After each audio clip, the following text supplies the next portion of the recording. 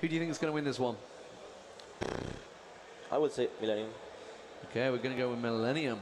We're going to start off. And interestingly, you know, the European side, we never have the level 1 fights. I know it's dangerous to have the level 1 fights, but the Americans seem to love it. They go invading your jungle all the time, and really... It's all about the heroes. I mean... Yeah, about the original picks. They always have Alistar, they always have Zillion. Those heroes are crazy for level 1 fight. We like Soraka, we like... Well, Zenon is pretty nice, but we like Soraka, we like Brand, you know, I don't know. They're definitely better. I mean, they got better setups for level 1. Yeah, and do you think that's played a part? I mean, every time we saw Nocturne picked by, say, a European team, the opposition team would literally invade top or bottom jungle, whichever on Lizard side you're in, and they would literally wipe out the entire side of the jungle. And I mean, that much really hampers your jungler. What do you do in situations like that? Because they're kind of just going to be, they're going to get the wolves and the golem, and then they're going to be like, well, now I've got to wait for the timers. Yeah, definitely. Sometimes you cannot do anything. I mean, sometimes you cannot fight level 1. You have to let them do all the jungle. Sometimes it's just impossible. Just let them do it. Yeah, just let them do it. Yeah, otherwise you will get 3 people killed maybe. You will kill 1, and the early game is totally destroyed already. So you can see the race starting there. We've got no game sound, so I'm just going to sort that one out. A strange build on Nocturne.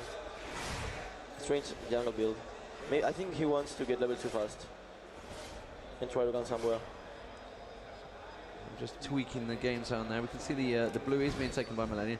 That was a really, really loud parlay, so I'm going to twink that down a little bit. So Jack's top against Rumble. I mean, how do you think this one's going to work out? Jack's, we've seen, has been pretty well dominant throughout this tournament. Nobody's really been able to pin him down, but you say sOAZ, you know, sOAZ is a top solo laner and a top solo laner, which is double saying something like that, but do you think he needs to keep him away from the farm early on, because, you know, Jax is only at his weakest in the first few levels? The worst you can do against a bruiser is probably pushing the lane, but he's lucky. So it's lucky that Nocturne is bottom lane. Look, so he's not in trouble. But if imagine Nocturne just starts on Wolves, then he will have been in trouble at the moment. He will have probably used Flash already. Yeah, because he's already pushing heavily, and we do see it actually a lot. And one thing that I've noticed actually Hotshot does a lot of, he will push the lane heavily and pull back a lot more than any other player. What are your thoughts on the way that he does that? You know, he's getting harassed a lot. They know they have Yana, so actually they know that they don't have any heal. That's pretty cool. They don't have any potion. I mean, Argot doesn't have any potion, so I actually think that they are winning the lane, Fnatic, at the moment. They are pushing, and they are not under trouble since Gamescom is top lane. So let's have a quick look around. You can see Linak getting the bomb down on PK. PK is he's kind of renowned for Karthus these days. His jihad style that he does. He goes diving in there.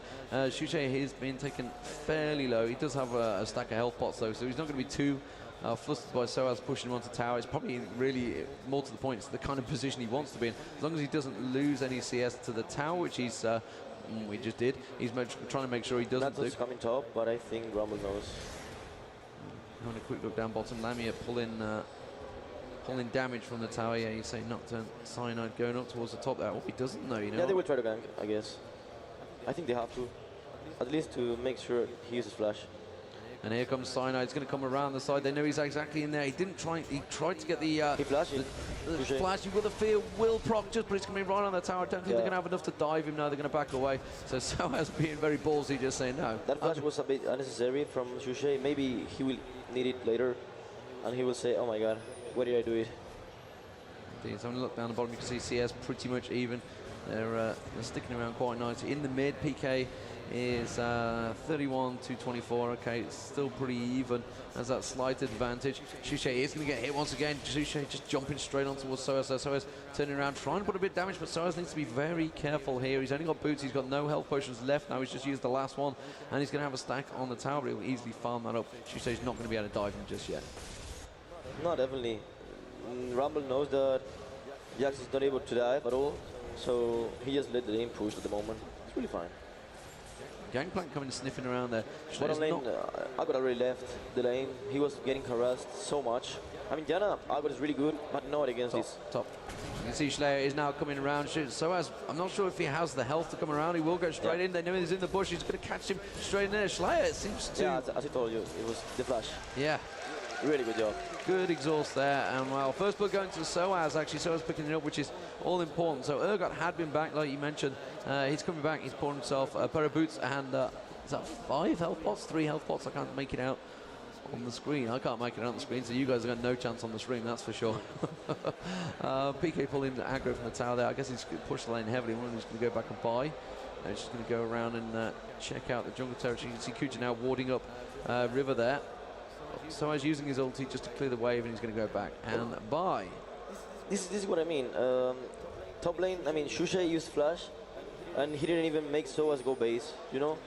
That was really bad. When he used flash, I was like, when he get ganked, he will say, why did I do it? And he gave the fast because of it. Wow, just looking at how much they've chipped off that bottom turret already. 6 minutes in, it's down to 900 health already. So having a good go down bottom. And you get these advantages now and again for if you take the tower early. Sometimes it's not that great. Well, it gives you the possibility of doing easier Drake. Yeah, exactly. Yeah. I mean, the bottom lane definitely, but it's, you know, it frees up. It not only frees you up, it frees the opponent up to come around and maybe do some roaming ganks. So if your team's not maybe as good at roaming ganks, you want a lot of farm, it does, kind of backfires on it. Shushei taking a lot of damage up the top there, and he does jump straight on towards sOAZ, but he's not got anything to answer with. sOAZ is feeling very confident now. Takes the tower hit and just going to back away. Shushei's going to have to use another health potion. Looking down towards the bottom lane, Lamia is just going to hit. Oh, the lock missing now, flashing just out of it. Actually, he didn't want to jump out of it. Now, so Linak came down to try and help that gank, which means mid lane is being left and Gangplank is happily farming. You know, Shushei's struggling at top lane here against sOAZ. I don't know, I think Shushei's not doing bad, but not good either. I don't know, it's just... Yeah, you can see how sOAZ is maintaining the lane. He also got a kill. I think that top lane is already won by Millenium. But bottom lane is really cool for Fnatic since he's so creeping. Meanwhile, at the top there, Shushei is going to get dived in. I don't think he was quite expecting. Cyanide did flash. He managed to trigger the fear, but he's going to be careful because sOAZ is going to turn around and push straight on him. Down the bottom, you can see they're continuing to push, and I think they're going to have to both back away from this one, or sOAZ might be able to pick up whether he's got his ulti up. He does not have his ulti up. He just used it a second ago. Yeah, really good job. Going to survive and looking towards mid. I can see PK needs to be careful. He's got Zillion coming up river. So Linak just coming up behind him there. Gangplank's going to move in, come straight around, manages to get the bomb, going to get the rewind. Will manage to flash out of it, but that second bomb's going to hurt. He goes straight with the Gangplank ulti. He is going really down. Nicely played, and Millennium pick up the second kill. Really good job indeed. And that top lane continuing to be pushed. Let's have a quick look across the CS68 in mid, but he's just died. And obviously we've seen Linak roaming a lot. So kind of pretty even with the gold. Great lead. We get the gold advantage there. You can see it's a slight advantage to Millennium at the moment. Yeah, you can play either for farming, you can play either for playing aggressive and harass the opponent, and even help your lanes. That's what Linak used to do. He doesn't like farming so much, actually. He just goes lanes, helps his teammates, and don't care so much about the farm. But you know, it helped a lot at the moment. So having a quick look around, you can see sOAZ again forcing Jax out of lane, so Shushei is going to have to abandon this. He's pinging it. He wants Nocturne to come up and help him. sOAZ is farming like a machine right now. He's got the Hextech revolver they are losing on. so much top at the moment since they don't have teleport. I think they will try to kill sOAZ somehow. Don't know how, being honest, but yeah, they swap lanes probably. Yeah, PK is going to come up there, try and keep him at bay. While Cyanide is going to start off blue. I guess he wants to give it to PK. It would be the normal thing I'd expect. I'm just seeing Tristana coming back to lane. Tristana has gone Wriggles. This is almost becoming a standard thing after this tournament. I think we're going to see it a lot of times in solo queue.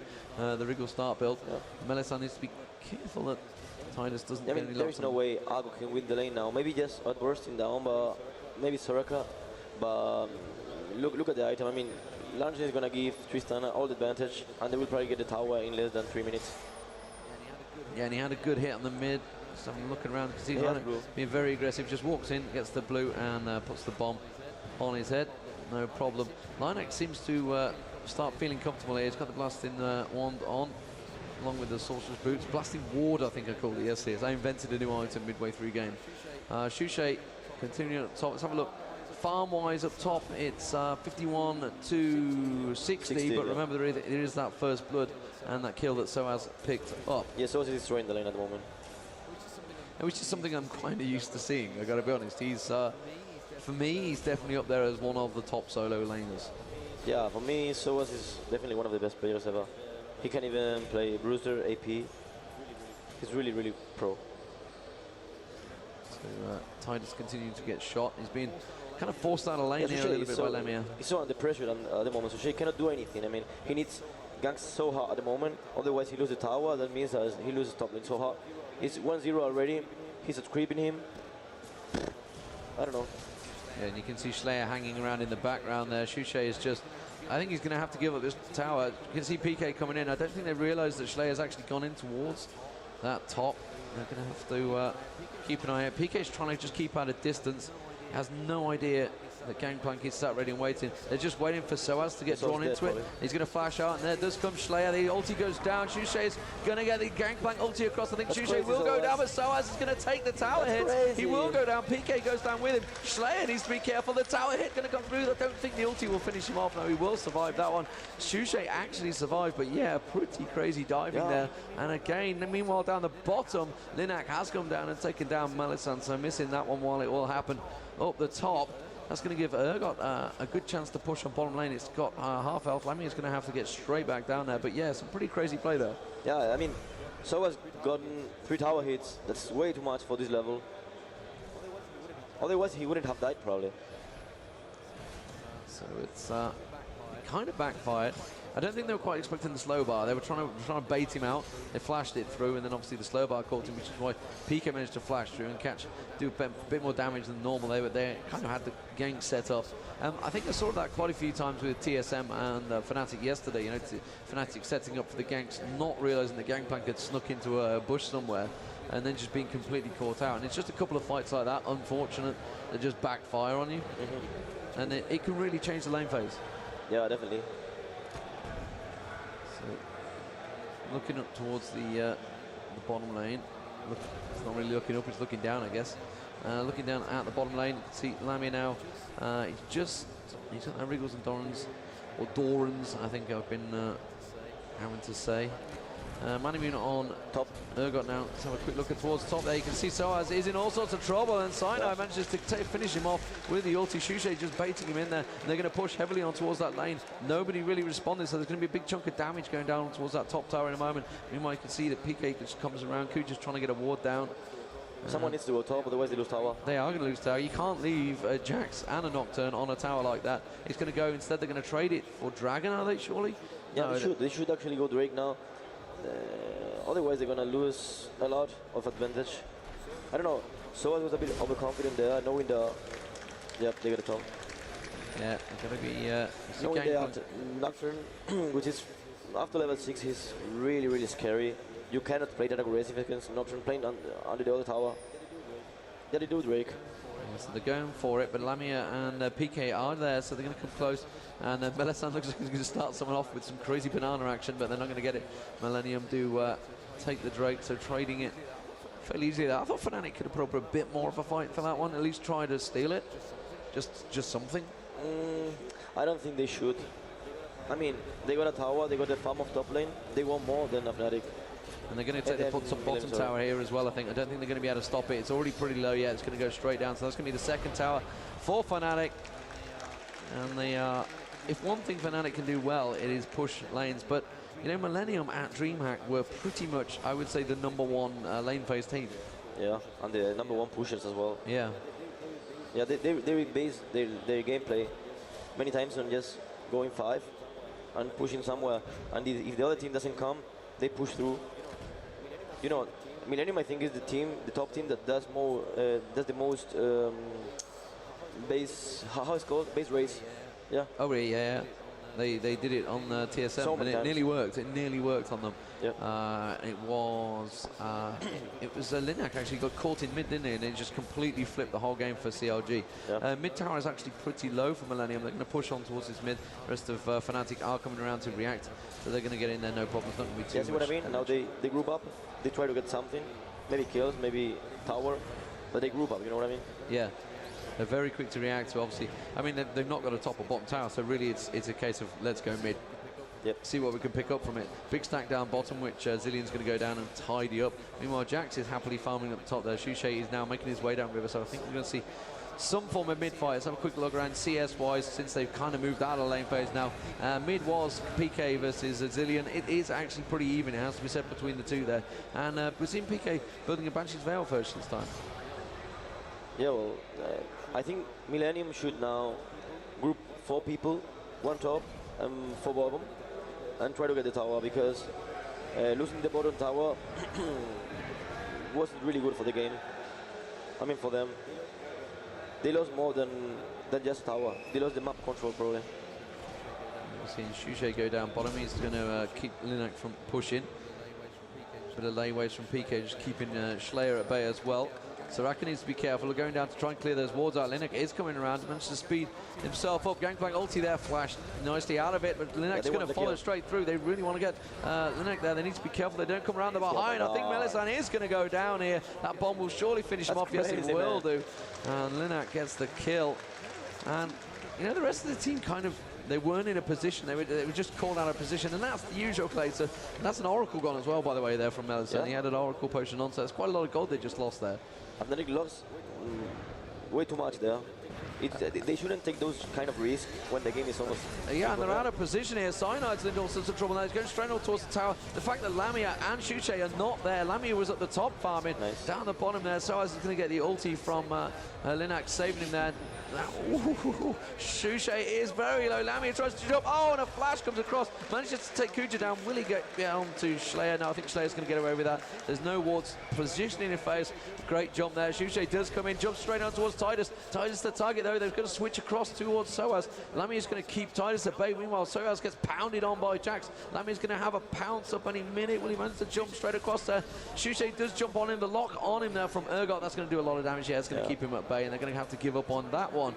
It's amazing how these things trigger from one simple gank attempt, really, on poor old Mellisan. So they have no Oracle at the moment, Fnatic.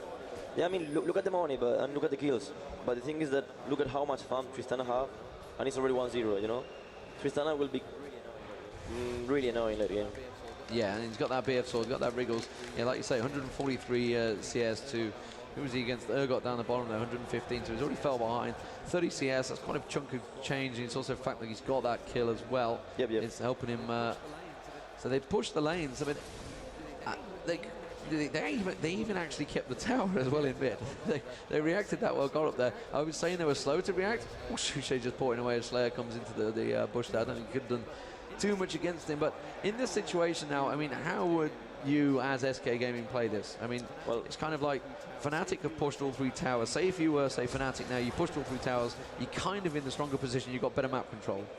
Yeah, I mean, that is definitely not a good move by Millenium, but it would have probably happened to us as well. What I mean is sometimes you are too greedy in terms of getting trial with mid. Yeah, meanwhile in mid you can see that Shushei does go leaping in. Linak taking a lot of damage there, going straight down. Cyanide getting the finish off. I think they might try and get sOAZ there. I don't think the rest of the team. PK is taking a lot of damage from that. So Gangplank ulti though just about gets through it. The rest of Millenium now coming in. Tidus is thinking he wants to get a lock onto PK there and pick up a nice kill. Does manage to get the lock, will get the shot now. And Tristan is farming top, man. It's just, it would be crazy like game. And he continues to farm. He's actually pushing the pace on the tower as well. And I don't think Millenium are going to react to this one. He's surely going to take the tower down if they don't react soon. Yeah, now they've pinged it. Now they've realised. But Lamia's got a big fat stack of minions coming up behind. Here they come. He's going to have to back away now. Millenium come charging up towards there, but they've lost. Yeah, he has to back. I don't know. Look at that. 200 health left on the tower. I'm not sure if he's going to get out though. ShLaYa's going to get the slow on him any second though. He does get the jump, but I think the slow just got him in time. So is ShLaYa's going to be able to land the slow? the minion's nicely done. Ult is in backwards there. We'll have the jump back up in a second. He was kind of low on mana. I'm not too sure if he's got the mana to get a jump on towards that tower. They're going to try and dive him in there. Lamia is going to go down. Yep. Meanwhile, the rest of Fnatic continue to push it towards the mid there. Shushei's going to need Knights on him. He's going to get away from that one, I think. Mellisan, will the bomb go on? Oh, he actually jumped up to Mellisan and put the bomb onto him. He will go down. The bomb will finish him off. Good job. And Millenium gets the kill. And I think they're going to get the mid tower from it. Possibly the top tower if they continue pushing. And even Drake. Drake's up. Well, they're going to get. They're definitely going to go for the mid turret. Drake is up. Yeah, the mid turret's going to go down. Will they turn around? They're going to go in towards the inner turret instead. Yeah, there you go. The top turret as well going away. They're going to try and put as much damage on towards the inner turret. Drake definitely is up. Yeah, now they've realised it. I think they're going to back away and go Drake. Yeah, definitely. They should have done it earlier, maybe. But yeah, they were having great, I guess. But overall was nice. So I mean that whole play really switched around from the fact that. Yes, they were pushing great at top. Lamia should have gone a bit earlier, like you said, straight away in there. How about the pushing in the mid? I mean, do you think they should have continued the pace in mid? It kind of caught them out, backfired on them. No, just they should get one tower mid, they should get one tower top, and then instantly go Drake. Yeah, no, I mean from Fnatic's point of view. Yeah. Well, it was all about heavier not backing in time. Yeah, so they don't want to let them have blue here, and I think they're going to try and pick it up. They got it. Yeah, they did. Cyanide pick that up. So stealing the blue. So there's a 3k gold advantage at the moment to... they may even go Nashor. To Millenium. Yeah, they may well do. Yeah, they go Nashor, 100%. Yep, defensive ward goes straight out there, and Shushei's going to start it off. So it's really, really easy for them. Look at the setup. I think they will do it. Yeah, and sOAZ is coming across, and they've immediately backed out. I don't know why they back. It's 1v5. Yeah, they could have done it easily. I mean, the Gangplank ulti could have probably come down there if he's got it up, but outside of that, yeah, I think they'd have been pretty low by the time Millenium would have got there just about now. They'd probably just been finishing it. So I guess... Yeah, but did you see the damage on the Baron? I think they had enough time to even back off after Baron. I think the word they used, like on the next, you know, here, was perfect, and I don't know why they didn't use it to make sure they do Baron. It was really easy Baron. Now Millenium will bait Baron. They know Jax backed, so they will bait them here. Yeah, Mellisan needs to be... He's going to go and clear that ward down. Actually, no, he's not. He's just they got no away. Oracle. Yeah, they're just baiting them into there. Yeah, no Oracle on Millenium. Good point. They have put the ward on the Baron. It's kind of like the standard now inside the Baron. I mean, ward placement-wise, how do you guys go with things? It's pretty sort of standard layout between all teams. Is there anything special you do with ward placement? It's pretty straightforward these days. If you ward like inside Baron, it's really hard to target. Yeah, but you have to zoom in. You know, it's not. I mean, you can do it, but it's really annoying. In a game, you have focus. You have to zoom it. It's so. Yeah. That's why you sometimes see the person with the Oracle walk up and just stand there for a second. Yeah. He's zooming in. There's a big stack down bottom, which is what Lamia is now going to do. Millenium are going to see him show that there's going to be 4v5 pushing up mid, so I guess they're going to try and push it straight in onto the tower. They did manage to strip half of it off there. Yeah, the slow bar's going to come out there. Lamia is still clearing it. You know what? I think they might be giving up this tower. They're going to have to back away from it. Millenium going to try and put a lot of damage down to it. Shushei is going to jump straight up towards ShLaYa. Shushei taking a lot of damage straight away. You can see the ulti coming out from Gangplank as well there. There's a bomb straight on his head. Tidus is going to go down slow. sOAZ is taking tower damage. I think it's not Jax damage. Jax jumps straight on him. Nocturne goes on him as well. The rest did manage to get onto Tidus. Tidus is going to walk away. sOAZ will go down eventually. You know, Millenium, it was a 2-for-1 there. It kind of worked, and they didn't get the tower, but Lamia wasn't there. And you know, as soon as they saw that, they fair play. They went straight for it. Lamia got like maybe 14, 15 quick kills bottom lane from that team fight. I think Fnatic want more. They know they lost the early game, so they are basing the game into the late game. That means that they want Jax and Tristana to get fed for the late game, not by kills, but by farming. Quicks. Yeah. Well, I mean, he's up to 194 CS. He's got the Infinity Edge, Greaves, and the Wriggles he had early on. 4-3-1 for sOAZ as well. sOAZ had a lot of luck early on. Well, it's not really fair to call it luck. He was pretty much dominating the top lane. 154 CS for him. Jax 123 has that Hextech Gunblade now complete. It's kind of like almost the insta needed item on Jax these days. Yeah, probably, yes. I think that without that item, your damage gets way lower. Yeah, and it's, you know, it used to be like the Ginsu's was the insta thing. Yeah. I guess until the Gunblade came out. But it didn't give you enough HP, because you know that with damage and AP you get HP. This item gives you definitely more. And they're going to continue their strength going on towards this. And Jax needs to respond. Shushei needs to get down here. I think they realise he's not there. He was up top lane. I think all they need is a little bit of poke on it, which they're going to get on the next stack wave. He's not got the tank in it, actually. They know they have the advantage at the moment, so they want to take the most advantage they can, because late game they know they will lose. I mean, Argot is really good, let's say AD carry, but late game he lacks on damage, not like Tristana, which is crazy. Yeah, Lamia. It's all about positioning as well for the AD carry. You can't underestimate that. Bigfatlp's positioning yesterday was just tremendous against Millenium. They're going to go straight in there. The ulti coming out from Nocturne. Gangplank ulti hitting pretty much the entire Fnatic team. They're actually having to back through it. Cyanide will go down there. Tidus, oh, great ulti there, keeping the entire Millennium team up. This could well be an ace if they're not careful. PK's definitely going to go down. Shushei jumps away from that one. PK's going to pop his ulti. Will he be able to get anyone from it? No, he's lay wasting. He's not actually going to... Millennium won so much from this. So much. Maybe they won the game here.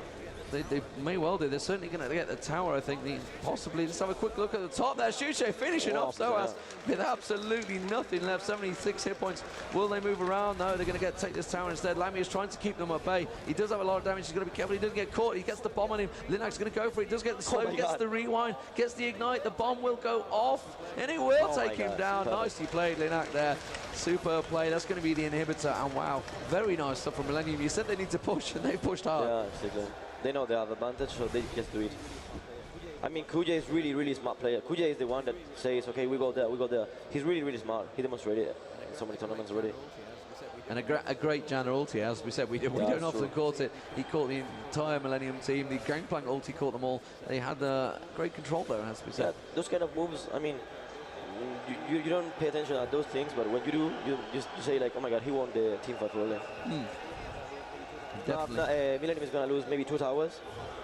No, maybe 1 tower. Well, no, I don't know what is actually Fnatic doing. Yeah, they want Drake. They will get a bit back into the game, a bit. But it's just too much goal difference, like 5k. Yeah, 13-6 to the kill advantage. Even in towers, but going to pick up another Drake. That's going to try to bring the gold advantage to a little bit towards more Fnatic, but they're going to have to get a lot more than that, has to be said. And I guess we're probably going to start getting a Baron fight sort of. Yeah, we talked about the Baron fight before. People kind of get a little bit too focused on, oh my god, we need Baron to finish this. Sometimes it's just better off just to leave it and just keep pushing if you got the advantage. I think that Baron, most like being a way to win the game, is more like if you need to fight, you go Baron. If you want to fight because you feel like having advantage, you go Baron. Instead of just diving a tower, which is very risky, and even though against a Moon one such heroes. So from this situation as Millennium, you just keep pushing. I guess it looks like they're going to go straight bottom, charge it through. The unique hope of Fnatic at the moment is the farming of Tristana. I mean, he's 206 creeps. He got already Infinity Edger, and as soon as he finishes the Phantom Dancer, if he manages to, it will be, I mean, it will be a totally different story. You'll see it.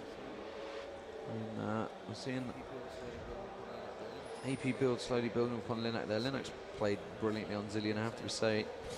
People have been saying I've not been complimenting Zilean. I'm not so sure where I've not complimented it or where I've not complimented it, but that's what's happened. And Linak takes that bottom tower with that stack wave, picks up a nice bit of free farm as well. Meanwhile, the rest of Millennium are just closing them off, getting good control of the jungle. You can see the nice ward placement there. And they've got to be careful, Lamia here. He's going to be possibly closed from around the backside. You can see Fnatic. Not sure if they realise that they're all around there. If they poke a bit, they want to... Oh, they've got straight for the ulti on towards Lamia. Lamia is going to get out of that. Didn't get the bomb. Yes, he has got the bomb, and then the bomb's going to go off. Yes, he will take him down. So Lamia goes straight down there, and surely Millennium going to push on. ShLaYa's taking a lot of damage. He has the res on him. There we go. Zilean puts the res straight on him. Meanwhile, you can see Shushei is on towards sOAZ at the top there. So try and keep an eye on that. PK will go in. The usual suicide style that you have on PK is not going to have his ulti. No, he didn't go with the ulti. He wasn't really going to pick anything up from it. So I guess he didn't. Shushei needs to be... Yeah, Shushei's dead here. Shushei's dead. Tidus got a good lock on him. He's going to take him down. That's going to be the tower as well. Yeah, just GG bringing the tower on. This is, yeah, like you say, it's probably is GG. And Fnatic, I think, personally, I think they should have gave up on that inner tower and just backed straight out for early on. Yeah, I mean, They were caught out of position. They were like half-half. Yeah, So you know, exactly. Shushei and came around the back side of them and just split that ulti straight across them. And that's going to be the base tower. And I'm not sure they can stop the inhibitor here. Lamia is back up. They cannot. Yeah, it's going straight towards the Nexus. You can see Cyanide trying his best to just get a bit of poke in there. Linak is low, but he's at the back there. And there we go. Inhib finished. And they're just going to back out and spend their stacks of gold they just picked up. Yeah, normally there is a huge mistake on the teams that when they do something like this, they carry on pushing and they got greedy, and that makes you sometimes lose the games so hard. They just go Baron or whatever, you know.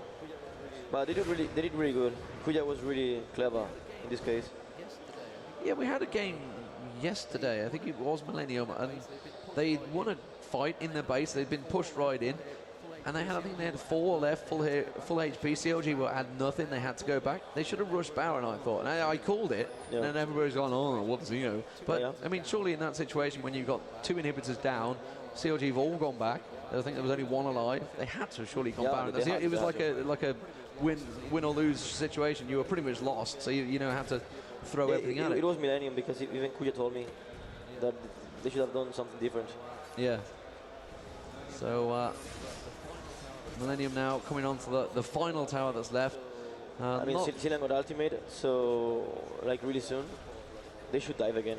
I mean, they are too powerful at the moment, so tanky. And I think they are going to dive. You see Shushei goes balls to the wall straight in there, manages to dive on. They're not really getting the damage down that he wanted. ShLaYa will go down. The Zillion ulti didn't get on him in time, though. I don't think Shushei is going to get away with it as well. PK just saying, PK, you didn't need to be on there. I don't think anybody's going to go down. Doesn't really have the mana to actually pop his ult. Yes, he does. Just about gets the mana. It's not going to do a great deal because they were all kind of ready for it. Yeah, so, you know, they're just going to continue to turn around and push back on towards that tower. Oh, Linak taking a lot of damage there. Linak's going to get his ulti down. It will force the ulti. Cyanide going down on the tower. Tower being pulled. Linak respawns. Oh, Shushei just straight on him. And Lamia straight onto the backside of Linak there with the pounce. Pounces on them again. I think he might pick up another killer. sOAZ been exhausted. He's going to go down. sOAZ is definitely going to be finished off. Shushei's just about going to survive this. Lamia wants another kill. Will he be able to get on towards Tidus? Kujaa needs to be careful. He does manage to get the slow onto Lamia. Oh, the lock as well. And Lamia's going to have to back out of that one.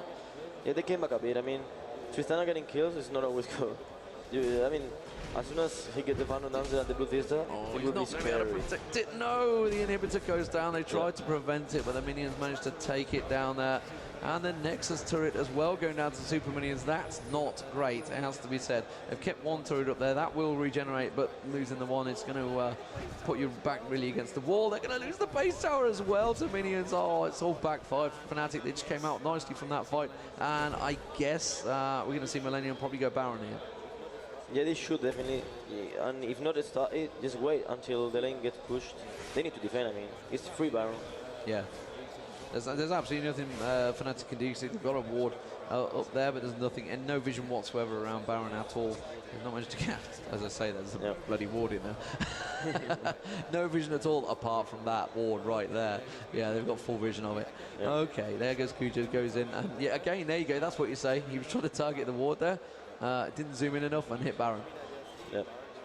Annoying. I mean, I just in Baron, you know, there's nothing you can do at the moment. Yeah. I mean, and it's not really bad losing the inhibitors, and it's not really bad letting them Nashor, since you want just Tristana to get fed, you know? And losing 2 inhibitors makes you be sure that Tristana will farm. Yeah, and he's just farming like a machine now, right now. Obviously, building towards Phantom Dance by the looks of it. Got that Quicksilver Sash. It's something that... yeah, look at the creeps. It's so much. It's something that's so underrated by normal solo queue players. They are going to pick up the free Baron here. We're going to see Fnatic respond, but I don't think they can do anything about it. Maybe steal. I'm wondering whether he's going to dive in. Yeah, but he's going to darkness straight in now. He's gone a bit too early. He wants to try and use the smite. He got the steal. Fnatic stole the Baron there. Very nicely played from Cyanide. PK is going to go in. They need to be careful. Gangplank ulti going down. Looks like PK will go down. He's going to pop his ulti as soon as he gets finished off. Exhausters on Shushei, which is why he's careful. Lamia managing to ulti sOAZ away from him to do enough damage on towards Tidus there. Tidus gets the ulti though from Yeah, the ulti gets straight on him. Let's have a quick look towards the top there. Shushei does manage to get the kill, will go down, and it looks like Mellisan's going to go down. That's going to be GG towards Millenium, but fair play for getting in and stealing that Baron. Yeah, it was really good. It was really all they could do, and you know that was their last-ditch effort. Didn't quite work. They got kind of split up after Nocturne had got in there. You know, it was also inevitable that he was going to die. And I remember sitting behind Hotshot when he managed to flash and steal. He was like fist pumping in the air. In that case, Millenium needs to stop doing Baron, definitely. Just stop hitting at all and kill the opponent. So Millenium picking up the first game. What a fantastic performance by them. It has to be said, they had a strong kill advantage. Remember, guys, this is a best of 3, so don't go anywhere. You will Kog'Maw actually, if they can actually burst down the Kog'Maw and take him out of the fight before he can start doing a lot of damage, then we are going to have a really good chance for Fnatic. Otherwise, it's going to be tough. Let me just turn down these scroll speed. I really think Millenium should be aggressive right now. I mean, they got one game. They could actually do something interesting now at level 1. I mean, if they lose, they may still win the game. And if they lose again, doesn't matter, it's 1-1. Yeah. But if they win the level 1 fight, it's probably a huge problem for Fnatic, for the mood, just for the mood of the game. But do you really want a level 1 fight against Urgot? It's a lot of damage. Urgot is really good, but you have to admit, Zilean and sOAZ are insane. That's true, it's true. The bomb, everybody is going to be grouped, and the Rapture and bomb. And the E of Kog'Maw is really pro as well. Oh, I see. Yeah, of course. Yeah, that's probably going to hit everybody as well, and slows are super important in those level 1 fights. Yeah, definitely. Right. So we are going to see no team actually be aggressive. ShLaYa is going to start with wolves into blue, I believe. That's the stuff you do when you want to get level 6 early with Nocturne. You know, if you want to get level 6 early, you start with wolves, then go rise, then go golems. I see. Okay. That's the build for fast level 6. I have to try that. Yeah, I mean, you get level 6 when mid gets. Oh, and they're gonna steal the race here. That is not gonna allow him to get to a quick level 6. Yeah, that's true. They know it. They know Nocturne relies the level 6. That is really high level play. And look at that, they're staying here and they're gonna take the red. They definitely want red. Yep, and I don't think that Millenium have any idea this is happening. Beautiful start here from Fnatic. They're gonna take red away from Millenium, and are they gonna get it in time? Yeah, I believe they're going to get it easily enough. And that's going to go to Cyanide, who starts with an easy red and who should probably just run now. But look at the top lane. I mean, they knew definitely that Zilean destroys Gragas, so why not change lanes? Yeah, it's true. And if we look at Zilean, he has 43 magic resist versus 30 on Gragas. I know which runes he's running on Gragas. Do you want to know what runes he's running? Yeah. He's running AP, and some more AP. Oh, and we're missing first blood as we're talking about AP. I'm so sorry about that, guys. Yeah. They were still in the forest. They did not leave the forest. You have to poke me when I do this kind of stuff. It's my fault as well, sorry. No, it's my fault. I'm driving the camera. Sorry, guys. But yes, we saw first blood go to Fnatic here as they ganked ShLaYa. That is not going to allow him to get to level 6 anytime soon. And Cyanide is coming in again here against Tidus. It's going to get the slowdown. It's probably going to not going to get a flash out of it. Not so much poke. I mean, with Sona. Yeah, Sona's just going to heal it up. Let's have a quick look at top lane. And it's just going to be a poke war, basically. And Cho'Gath mid is just a weird thing to look at, but it seems to be working. Yeah, I mean, if you go with Zilean against Train, everything can happen. But if you go with Zenon against Gragas, you know that after level 3, your Qs are gonna do more than the Qs of Gragas because you will not get killed by the Qs of Gragas with boots. And you can dodge them, and he cannot dodge them. Yeah, absolutely. So it looks like both top and mid lane are gonna probably go toward Millenium, which is good for them because bot lane and jungle are potentially gonna go Fnatic's way. There is a huge problem with, I mean, xPeke is one of the best AP players of the world. I really think like top 2 easily. But he always plays defensive, you know? That means that against SOAZ, if you play defensive, he will beat you anyways. Right. And if I was xPeke, I would have probably went aggressive from level 1. Just E, out attack all the time. Oh, look at the amount of damage there on Shushei. This is not good. He's gonna have to go home very, very soon. The only thing you need to do against a Zilean is just make the game go long, right? Make your lane be pushed to your side, probably. Oh, okay, I see, yeah. I mean, I don't know if you see how Wicked plays top lane, but he joins the brush. He doesn't kill any creep. and that makes his lane to be pushed, you know? I see, yeah. Right. So then he got the creeps he didn't get before. I see, yeah. And he's coming in for another double bomb and an into ignite. This could be a kill right here.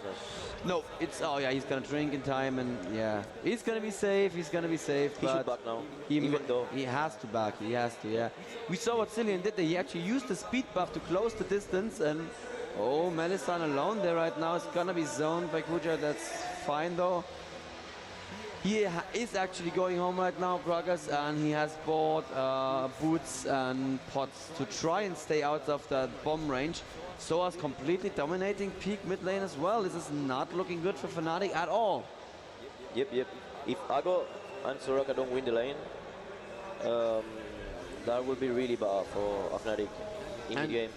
Tidus with a very good slow here, and he wants to go in a little bit more, do a little bit more damage against Lamia, and Lamia has to actually fall back.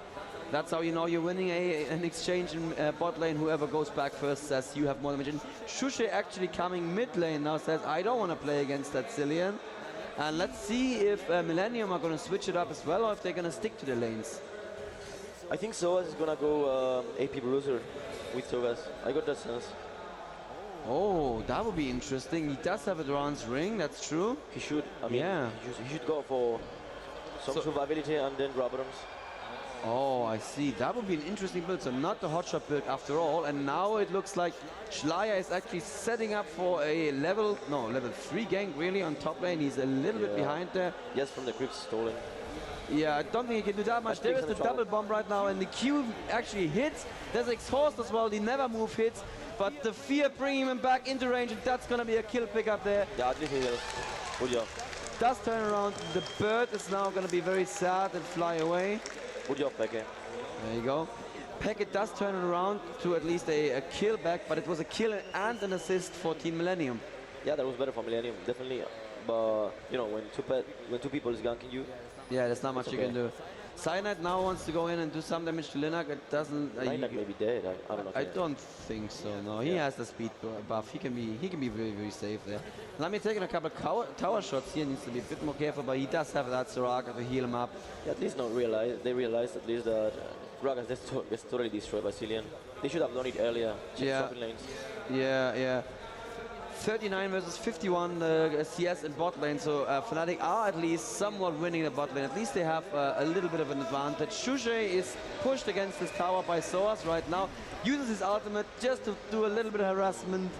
Damage. He's got another Q in, but look at that. sOAZ is still going to be half health. Is happily going to farm up. Cyanide just running past, and Linak now waiting in the wings, and Linak's going to wait for Shushei to go a little bit aggressive. And does Shushei actually see him? They don't know yet. Yeah, he saw him because of, I believe, because of Cyanide. They actually had vision there. And that could be the lane swap back. No, Linak's going back top. Okay, so Linak just wasting a little bit of time. They're giving Peke some time to farm up. It's nice. They're playing a friendly game. They say, you know what? xPeke fell behind. Let's give him some time to farm up. Love is in the air everywhere at the moment. Exactly. Okay, bottom lane. Bottom lane, Lamia taking a good amount of damage there from Tidus. It's going to turn around though. You cannot 1v1 against a mid lane. Oh, sOAZ going down very, very low. There's the flash after him, and there's the pickup by Cyanide. Thank you to the audience, but Cyanide may go down here as well. Take a lot of tower shots. ShLaYa gonna get another Q in, that may be enough to kill him. There's the ultimate, and ShLaYa turning around right now. He died. Wow. Well played by Zenon. It was really awesome. That was well done there. Mid lane, I almost missed it again because I was trying to talk about why you don't 1v1 against Urgot in bot lane, because he has that passive that takes your attack damage down a little bit. I'm not sure how important it really is. xPeke just going in right now, farming up and getting his health back up. Don't you think that the Swain ultimate nerf was a bit too much? I'm not sure if it's just a nerf, because if you use it in the lane against champions, it's it does more damage. But yeah, you don't heal up as easy anymore, and we have a problem with healing. We don't like that you can heal that much. I don't know if it was too much or not. I'm not on the live design team, but they are definitely monitoring how he's played both in our game and in tournaments. So if we find that it was too much, we can turn back a little bit. Yeah, I think that Swain maybe 25% of damage done to creeps into your HP isn't really little. the good point of Swain was the laning phase, just laning phase. Because in team fights, gets destroyed by any, gets destroyed by so many nukers. Well, I don't think it was really necessary, but you know, you can turn back that. Well, we can always turn up the amount of health he steals from champions, right? So that was going to be an option. Shushei has the needlessly large rod right now, and sOAZ is building a catalyst. Could that be? That's going to be. Could it be Rod of Ages? That's what I'm. Definitely yes. Yeah. Okay. It could be. So that would be exactly what you said. A little bit AP bruiserish. Yep. It looked like that from the start. Yeah, with the Duran's ring and everything. Yeah. And of course, the ultimate on Cho'Gath is true damage that scales with AP. That is very, very, very scary. You can't build magic resist against it. Yeah, you know what HotshotGG did? I mean, I always talk about HotshotGG, but this is because he's a unique Cho'Gath. I see that he's playing properly. He just goes into carries, eat them, attack them, ignore everyone else, and they die. Yeah, pretty much. You cannot focus him down and kill him. It's just too much damage. Shushei is going to try to put some harass here on sOAZ, but sOAZ with the catalyst and with his passive is just going to ignore all of that harassment. Yeah, there he goes. It's not going to do anything. So let's have a look at bottom lane and see what's happening there. 3 vs 2 situation. Yeah, there's Cyanide is there. There's the swap going in right now, and the ultimate going down on Tidus. Nice. Good slows on Tidus, but Tidus has to flash out. A beautiful, beautiful save by Kujaa. Perfect support work. That's exactly what you want from your support. Yep. And it was really nice from Mellisan, the silence. Shushei, what are you doing? Crazy Shushei. I think it's cool. Good damage against Kujaa. He's gonna go in, and that is gonna be the kill against Kujaa, and it's gonna be the kill against Tidus as well. sOAZ teleporting in, but it's gonna be a little bit too late, and is Nocturne actually going to find anyone? No, will die probably. Nope, sOAZ may actually die here. It's 4 versus 1, and at the same time, yeah, that was Nocturne in top lane, but really crazy, yeah. We're gonna stay with this. Fnatic will get Drake, and Millenium will get top tower because they did pick up peak here with the Nocturne ultimate. Fnatic is definitely ahead. So Fnatic currently 1.6k gold ahead. It's going to be slightly more after the Drake, but it's going to be equalized again by the tower. So very good. Yes, let's applaud the Drake. Yes, why not? And the tower going down top lane as well. They may even damage bottom tower as well. I think that Fnatic won so much from this, so much. It's 7-2 the kills right now for Fnatic, so we can definitely not count them out. That's what we expected probably. Sorry? That's what we expected probably. Yeah. From Argot pick, from double AP pick is what we expected. Right. Yeah, it may still will. I mean, the late game of Millenium is awesome. Because of Kog'Maw? Because of the global setup. Yeah, right. Cho'Gath, Kog'Maw. Yeah. We see sOAZ in mid lane here. He is at 101 CS, highest CS in the game right now. On the other team, it's Urgot actually. Shushei and xPeke about the same. Looks like creeping is going a little bit better right now for Millenium. So as we go by, it seems he is a bit scared of the damage from the time he was killed. Right, yeah. Well, he shouldn't be scared of just Shushei at this point, I believe. Yeah, because Peke's damage at the moment is not so high. Look at the items. Exactly, yeah. Peke currently with a Catalyst and 2 Duran's rings. Problem with Swain is that if you don't get early kills, you will probably get destroyed on teamfights later. Because you don't have that amount of AP that can give you the survivability through your ultimate. Yeah. So another one of those champions that built. Oh, and actually the Tidus getting ganked there in the bottom lane by a beautiful pirate ultimate, and once again Kujaa coming in to save. Good damage being put on Lamia, and there is Linak now as well, so Lamia needs to run right now. It's actually going to put a couple of cheeky hits at the Tidus, and there's Shushei coming in from behind with Cyanide. Shushei flashing in, beautiful ultimate. It's going to push both of them back. Tidus is going to be rebirthed, but he's going to be picked up right here. Is he going to be picked up? Yes. And Kujaa going to fall as well. Linak certainly going to fall. Oh, but Lamia is going to go down to turret, and Soraka dies as well. Soraka is going to be down. Yeah. Oh, that was beautiful play from Linak, I have to say. Still kill him. And sOAZ is going to pick up the pirate as well. Shushei down to 30 health. And 1%, yeah. Who killed Linak? What happened? Oh god, xPeke came in from behind. It's too much happening at the same time. xPeke is here right now. Is he going to be able to do anything against sOAZ? sOAZ dodging the never move right there. Gonna get him knocked up, and is xPeke gonna get in range? I don't think so. So actually Linak being picked up by xPeke from behind, so Fnatic now 2k gold ahead. Yeah, I mean, even if you see that it was fine for Fnatic, I don't think it was that fine for Fnatic. I think it was a bit. Millenium came back a bit. From Yeah, yeah. Actually, it was brilliant play there. They stayed in just long enough, and it was like one after one. People arrived in the team fight. It looked almost like a Dominion game. sOAZ should have probably teleported earlier. Yeah, that is true, because when he teleported, 2 people were down already. Yeah. Oh, and a gank here on xPeke, and Mellisan is around to heal him, so xPeke just says, you know what, gank, yeah, I'll take it. There's a pirate as well, it's gonna slow ShLaYa. ShLaYa is silenced as well. Gonna get a couple of bananas flung at his head, but he's gonna be fine. That's what Soraka does, she throws bananas at people. It's mean, it's very rude. Imagine if I just walked around and threw bananas at people. I thought you said Swain, and it was. No, it's a Soraka banana. I was like, I didn't know Swain was throwing bananas. Nope. Swain throws dead birds. It's also very rude. Yep, there you go. And birds. Yep, he can farm very, very beautifully right now. Let's see, xPeke is up to 100, and so is Shushei. Look at that teamwork, both at exactly the same amount of farm. But Shushei is turning it straight into yeah, but I don't AP. understand how Argot gets so farm. Well, I have to say that Kog'Maw is out of lane right now, and he was killed earlier. I don't know. It's just, you know, it's just Lamia being Probably, yeah. pretty aggressive. But you know what? Kog'Maw is ahead of him actually. Look at that. Kog'Maw is 110 to 96. He's 4-1. Maybe Argot had the lack of getting the kills probably. Right. And that will make the mid game for Fnatic better. That is absolutely true. That's what Urgot does. A little bit of posturing here in mid lane. They may be trying to go for something. They don't want to risk anything at the moment. Yeah, both teams, basically. sOAZ isn't really tanky. He actually turned it into a Banshee's Veil, that Catalyst. He's not going for the Rod of Ages then. xPeke is now getting an Ignite on him, so the ulti is not going to heal him for that much. The bomb is doing a good amount of damage, but there's Cyanide, there's Shushei now. sOAZ is in a little bit of an exposed position, but you know what? He is so tanky, he's going to be just fine. Shushei going in with a body slam, not actually connecting, unfortunately, there. And sOAZ just he wants to kill xPeke, I guess. sOAZ, I don't know. I don't know what he's doing right now. Oh, there's Lamia actually swapping Kujaa in them, and that's definitely going to be a dead Kujaa right Good there. job, Lamia. Well done by Lamia.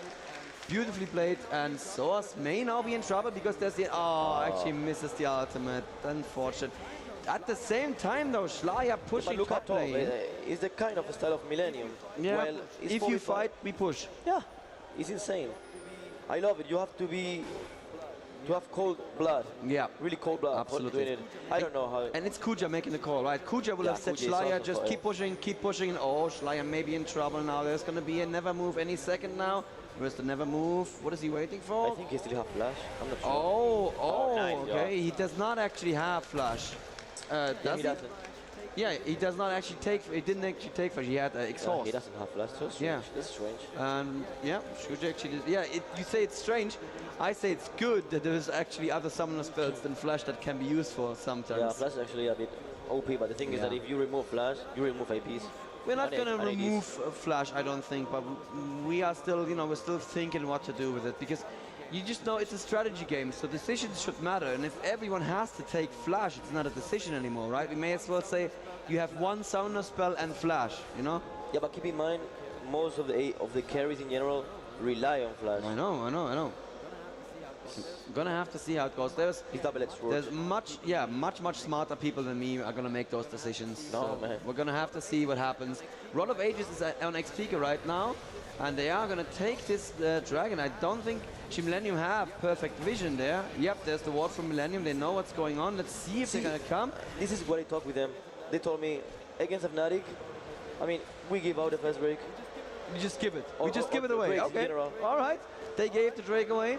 All right. Why not? We don't want to lose the early game against them, like dying 4 people there. Yeah, Shushei actually has the death cap right now. Yeah. And so blue, you cannot fight against that at this level. Yeah. At level 18 with some tanky stuff, of course you can. Not at the moment. xPeke are going to get a little bit slow. Actually taking a good amount of damage here from Tidus, who has built actually the BF sword straight after the Madrad's Razor. Did not finish it for a Wriggles, or I think he's going to save for the Blood Razor late game. Yeah, he wants to creep properly. Especially against people like Swain. Shushei building a little bit tanky with the 2 Durance rings. ShLaYa is taking golems right now. They don't seem to be interested in stopping him. At the same time, Urgot is bot lane, so Fnatic need to be careful if they get engaged on 4 versus 2 here. Could be very, very bad. But you can see that Fnatic seems to be so ahead, but it's so tricky because they are not that ahead. Look at top lane, there is no towers. Yeah, exactly. In any moment that they fight 4v5, okay, they don't realize that Nocturne is top or whoever is top, and they could get a tower inhibitor easily. They saw, I've seen so many times from Millenium against us doing it. Yeah, they're really good at that. And again, that's a tactic that needs somebody to make the call, to have a cold blood, and you know, no second guessing or anything. And ShLaYa is actually going to go home. Urgot is defending top lane, and just a push, I guess, for Millenium here. I'm not even sure if they want to take the tower. I guess they just want to force Fnatic to be there. Yeah, with the setup of Millenium, they cannot push yet, you know. They can push a bit in after minute 28, 30. I see, yes. But now. When they're actually tanky enough that they can't easily get initiated on. Yeah, they can even dive if they want to, yeah. And Fnatic they are looking up for wards with the Oracle of Raka. Oh, that's what they're doing. Okay, cool. So what should Fnatic be looking for right now? They cannot dive, right? That's not the thing they want to do. They cannot dive. They can, yeah? No, they cannot. Oh, and there's the swap into Tidus, and there comes ShLaYa in from the side as well. Tidus actually flashing out, doing a lot of damage. Shushei gets blown up in no time. ShLaYa can just keep attacking. There is actually, no, ShLaYa gets down, but it's Tidus that can keep attacking. xPeke getting very focused here as well. There's a good attack on Cyanide as well. At the moment. xPeke is out of mana, yes, very, very good catch there. He's not going to be able to do that. sOAZ going down, but look at that, Cillian immediately reviving him. Great reaction time. But what's going to happen to sOAZ when he comes back? They can do anything about it. They can probably not kill him. Oh, they're going to do a lot of damage against xPeke. He's flashing over the ridge, and he's going to be... Everybody's so low. Dead. Really good. Oh, but xPeke, wow, look at that Soraka heal. Saving xPeke just at the last second there. Perfect play by Well Mellisan. done. One problem that Fnatic had there was that they Carmac could flash out and then just keep it low. Are they close? No, they're not gonna be that crazy. Carmac just flashed out, stood next to the tower right here and kept attacking. And did you see what Carmac did to Shushei? It's just like... No, I didn't work. It was just like gone. Oh, yeah. So much damage. Carmac, apart from having so much constant damage, he has some nice bursts from the R. Yeah, absolutely. The R, and he turns on his, you know, he has the Infinity Edge now. So it's going to be very, very powerful. Now, if he goes for some attack speed, he will be really, really good late game. I really like what the Millenium are building here. They're building Nocturne aggressively. They can do that because they're building an Uber tank with Cho'Gath. You know why they are building Nocturne a bit like damage dealer, kind of? Because they know that top lane is pushed, I mean, it has no towers already. So as soon as they got any chance, they will try to get it top inhibitor. That's what I told you. If they don't get those towers, probably Nocturne will have info for other stuff. I see. So that actually influences their build decisions as well. Oh, Lamia. You never do the same build as before, never. That is cool. I did not consider that. It's a very, very interesting observation. But they do also have the Cillian, so even if ShLaYa goes in, gets focused immediately, he can be rebirthed, and by that time the rest of the team will be there and doing lots of damage. So it's definitely a good build here. And on Team Fnatic, we don't have a dedicated tank once again. Cyanide may build a little tanky, I guess, but no, he's actually building straight Trinity Force. Yeah, that's quite a tanky. xPeke is, he has a Rod of Ages in the Giant spell. Oh, that's not what you wanted, Shushei. You want to put that Tidus into the tower. A good amount of damage that the poke from Shushei is definitely very strong. And look at that, he's building a Cage's lucky pick. That probably means he's going to go straight for that Deathfire Grasp. Yeah, that's really cool, but he lacks on some survivability. If Nocturne just jumps on him, ShLaYa actually jumping right now on Cyanide in top lane, and Cyanide says, you know what? And everybody on Reddit is going to have a shot right now. I fancy my chances against you, is what he says. And oh, he's going to have to turn around. There's a teleport coming in, and the fear is going to be good. But he's going to run in the wrong direction. And there's the rest of Team Fnatic, not in time. Double bomb. Really good job. Really there. Beautifully done. There is the E, it doesn't hit from Lamia, unfortunately. Lamia needs to be careful right now. xPeke going in, trying to take some of the aggro, and there, there's a lot of damage onto xPeke. There's Shushei right now. Beautiful, beautiful ultimate there from Kujaa once again. And a knock up on Lamia. Fnatic don't want to fight, they don't want to just run. They need to stall the enemy a little bit so that their squishies can get out of there, and they're gonna be all right for now. Yeah, I'm pretty sure that Mellisan is probably saying we need long team fights at the moment. We can't rely on having. We have Soraka. We have to use it. Yes, yes, exactly. Once again, there was a really good ult from Kujaa there. Didn't quite follow up with a kill, but he locked down 3 people there in a very awkward position. Yeah, it was really good in that team fight. Yeah. It was actually needed because if they turn around into someone, they will probably kill him. Yeah, exactly. They have that much burst. You saw Shushei takes a good 1/5 of Kog'Maw's health with every Q. Yeah. That's a lot. I didn't even He see. will try to get top tower. That would be really nice for Fnatic. There was no barrel in that fight, was there? No, there wasn't because it was in cooldown from mid, I guess. Ah, okay. It was really late. I think he used it, but really late. Ah, okay, that could have happened. Lamia and Cyanide not picking up Dragon easily enough. That's good. That's good for Team Fnatic. That's almost 6k gold that they're ahead right now. That must feel nice. Maybe even Millenium knew that they were doing Drake, but they don't care. Yeah, they just don't care. Take all the Drakes in the world. Yep. Oh, are they going to actually be able to defend this tower right now? Cyanide getting healed up nice. There's a good swap onto Linak. He's going to go very, very low. Fnatic's xPeke is getting focused so much. Good heal on him. There's a double bomb and one more attack. Oh, look at that. So very, very close. At the same time, Cyanide cannot quite catch anyone. He's going for ShLaYa right now. And he gets the kill on ShLaYa. And Lamia now actually put down a very good E on Linak. Is he going to be able to follow it up? Oh, it wasn't an E, unfortunately. Lamia needs to be careful. He takes tower damage. Fnatic won kind of the game here. Yeah, and that was very, very nice. ShLaYa going down there, and Cho'Gath went down as well. So he's not unkillable by any means. And beautiful outlet for Shushei. That is the Shushei we want to see, isn't it, Ocelote? Yeah. Linak, I don't know what was doing Linak anyways there. It was a bit cocky, maybe overconfident. Yeah, I don't. There was no way he could have saved or even delayed that tower push, so he just coasted them in it pretty much. Yeah. No, it's pretty much GG. I mean, there is nothing Millenium can do at the moment but farming. Right. But I think the game is wide open still. I mean, Fnatic definitely are in the driver's seat, as Lee likes to say. But, you know, one good team fight can turn this around in very, very little time. Yeah, even though with these teams, these kind of teams, you cannot say, okay, it's GG already. It's impossible. Yeah, exactly. Yeah. Exactly that. They group up for mid because they know they are not prepared. Ah, yes, I see. So there is indeed the evil tome, or not the evil tome, the fiendish tome. There you go on Soraka. Yeah. So Soraka may go for the Deathfire Grasp. Who knows it? That'd be fun. I mean, Cho'Gath gets hit by 2 Deathfire Grasps. I would find that kind of low-tastic. Yeah, it's interesting actually. Yeah. It's so much worse. Ooh, Lamia is in a very bad situation right now. If they can actually cut him off, they get a good knock-up, and oh, they barely missed the knock-up. There's a slow, good defensive swap. And he doesn't have swap flash, but beautiful defensive ultimate right there. I'm not sure that their Nocturne ShLaYa wants to go in right now. Nope. He saw after a second that they were not in position. And now Fnatic are pushing Millenium back again. That was very close though. Lamia must have been like...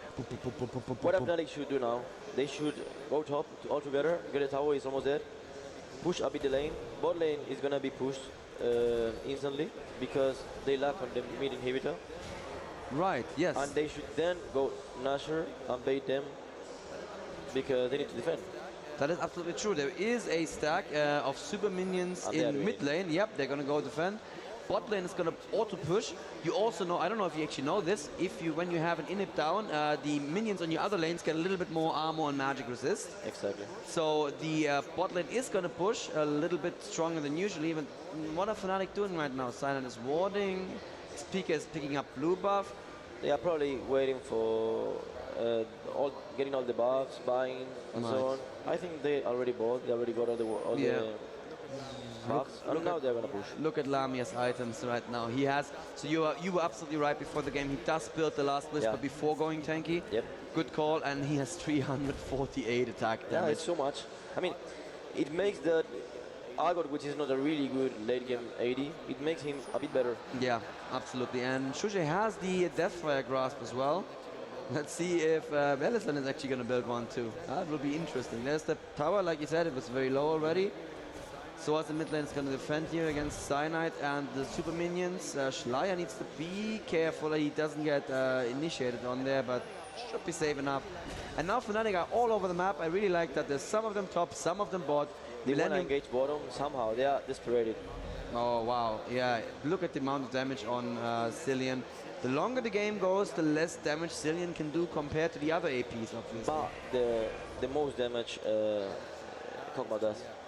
That is true. That is true. Yeah, Kog'Maw with his W is going to be very, very strong.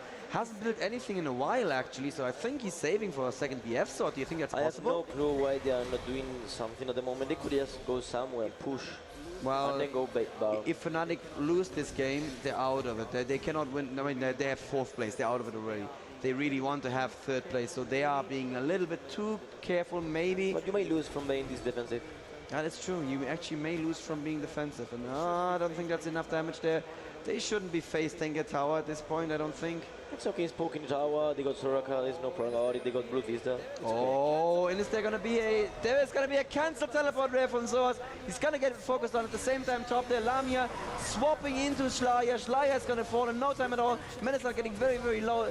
They're still chasing sOAZ here. sOAZ is very low, but we're gonna focus on this fight. Cyanide is gonna get killed, quite possibly. ShLaYa has to revive. They're gonna wait.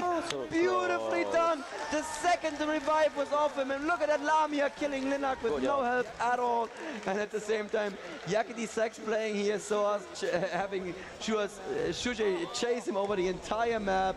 Oh, I know Lamia went down, but this is so funny. I have to watch this, and there you go. Yeah, there's the ace. I believe they have it, Ocelote.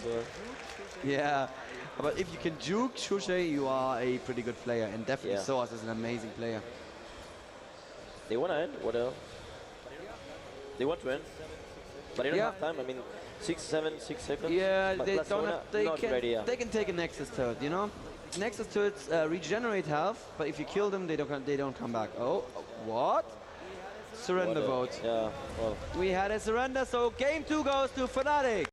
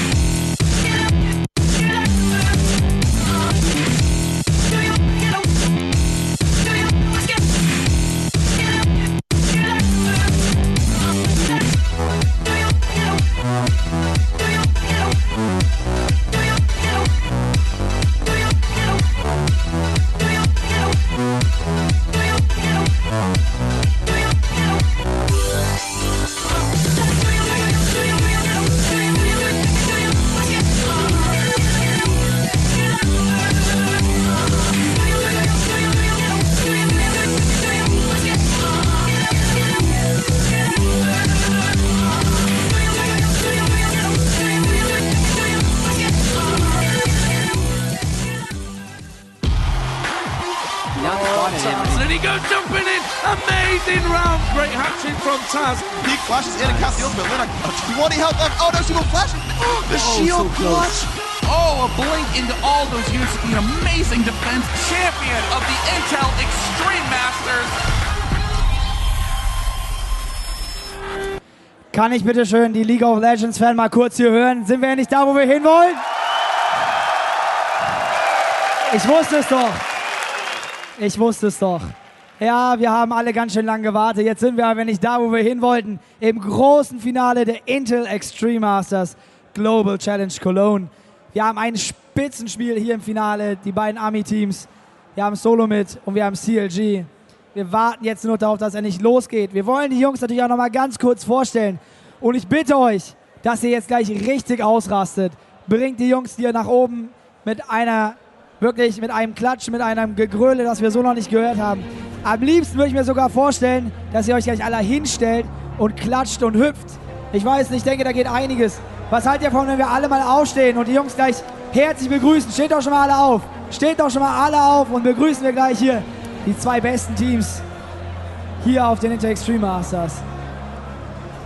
Das sieht schon mal gut aus. Ja, das sind eine Menge. Jungs, alle aufstehen, die hier sind. Und natürlich auch junge Damen. Wollen wir nicht vergessen. Kann ich mal eure Hände sehen? Ich will die einfach mal sehen, wie viele das so sind.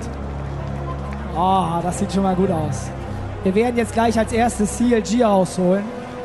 Und natürlich möchte ich für beide Teams einen Hammer-Applaus bekommen. Können wir mal probieren, ob wir die Halle jetzt zum Beben bekommen? Ich würde es gerne mal wirklich testen. Können wir alle mal ein bisschen hüpfen? Können wir alle mal so ein bisschen hüpfen? Ich will mal gucken, ob das funktioniert. Könnt ihr mal alle hüpfen? Könnt ihr mal alle gleichzeitig hüpfen? Macht es mal. Ah, das sieht gut aus. Könnt ihr dabei noch ein bisschen kreischen? Geht da noch was? Kann ich euch hören? Kann ich euch hören? Okay, das kriegen wir besser hin. Ich glaube, mit Klatschen kombiniert hört sich das ziemlich gut an. Also Jungs, wenn die Jungs von CLG gleich rauskommen, will ich, dass ihr die so begrüßt, dass sie hier geflasht sind, dass sie denken, sind wir hier in Deutschland? Was geht denn mit denen? Sind die verrückt? Das will ich auf jeden Fall mitkriegen. Können wir jetzt das einfach schon mal testen? Ich will das hier mal hören. Könnt ihr jetzt mal alle klatschen und richtig Gas geben? Könnt ihr mal alle klatschen und richtig Gas geben? Hier! Da geht noch ein bisschen mehr, da geht noch mehr. Bin mir da ganz sicher. Bin mir da ganz sicher. Ich sehe auch schon einige schöne Schilder. Okay. Wir wollen es jetzt einfach wissen. Ich denke, wenn die Jungs rauskommen, werden die einfach komplett ausrasten. Deswegen wollen wir keine weitere Zeit verschenken. Ich bitte jetzt mit einem gigantischen Applaus das erste Team hier auf die Bühne. Riesiger Applaus für das Team CLG!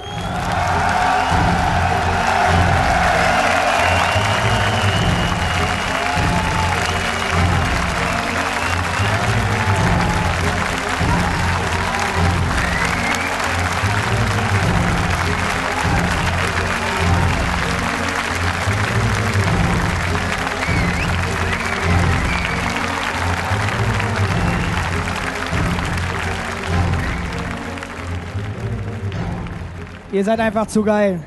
Das ist nur das erste Team und das Spiel hat noch gar nicht angefangen und ihr rastet schon komplett aus. Auf der anderen Seite haben wir natürlich den Gegner. Das große Finale hier der Intel Extreme Masters. Und bitte, auch hier einen riesigen Applaus für das Team Elementz!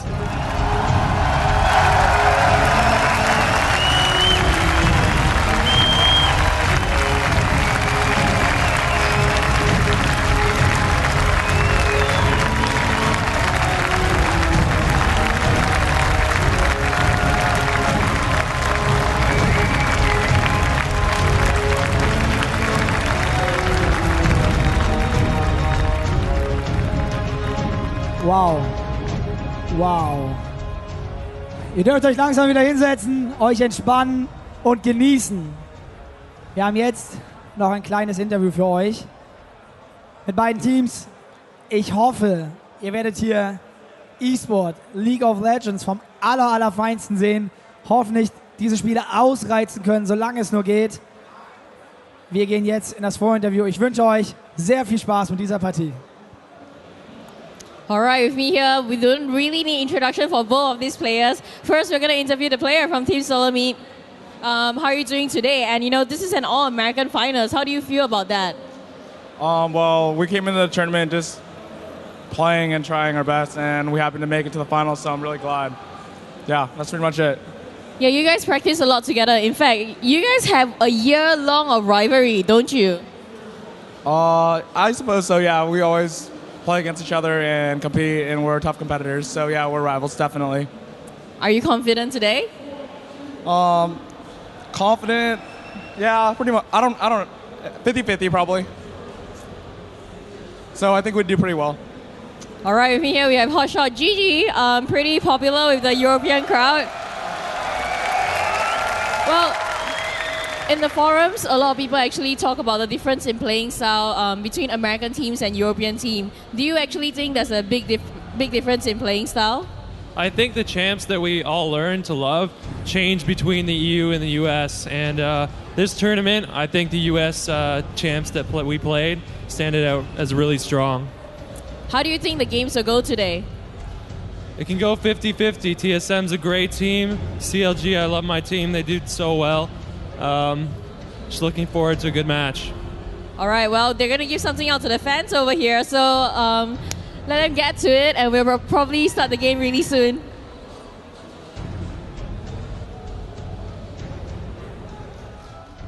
So, CLG versus TSM. Not a bad game. It's a small final. There's nothing interesting, really. You can all go home. They're going to kick you out in a minute. We don't have that again. Absolutely amazing final. Of course, the two North American teams made it through this time.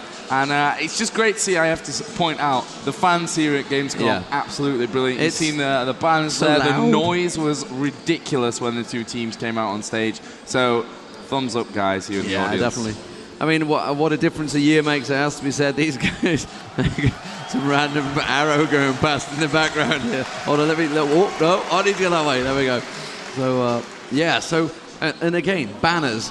This is what we said. We've said Ocelote banners. You know, these guys are rock stars. I was just talking to Shushei, actually, and I was like, are you getting tired of it? Yeah, he says, well, I kind of stood in a place for 1 hour, and I couldn't really do anything. The people just constantly coming up to him. You know, when these guys have just become recognizable, they're now streaming, obviously, after the DreamHack. They all kind of had a little bit of fame there. They all stream. They all have that little picture down in the corner here or whatever it is. They have this just sat there in the in the web. But so everybody knows what they look like now. But, you know, I would say the standout players, you know, they're just photographed non-stop now. I don't think they were quite expecting it. They knew they were going to be a bit more popular, but I don't think they were quite expecting how crazy it's got. Well, I'm pretty sure we're going to hear this crowd here at Gamescom a little bit more today. We've got the best of 3 coming up, and of course, CLG versus TSM, a rivalry, if you've ever seen one. As Kelly pointed out there on stage, you know, they've had this rivalry going on for a while now, let's call it. It all came around when Hotshot and Reginald had the split. Hotshot used to be part of Team SolarMid. Team SolarMid started off as like a big LoL community, and they split apart. CLG got formed, and, you know, and then that's how the rivalry sort of became about.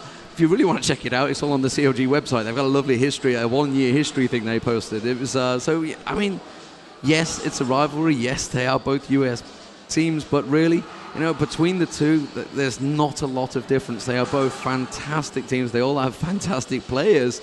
So I've no idea which way this one's going to go. I've got to be honest. They played each other last week in the Intel Extreme Masters China qualifiers. CLG came out very, very strong in that one. I think we're going to see a bit of difference here. I spoke to them last night, and like Reginald's like, yeah, we want a bit of revenge.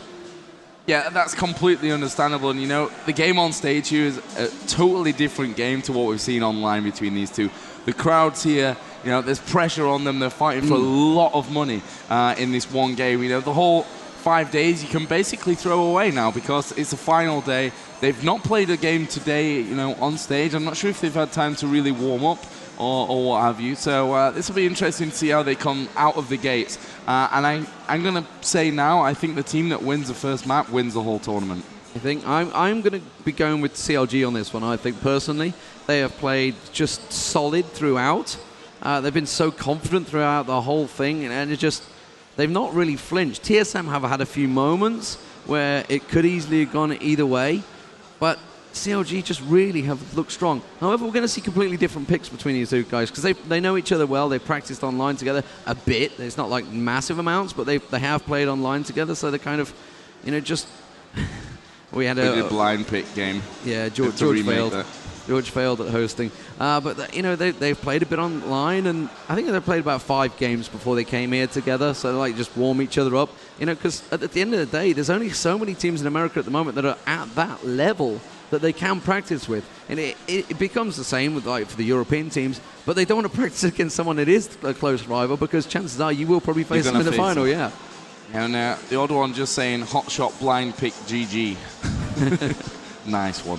So we're in the tournament draft mode now. Obviously, you've seen the spectator mode that we've had here all weekend long, and now hopefully it's going to deliver in what should be an absolutely amazing game. So, all 10 players into this one. You think we're going to be seeing some special picks for this game?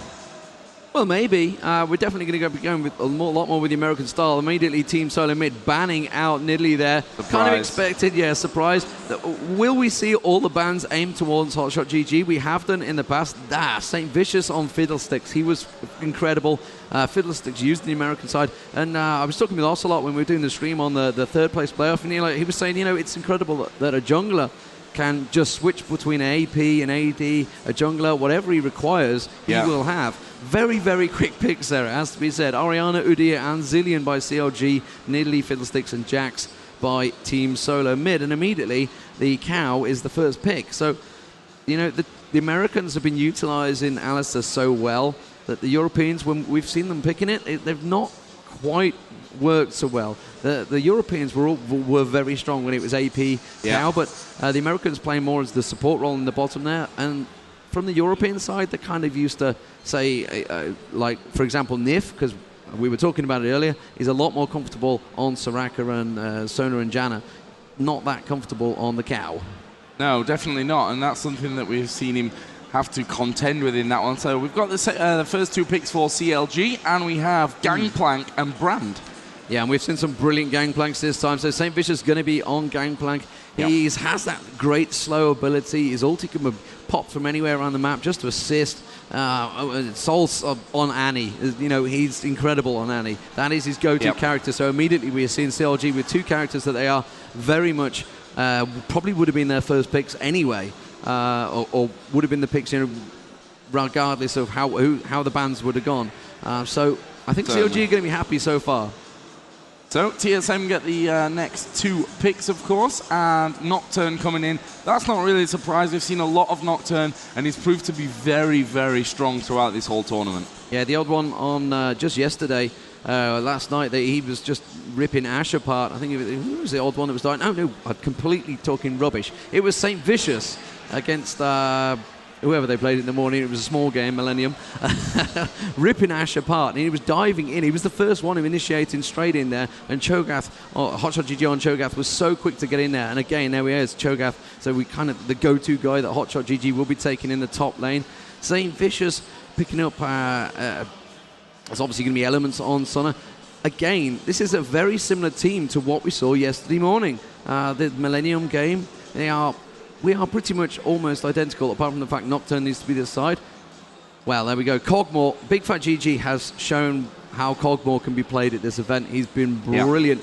And you can't underestimate the positioning that he's been playing. We were talking about it yesterday with Millennium game. It's like Kog'Maw's doing all the damage, but they just could not get to him. You know, I was talking to Saintvicious last night. There was the big player party, and they were basically saying, you know, Elementz and Hotshot were just literally forming a barrier, saying, you know, just protecting Kog'Maw. Anyone wanted to go past, you were not going to get there. Yeah, Elementz sat there, was on Sona, and wow, Bigfatlp going to be picking Caitlyn. So it's a pretty strong bottom lane between both of them, really. Xpecial will be switching, obviously, to the support, which will be Janna.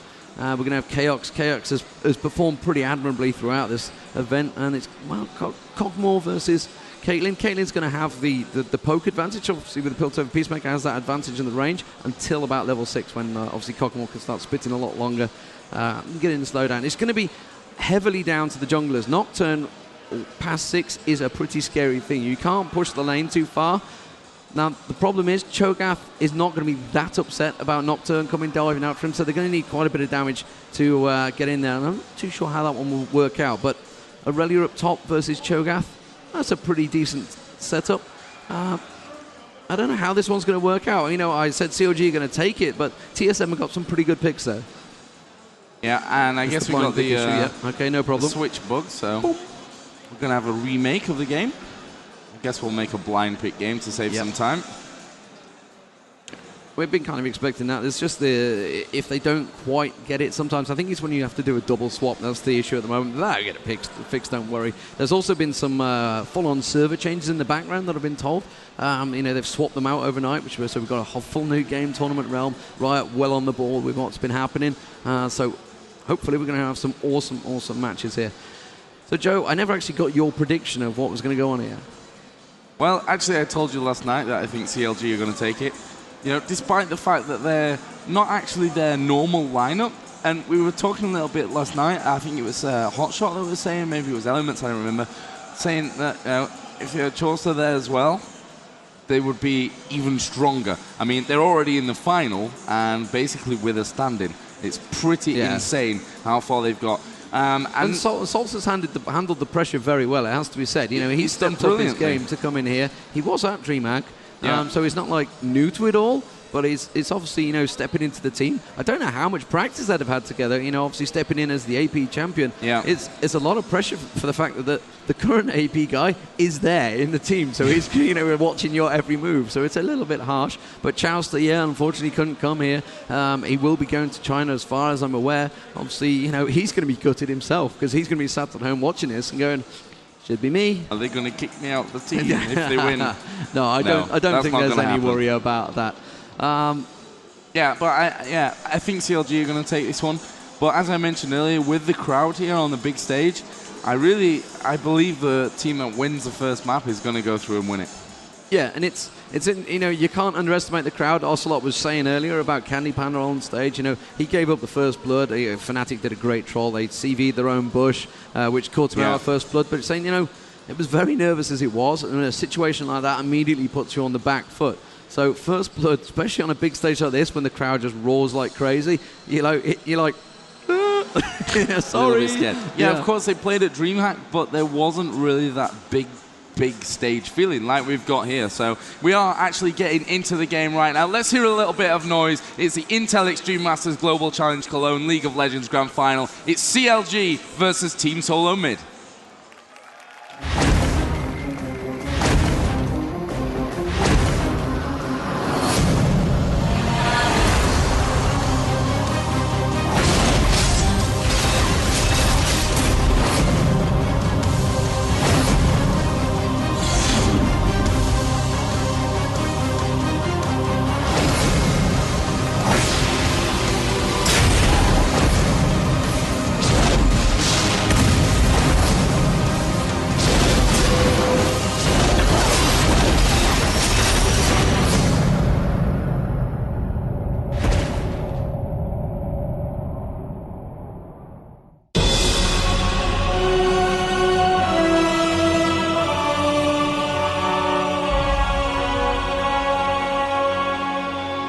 In-game then, the grand final, game 1, CLG versus Team Solo Mid. I'm pretty sure the American community right now is super happy. Yeah, they're probably going ape, and I can already sense the feeling of the US greater than EU stuff, and it should really be North America greater than, because don't forget, both these teams have got some strong Canadian roots in there. So we're going to see CLG slipping into possibly the blue buff area, yeah. And, we're in the American style game here. EU, we never get a first blood fight in the jungle, but, we may just get it here, Joe, as Hotshot has gone into the bush. I think, did they see them going in there? I'm not too sure of the vision. Salce has got stun up. TheRainMan's going to go straight in there. I managed to flash straight out of there. Great Howling Gale from Reginald there, just about keeping him out. And more importantly to note that Reginald is on Janna. Yeah. This setup could be very interesting from TSM, the way that they've actually put it all together. Yeah, so Xpecial going to be the support, and Reginald on Janna. I have no idea how this is going to go. Are we going to see AP Cow? I'm kind of intrigued. Are we going to see crazy AP build? It's a pretty interesting build from TSM. Let's have a look. CLG going to return, and yeah, not even going to bother keeping invasion there. They've got the trap there. Caitlyn's managed to put the traps down, so they're going to have a reasonable vision where when Nocturne goes for it, the TheOddOne pinging away like crazy. They're not sure that CLG has disappeared at the moment. And don't worry, guys, we don't give anything away. There's no ghosting attempts from hearing our views, as it were, because they have that 10-20 second delay on the actual game PC to the spectator mode built in there. So you don't have to be careful what we say, which is great for us. So we're going to have Janna lining up in middle against Annie. Really excited to see how this all goes, to be honest. And Salce, obviously, at the moment, just farming away. We've seen Janna go up and actually assist the TheOddOne. Just obviously in his jungle path on that blue buff. Down in the bottom lane, of course, it is the Cow and Coglor against Caitlyn and Sona.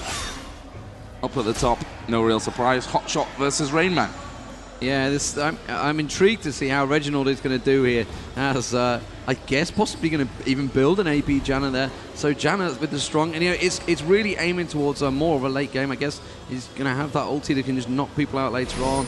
He's going to get caught already. He's going to get that Howling Gale straight across. Didn't go where he wanted it to because he'd already put it down. Salce has already dodged straight out of the way. Got really hard to keep up down the bottom in between these two. Bigfatlp and Chaox is going to be an intense affair. We're going to have to keep our eye on this one closely because one of them will go and die very quickly if we don't keep our eye on it. The top, I think, is going to be pretty safe to say that they're just going to chip away at each other for a long time. Not a lot's going to happen there. If there's going to be a first blood, Salce is going to be possibly the one that's going to get out on Reginald, but I'm intrigued to see how Reginald's going to play Janet here, because Reginald is such an aggressive player in his whole play style. Down the bottom, you can see Chaox has been chipped away out there. So Bigfatlp, again, like I say, is going to have that slight range advantage early on, and Chaox will soon gain it back once he hits 6+. Yeah, once he gets up to that ulti level, he's going to be one annoying cog more. In the middle, Reginald is doing fairly well. Down at the bottom, we're having pings onto TheOddOne, and actually a flash comes in. They've knocked Bigfatlp back. He actually tries to flash away. Exhaust is there, and first blood goes to TSM. TheOddOne is the one to pick it up, and wow, amazing, amazing stuff. And up at top, we've got the push in there as well. Down. Wow. Yeah, so a gank from both junglers there, really well played from both, but Team Solo Mid pick up that first blood. COG just a little bit behind in it. Saintvicious was actually pretty low on the hit points. I don't think he really lost the Fatler there. He was already low before that fight. Meanwhile, we've got Annie diving on towards Reginald there, and just outside of tower range as well, cleverly. He's going to keep the stack push on there. Reginald, you know, until he actually gets that Howling Gale built up enough, he's going to struggle to keep Salce away from him, because, you know, it's all well and good getting that Howling Gale straight across, but until Salce, he can just keep pushing for the early levels. Reginald needs to get the Howling Gale built very strongly. You can see TheOddOne is just stalking around there, but Salce is going to go back and buy, as is expected. And amazing stuff up at the top there. TheRainMan obviously being the first victim here, and he's actually going to put some pressure onto Hotshot, who is backing away to the safety of his own turret. Decent amount of minions coming in there, so he's going to get some nice farm early on. Obviously, Bigfatlp did go back. Does have boots now as well as that Doran's Blade, so you know, first blood's always bad to lose, but at least he's got some boots now. Yeah, indeed. At least he's gone back and bought early. That's the bright side. I'm trying to keep it positive. Trying to keep it positive there, yeah. So Reginald pushing the lane, actually, would you believe? TheRainMan just letting the lane push itself. Hotshot is just happy to take the hits there. Gale again. Reginald already leveled it up quite heavily. Going to farm away with that. Looks like the TheOddOne picked up the race. Have a quick look down the bottom there. Chaox continuing. So farm-wise, CS-wise, obviously Chaox was knocked out of lane, but despite the fact he is still only 1 CS behind, so he's keeping up despite the fact he's not been there. Aurelia versus HotshotGG up the top there. Just having a look around. Yeah, he's just a little bit behind. He did get killed early, obviously, which is why Hotshot's going to keep up. Now, Hotshot has not got teleport, which is he's been taking for the most of the tournament so far. Once he's been out top lane, he just continues on pushing. Again, we are seeing Gangplank coming around the side there. TheRainMan's going to spot that one and get out of there, no problem at all. TheRainMan knows that he has to be careful in these early levels here, because they start to get that pressure from Gangplank. Things could go pear-shaped for him very, very quickly. At the moment, Bigfatlp just working his way through those minions, getting that farm. Obviously, we see Chaox and Xpecial down on their tower just to be safe. Meanwhile, in middle, we have Annie 38 to the 36 of Janna, so very even stuff in and around that middle area. Down on the bottom, the CS is as follows: 41 for Caitlyn and 41 for Cogmore, so doesn't get much more even right now.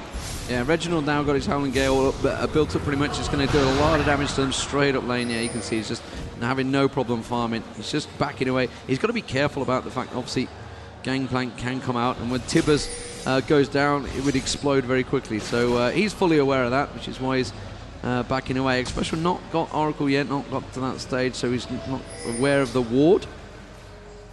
You see Chaox with Bigfatlp down the bottom there. Bigfatlp at the moment without his support. Elementz has just been back, got a Philosopher's Stone. Annie just going to put that ward down river. Very wary of the Nocturne threat of TheOddOne. Pretty even on gold so far, 7.5 minutes gone. We've seen some early dragons from both these teams. In fact, I think we saw a 7-minute. Look at that, Xpecial just standing there, taking it from Bigfatlp. Yeah, there we go. Okay. Trap goes down. He was trapped in there. Immediately gets the trap back on. Aurelia's been back on board. What has Aurelia got? Gone straight towards, building towards the Wriggles, I guess. See Reginald taking their burst, but it's not doing a great deal. Reginald was ready for that, got that shield on already, and I think we're going to have possible gank attempt down the bottom here, Joe. No, he's going to back away. There's a ward there anyway, so they wouldn't have got it. Yeah, backed away there completely. Got Gangplank actually headed towards the middle area. There is a ward here, so they are going to spot that one as well. And Saintvicious is actually, all right, the ward just timed out literally, but they'll have seen Gangplank there. You would think so. I'm not 100% sure. Yeah, we're seeing Reginald just back away to safety. And also probably going to be getting himself a nice blue buff here to contend with Annie in that middle area. Up at the top, HotshotGG putting some decent pressure in onto RainMan. As you mentioned, we saw RainMan go back. Madrid Razors picked up. Hotshot also went back, picked up Catalyst, a protector during that time. Yeah, here we go. Chaox has now hit the 6 mark, so he's starting to put the damage down onto Bigfatlp. He can take revenge on the traps and Piltover Peacemakers he's had flashing over his head for the first 6 levels. Reginald got that blue buff. He's going to start doing a bit of damage. So look what he's built up now. He's going to Catalyst the Protector first on. So he's farming well. I mean, he's keeping up with Salce, and Salce has not had the pleasure of Gangplank coming to help him getting in any early ganks. So Janna's really not that worried about Salce. Up at top, we'd seen this could be interesting here. Gangplank ulti went off, but RainMan actually flashed out of it there. Hotshot was obviously chasing him down. Rupture didn't really do that much to help him catch up to him. So, down at bottom, Elementz going home. Bigfatlp going to have a little bit of free XP, and actually they're going to flash in there at the perfect time. Bigfatlp is in trouble, nets himself out. Ulti from Kog'Maw, finished off by Xpecial. It's 2-1. Xpecial, yeah, he got the kill there, and it should have been going, you know, in the direction of Chaox, but a kill is still a kill. Yeah, indeed. Looks like they're going to make their move towards Dragon as well. We are 9 minutes 51 in. And the first Dragon will go down. And you would assume Wriggle's now picked up by Aurelia. Aurelia returning to top lane. That's going to be a nice, easy Dragon straight away.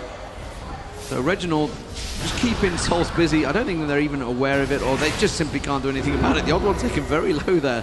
But the TheOddOne has had 2 successful ganks down the bottom there, whereas Gangplank obviously failed. Gangplank ulti, we see it as green. That's just the spec mode thing. It really is Gangplank's on the right team. He's not like he's working with the enemy or anything. Yeah, I think that's just some bug inside spectator mode. Here we go. We're going to see Saintvicious coming to that middle area. Reginald straight back out of it. Did build boots. Catalyst, the protector already finished, and of course he has that blue buff from a little bit earlier on. His Howling Gale is doing nice damage already. Yeah, he's got it up to full spec now, so he's just going to be wiping out those minion waves as soon as he comes up, just straight up the middle of it. It's like a Piltover Peacemaker all in itself for Janna there. Just wipes those minions down to nothingness. He just needs to pick up the farm afterwards. He's just got to be careful he doesn't miss out, which of course Reginald is not going to miss out, gets every single one of them. Down the bottom, CS-wise, 75 to 74. So again, between these two guys, you can it's put a hair between them. They are both. They're going to be building different things. I would expect possible Madrid Razors to come out on Kog'Maw. It's kind of like what a lot of people have been building them, but at the moment I'm not too sure whether he's going to go that route. See how Chaox builds it. He's done 2 different builds already this event, so I don't want to guesstimate what he's going to go. Reginald in middle, just trying to zone out Salce, and maybe even get a bit of tower damage in here as well. Howling Gale goes out. Up at the top, we have seen Aurelia go back, finishing off that Wriggles. Also got the Ruby Crystal ward as well, and a few pots just to be safe. Up at the top, the CS, 86 for HotshotGG, 71 for the RainMan. Down at the bottom, I guess it's still pretty even as well, 81 to 89. So Kog'Maw taking that bit of a lead. Yeah, and the TheOddOne again just holding back. Remember, we've had 2 ganks successful down the bottom here as well. Bigfatlp has a ward in his own bush this time, so he's not going to fall for it. He is alone. Let's have a quick look towards the top. No, they're just continuing to farm. I thought something might be happening, but no.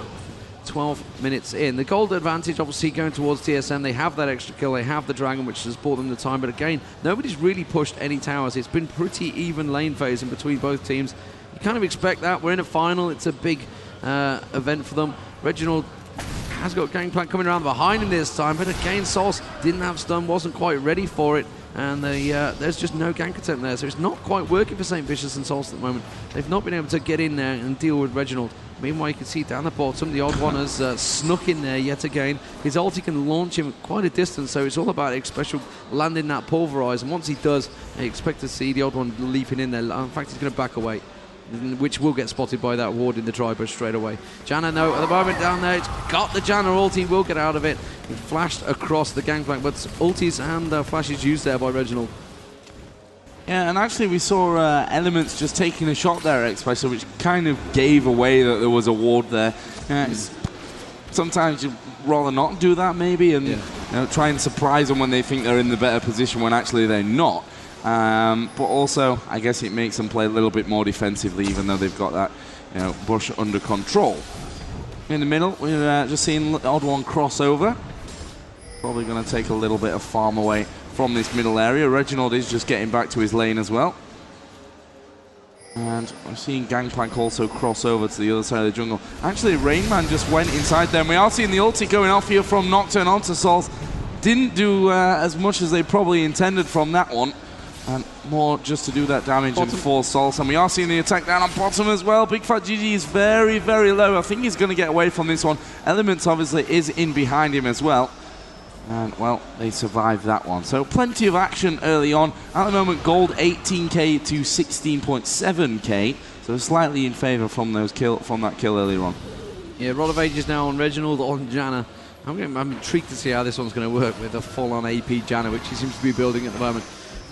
See the damage going on at the tower there. Elementz is not going to be able to do a fat lot about it. He's just targeting those minions like he should do and trying to do as much damage to Chaox. Just force him away. You can see TheOddOne coming around, putting that ward in jungle, doesn't want to get caught out again. Aurelia actually invaded and took the golems as well just before that fight, so it's time to really cover all the jungle areas. And Salce, I don't think Salce is like, it's like, I don't know really how to deal with this crazy Reginald Janna character in the middle here. You can see he's clearing out the farm quite easily, which is actually causing Salce problems because he's obviously pushing straight towards the tower, possibly losing a little bit of gold. You see he's trying his best to keep his Q going. Will he manage to get? Yeah, so he's losing a lot of gold at the moment. Just managed to pick a few up. Let's have a look. You can see the pings as HotshotGG comes around the side there. Rupture goes down. He well catch Reginald. Gangplank will go in there as well. Nice Janna ulti. Well, no! Tidus comes down and Salce explodes him. But that was 3 ultis used to get that kill.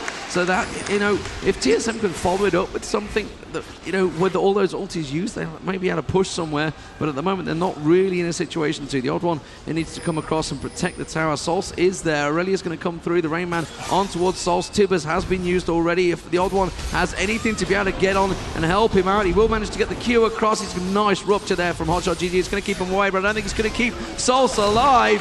And TheRainMan now in a little bit of trouble. Does HotshotGG have his ulti ready? It doesn't matter. He doesn't need it. Saintvicious gets the kill. Very nicely done. 3-3 all square on kills, and they're going to continue pushing this mid turret, and TheOddOne's going to struggle to keep these 3 at bay. Yeah, I'm not sure that he's really going to attempt it. He'll stick around probably, but I think he'll leave sooner rather than later from this one. There are still 3 minions hanging. Actually, the tower targeting Saintvicious there, and they've left that tower just alive. 1 hit from anyone, and that would be down. It's actually got 60 HP left, so yeah, that would be going down there. As you mentioned, 3-3 in kills, only 1k gold difference. Yeah, 1k gold difference. HotshotGG is pushing that top tower, continuing to farm. Farm shop GG, as a lot of people like to call him. Cho'Gath has got that man immune down at bottom as well, so instead going towards that rather than the Madreds to start with. So I expect to see a lot of ulti usage coming out from Chaox. Going to continue pushing. You see Reginald pushing on towards that tower. That tower is also down to 400 hit points, so both mid towers very low. HotshotGG continuing to chomp away at the top there. Aurelia's going to come in and keep him away from that. Ward's going down. Well, Hotshot's actually taking a little bit of pressure from TheRainMan there. He's going to continue on just chipping away, not really able to do anything against each other. Dragon now coming out from T's solo mid. They will pick that one up, I think. And the ulti from Gangplank trying to get the steal. They're going to try and walk out of that. They will keep it alive though. Nobody's actually moving in to follow it up, so TSM will pick it up. But Caitlyn stole, I think. Now, yes, he did. The Bigfatlp managed to steal it with a beautiful pilt over Peacemaker across. Very well played, and CLG really in a strong position. Looks like they're going to continue pushing this top turret. Meanwhile, in mid, Salce needs to be careful because TheRainMan's going to come around the back side of him. Will manage to get a dive on him. Reginald not quite in position. Remember, that tower is very low, so they could probably dive and just finish off the tower, then finish off Salce. But instead, they're going to back away, and they're going to lose this top tower. Yeah, they are going to lose this top tower, so CLG take a tower. And wow. Team Solo mid, this is very even still between them. You know, the gold, the split, and a great split. Great steal. The TheOddOne doing a lot of damage onto a Hotshot. Turns around, puts the rupture down. The TheOddOne just dodges out of it. And yes, he does have a lot of damage. He's quite capable of churning it up. Meanwhile, you can see the TheRainMan at the top here, Joe. He's getting in position again to go on the tower. Yeah, we'll see how that all goes. And is he going to go in there? Yes, he is. Janna's in there as well. Bigfatlp is dead. Oh, he's got the stun off there, but that's not going to be enough. Sona is next. That's an easy kill with 4 guys there. And they're just going to get straight in on the tower. Nicely done by TSM. Obviously, they managed to steal that dragon. Then they took top tower. Now they've taken this bottom tower. Brilliant play so far. Yeah, and they're continuing to push. Obviously, that long range from Cogmore, just trying to do as much damage as they can. You can see Nocturne continuing to push on top. I don't really think he's going to do a lot. Hotshot. They can kill this middle tower as well. Yeah, they've switched across, and CLG have not reacted in time. They've got 4 there. They need to get straight across that tower. It is going to go before anyone from TLG managed to be able to get across. You can see Saintvicious and Annie, they were just too slow to react to the switch there. And TSM really starting to turn it on here. They've got a 3k gold advantage, 2 kill advantage, and 2 tower advantage. I'm just going to let CLG Hotshot. I'm just going to see if they're going to have the cheek to get the blue. And CLG are going to try and push them. Ward goes down. They can see exactly what's coming. Nicely done, actually. Firing off into that pack of players. Hotshot actually just backing away a little bit. We've seen the portal home up on the top lane, actually. And all 4 pushing down now towards this bottom turret. Let's see if CLG are going to stay and try and force this one. There are 3 left around the bottom for TSM. And Saintvicious there just taking a turret hit. And they'll defend this one, no problem. And the TheRainMan again going to push those minions stack up towards the turret. The base turret now it is, remember, not the inner turret. There's nothing there, so nicely done from them. So they're going to back away. What are they going to buy? Let's have a look. Manimune and Wriggles. Sorry, not Wriggles. He's always going for a Madras, of course. He is. Well, he's got Manimune first. So Wriggles going to be coming out on Bigfat. It's not Bigfatlp. It's Chaox. I'm so used to seeing him on Cogmore now. The American style. And I'm intrigued to see whether Cogmore's going to start getting played by the European teams. It's always been pretty much Ash, Caitlyn, the standard guys that we've seen in the European scene. And you know, the meta game may change in Europe. I guess we'll find out. But right now it is the US. Well, North America. Don't want to upset the Canadians out there. No, but I totally agree with you. After big tournaments, we always see a shift in things, especially because, you know, it's not so often that we get to see those play styles mixed together, and you really see after that, the first month or so, some really interesting new fresh stuff coming all over the place. Here we go, then we're going to see HotshotGG taking some pressure, and it's possibly going to be too much pressure for him. Exhaust is in there, Reginald is coming in as well. Hotshot actually flashed away back into the bush. Gangplank ulti is down, but it's not going to save Hotshot whatsoever. Reginald gets himself out, and well, that's how you gank. Yeah, and he was pushing too hard, didn't have the wards placement down at all there, which you normally would have to do, especially when you're completely pushing blind. You know, they're all missed. So actually caught out of position, very unusual. You can see Xpecial is going to knock Saintvicious straight in towards the tower, and that pick up another kill. Will he be able to get away with it? Elementz comes across, tries to put the ulti across on tower, but that's going to be Elementz going down as well. Yes, it will. Team Solo mid are dominating here. Salce is now in trouble. The rest of his team weren't quite on the same wavelength as their Xpecial there. I know they were expecting him to come through and catch him so hard there. They're going to go back. Janna ulti, top them all off, continue pushing top, or will they switch around? Surely, will they be going Baron? Yeah, will they be going Baron? I think they might do. I'm not sure that they're going to get in position to really do anything now. 2 wards over the top, just because they can. Cogmore is coming in. Bigfatlp doesn't have vision down there anyway. Is going to go for it, but doesn't get the steal. And it is a Baron for TSM at 22 minutes. Yeah, very close to getting another cheeky steal there. Bigfatlp didn't work out from this time, though. So Aurelia's going to keep pushing on the farm up top there. The tower going to take a bit. I guess everyone's just going to farm up that little bit and go by. And CLG are up. You know, this is the first time in the tournament we've seen them with their backs against the wall. 8-3 in kills, 5k behind in gold, which is a big chunk at this stage. And TSM with Baron, they are just going to go by and then start ploughing up one of the lanes. I would guess, I don't know, it could be mid or it could be top. Obviously, they've still got that tower on the outer tower. Looks like it's going to be straight mid though. Yeah, they're going to go straight up mid, and CLG, you got a Hotshot. He needs to port back now. He needs to be porting back already. They need to react very quickly. They got caught out on the first inner turret. They don't want to get caught out on the second one. Gangplank's also far away. You know, they are miles from this. TSM are just going to get straight in and take this tower. There's nothing they're going to be able to do against it. The Gangplank ulti does go down there. That tower farm will go down there. We've just seen Cho'Gath port back. Actually did a lot of damage to xPecial. He couldn't tank it up. Saintvicious will take this bottom turret. And, well, just that simple Gangplank ulti saved their bacon there. Yeah, Chaox is going to be scary at this kind of range. Obviously, huge poke with that ulti. Plus, he did have red and blue buff and Baron buff, so pretty much as strong as he could hope for at this stage of the game. And yeah, just spamming those ultis up onto that turret area. Hotshot is actually coming fairly deeply out there, and his Banshee's Veil actually gets popped. Here comes an ulti from Nocturne, and that is down at the bottom onto Saintvicious. And obviously that fear proccing as well. Surely he'll be able to get this kill. I can't see that Saintvicious is going to get out of this whatsoever. Maybe just with the speed, and the fear is going to get the kill, and OddOne makes it 9-3, and it's almost a 5k gold advantage now. Yeah, and they're going to keep on pushing at the top there. The OddOne will actually push that bottom lane while he can.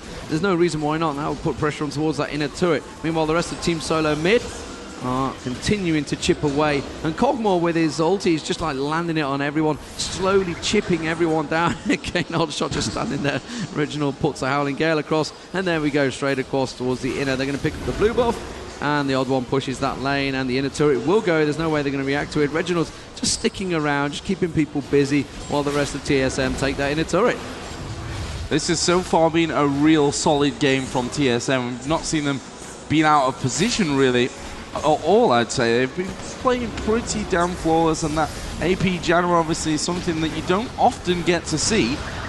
Has been doing great, and again it looks like they are going to force a bit of a poke in there. Reginald maybe get that Howling Gale off. Yep, there it goes, only hitting a couple of minions, and TSM move back towards the middle area, and CLG, they have their backs to the wall after 25 minutes. I didn't expect this. I don't think they expected it either. TSM are exactly extracting revenge. They're going to back away from this one by the looks of it. Yeah, straight down towards Dragon. And, well, CLG are going to continue chasing. I think that's a dangerous move. They know they're going for Dragon, though. I guess they want to engage it. They will do. Hotshot gets exhausted straight around there. TSM were ready and waiting for that. Bigfatlp's been caught out of position. TheRainMan will be able to flash out of that. Nobody going down at the moment. xPecial is going to block that. Pops his ulti. Oh, beautiful. Annie Tibbers going down there. Chaox is very low. Salce will go down. Chaox follows. HotshotGG is now in trouble. You can see Bigfatlp is slowly burning. Aurelia and Reginald will take him down. Actually, the OddOne got the kill on him in the end there. I'll say Vicious, you're in trouble as well, and I don't think HotshotGG will get away with this one. The OddOne is going to let him get away, but that's almost certainly a tower. And wow, that's a 4-for-1 there from TSM. CLG now desperately in trouble. You know, it was an aggressive move from CLG. They kind of knew they had to do something, trying to catch them out, but TSM were well prepared for that. They've got the wards down in blue. Oh, and HotshotGG is going to go down here. You're not going to get away from that one. Try and get on tower, unless Elementz actually puts the ulti across. He will walk away to the tower, but the tower is going to go. The inhibitor's going to go. Meanwhile, Reginald, you can see beating on the mid turret. Could be a 2-for-1. Salce is up. They're going to back away. Yeah, and we saw that Howling Gale doing some massive damage there from Reginald as well. I think he was onto Caitlyn. And we'll see how that kind of develops going later on. Baron buff has now run out, but it's 13-4. That's a one-sided scoreline after 26 minutes here. 5-2 in terms of the turrets. We'll see what TSM's next move is. It looks like they're all going back. Yeah, no mana whatsoever for Reginald. They want to spend some of this gold that they've been amassing. But look at CLG not playing that super defensive role. They know that they have to push out and get something from this situation. And that something will be the red buff stolen from the TSM jungle. They are actually just pinging down into their TSM. So CLG have to be very, very careful. Red buff did go over onto HotshotGG. Now they're going to look to have themselves a dragon. Don't think TSM will get there anywhere near in time to challenge for it. And CLG starting to bring it back. And I'd say after losing a massive team fight that last time, they've come away with a stolen red buff and a dragon. That's not bad at all. Yeah, they're chasing onto Salce. Ooh.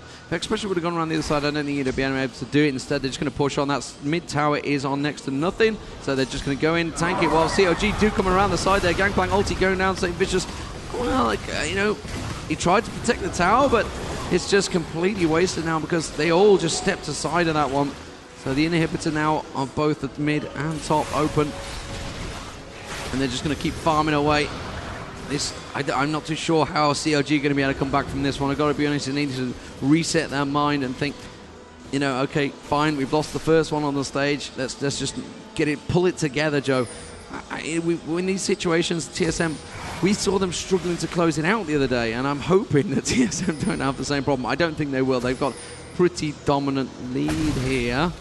TheOddOne nearly getting caught out of position. Didn't quite happen. The stun goes down. Salce does go in. And, well, an ulti used. He is going to go diving in there. Force the wall straight in. A beautiful Sonar ulti as well going across. But the Regina ulti will reply. Now will knock the health straight up. Saintvicious will go down eventually. Hotshot manages to pick a kill up on Reginald, though. CLG are trying their best to keep themselves in it. Bigfatlp goes down to Saintvicious also going down.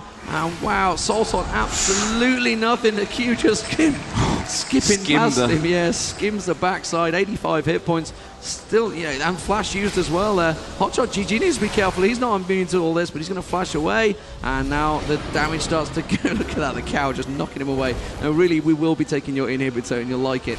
Instead, he's going to chip away onto Xpecial's back. He's been left alone here. He's actually killable there. He's actually used the flash. Yeah, I mean, what TheOddOne needs to protect his cow, as it were. He's got that Oracle on him. HotshotGG has that Brilliance pot. Will land the Rupture once again. They will finally get around. He's going to proc the Fear off. And now, oh, he gets the Feast on him. It didn't quite do enough. Will the Rupture land? No, it won't. He needs to get away now. TheOddOne will be able to finish him off. Saintvicious coming around. He's just delayed it for so long. The Fear proc's going to go down. Dodges out the side of the Rupture. And now Elementz is in trouble. He's got Saintvicious. He's going to surely capture him. Will he manage to get that single poly? No, he's gone the wrong way. He's gone the wrong way. Oh, dear. And now TSM are back, and the Baron's back. Yeah, they've delayed it nicely now because you've got TheRainMan, Chaox, you've got that Janna back in the fight, and, well, the others are kind of running around with no HP. I mean, Hotshot just in the base, healing himself up before he comes back in, and TSM ready to start pushing once again. OddOne is now coming in, got his Banshee's Veil built in there.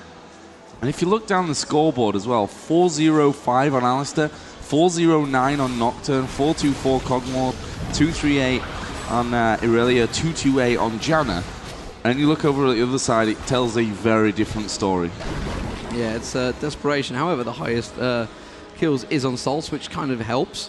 So he's still going to have that strong burst. He's got a pretty decent AP in comparison. Yeah, 309. He still managed to keep up with the mighty Janna, who is on 372 AP. Those Howling Gales are really going to hurt. Xpecial just clearing out the wards on Baron. And TSM are going to clear the stacks and reset for another push. They're worried here. They think that maybe TSM are going for that Baron once again. Wards go back into the Baron pit. And Elementz should probably spot that ward. Yep, ward will go down. TSM may just gear up for a bit of a fight here. Rupture comes in. Xpecial actually walking into it, didn't actually trigger on him. We're getting pings back towards that bush. So we're going to see CLG set up somewhat of an ambush here. TSM, I don't think they're going to fall for this one. They're not going to head in that direction. They may even just start off the Baron. Okay, Xpecial clears out this ward. They're not going to go for it. And CLG, of course, have to come in now. They've got no vision. There goes the Clairvoyance. So they know that TSM aren't doing it. And I think we're going to see a bit of a standoff period. And as you mentioned, and as they said at DreamHack as well, TSM had a bit of a problem finishing off games sometimes. And I hope that doesn't come in and affect them in this one. And it shouldn't do, because they're miles ahead. They're miles ahead in gold, miles ahead in kills, miles ahead in items. Mid-turret being cleared out. It's going to take a little bit of vision away. Nothing too serious. Obviously, it's going to give a stack of gold to CLG as well. Saintvicious now is going to take that top tower, and he's going to push the stack as well. They've got a big stack down the bottom they need to be worried of, because they have an open inhibitor. Yeah, there you go. Cho'Gath has gone back. So now would probably be ideal time to go for Baron. As soon as HotshotGG shows himself down there, you can see Saintvicious. He needs to be careful he doesn't get chopped off here. He's got 4 coming around here. He's going to back straight away, and they have gone straight for Baron. Clever use there. As soon as they saw HotshotGG teleport back, they've gone straight in for it. Gangplank ulti going in. Saintvicious is trying to build up his stun. You can see he's getting Tidus ready. They're trying to chip down as much health as they can do. Oh, wow, the damage from the Bigfatlp does go down. Reginald manages to pop his ulti and survive in time. Sona going in there. Sona ulti going across. Xpecial will go down. His ulti's not going to keep him in it. HotshotGG comes across. I think he's still got Feast. He may well have used it there. It's actually gone quite badly wrong for Team SolarMin here, despite the fact they had quite a good initiate, and TheOddOne on absolutely no health. They've still got 4 in there. Elementz taking a hit from Chaox there. Whoa, Chaox lands it on him. Beautifully done. And HotshotGG will go down. ShLaYa needs to turn around, take the Saintvicious out. They're going to get them both at the same time. From absolutely no health, HotshotGG still alive. Now he goes down. And I think they're just going to push straight in. They've got 2 open inhibitors here. I don't think they're going to go for... no, they definitely won't go for Baron. They're far too low on health. Straight for the open inhibitors. Get a bit of health straight off those minions. Yeah, straight in there. And that's going to be 2 open inhibitors. Bigfatlp, though, is going to fancy getting a kill here. That didn't look really good for TSM halfway through that fight. And then all of a sudden they were like, okay, in comes Chaox. They got this low on. Gangplank couldn't quite catch up. And they only lost 1 guy during all of it. And they aced CLG in that fight. Brilliant, brilliant play.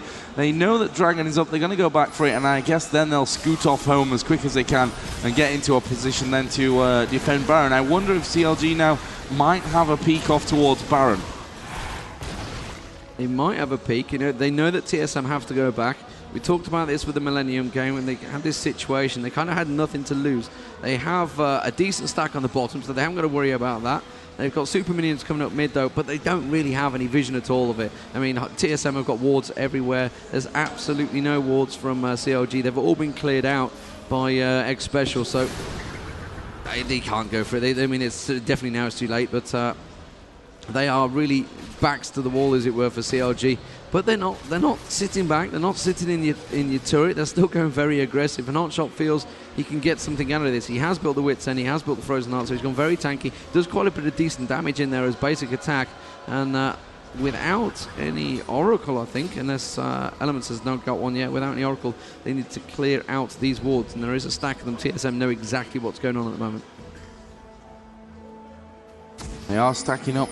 Around there, there is, okay, ward from either side inside of the Baron pit. Both teams just pinging around. CLG telling each other to get back. Are they going to set up this trap once again in the bush and hope that they can find something from it?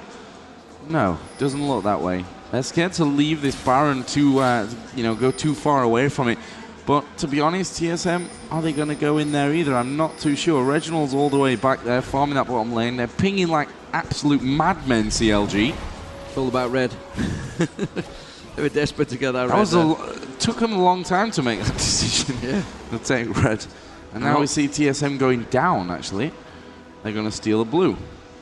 Hotshot using his feast there. So if TSM engage, that feast will not be available. Remember, he lost a couple of stacks. He's died twice recently.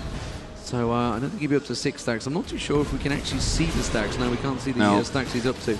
Oh, wow, but TSM are just coming straight around. They're ignoring the minions, and they're going to try and get on towards the tower. They're going to force the fight here. They feel they've got the better of CLG. They should do. They're 21-8 up.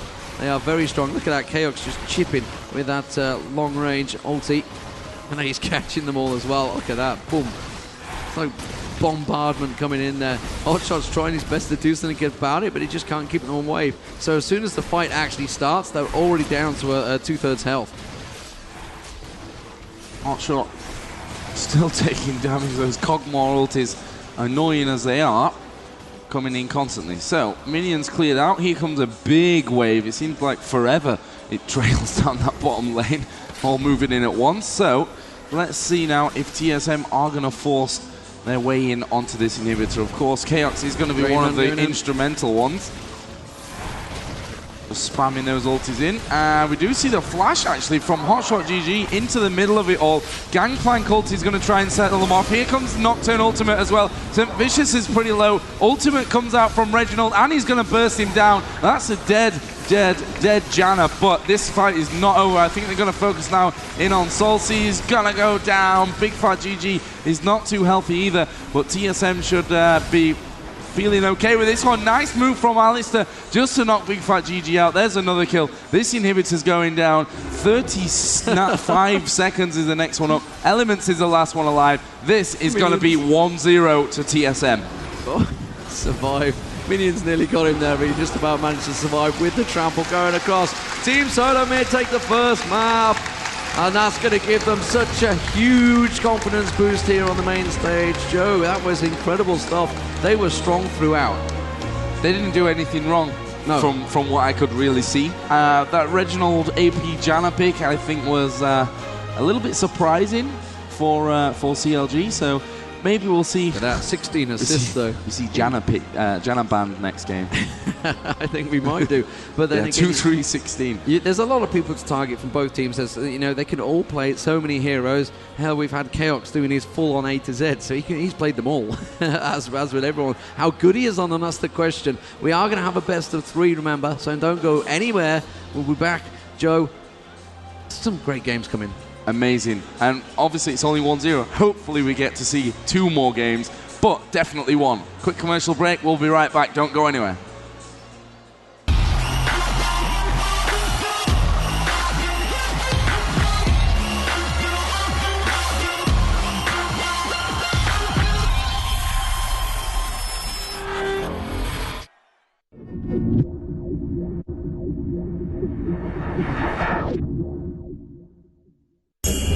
The virtual world has never been safer.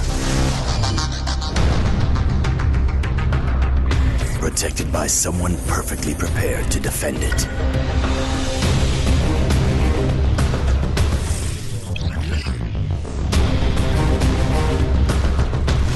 Uncompromising against all cyber threats. The next generation of internet security. What's the most amazing thing you ever saw? Was it something big or something small? Something old or something new? Or maybe, just maybe, it's something you haven't seen yet. The second generation of Intel Core processors. Stunning visuals, intelligent performance. This is Visibly Smart.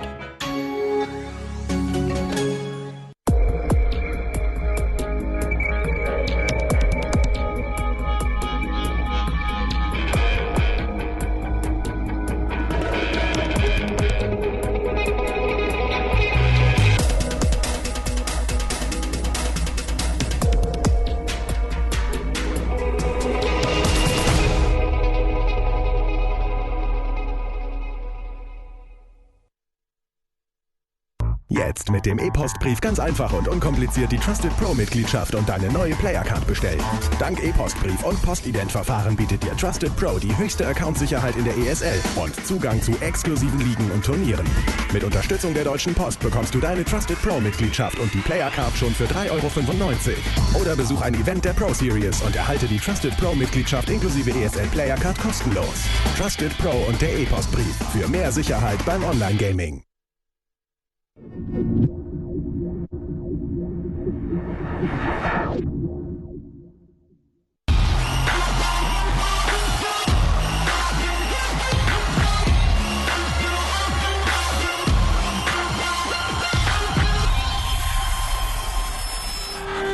What an amazing game over here. With me, we have someone from Team FX. He's going to introduce himself first. I'm Ovedo from Frag Executors. We played some matches here at IEM. All right, well, just want to ask you really quickly, what happened the last game? Why do you think TSM actually won the game? Well, first of all, the game was super exciting to watch. And it started out very early. The first blood by TSM, followed by a kill of CLG. And that made the game feel great to watch, and I enjoyed that myself. CLG lost, I believe, because of the action at the top of the map, where Hotshot died on Shogav, and that was followed by some more kills, and then a natural kill for TSM.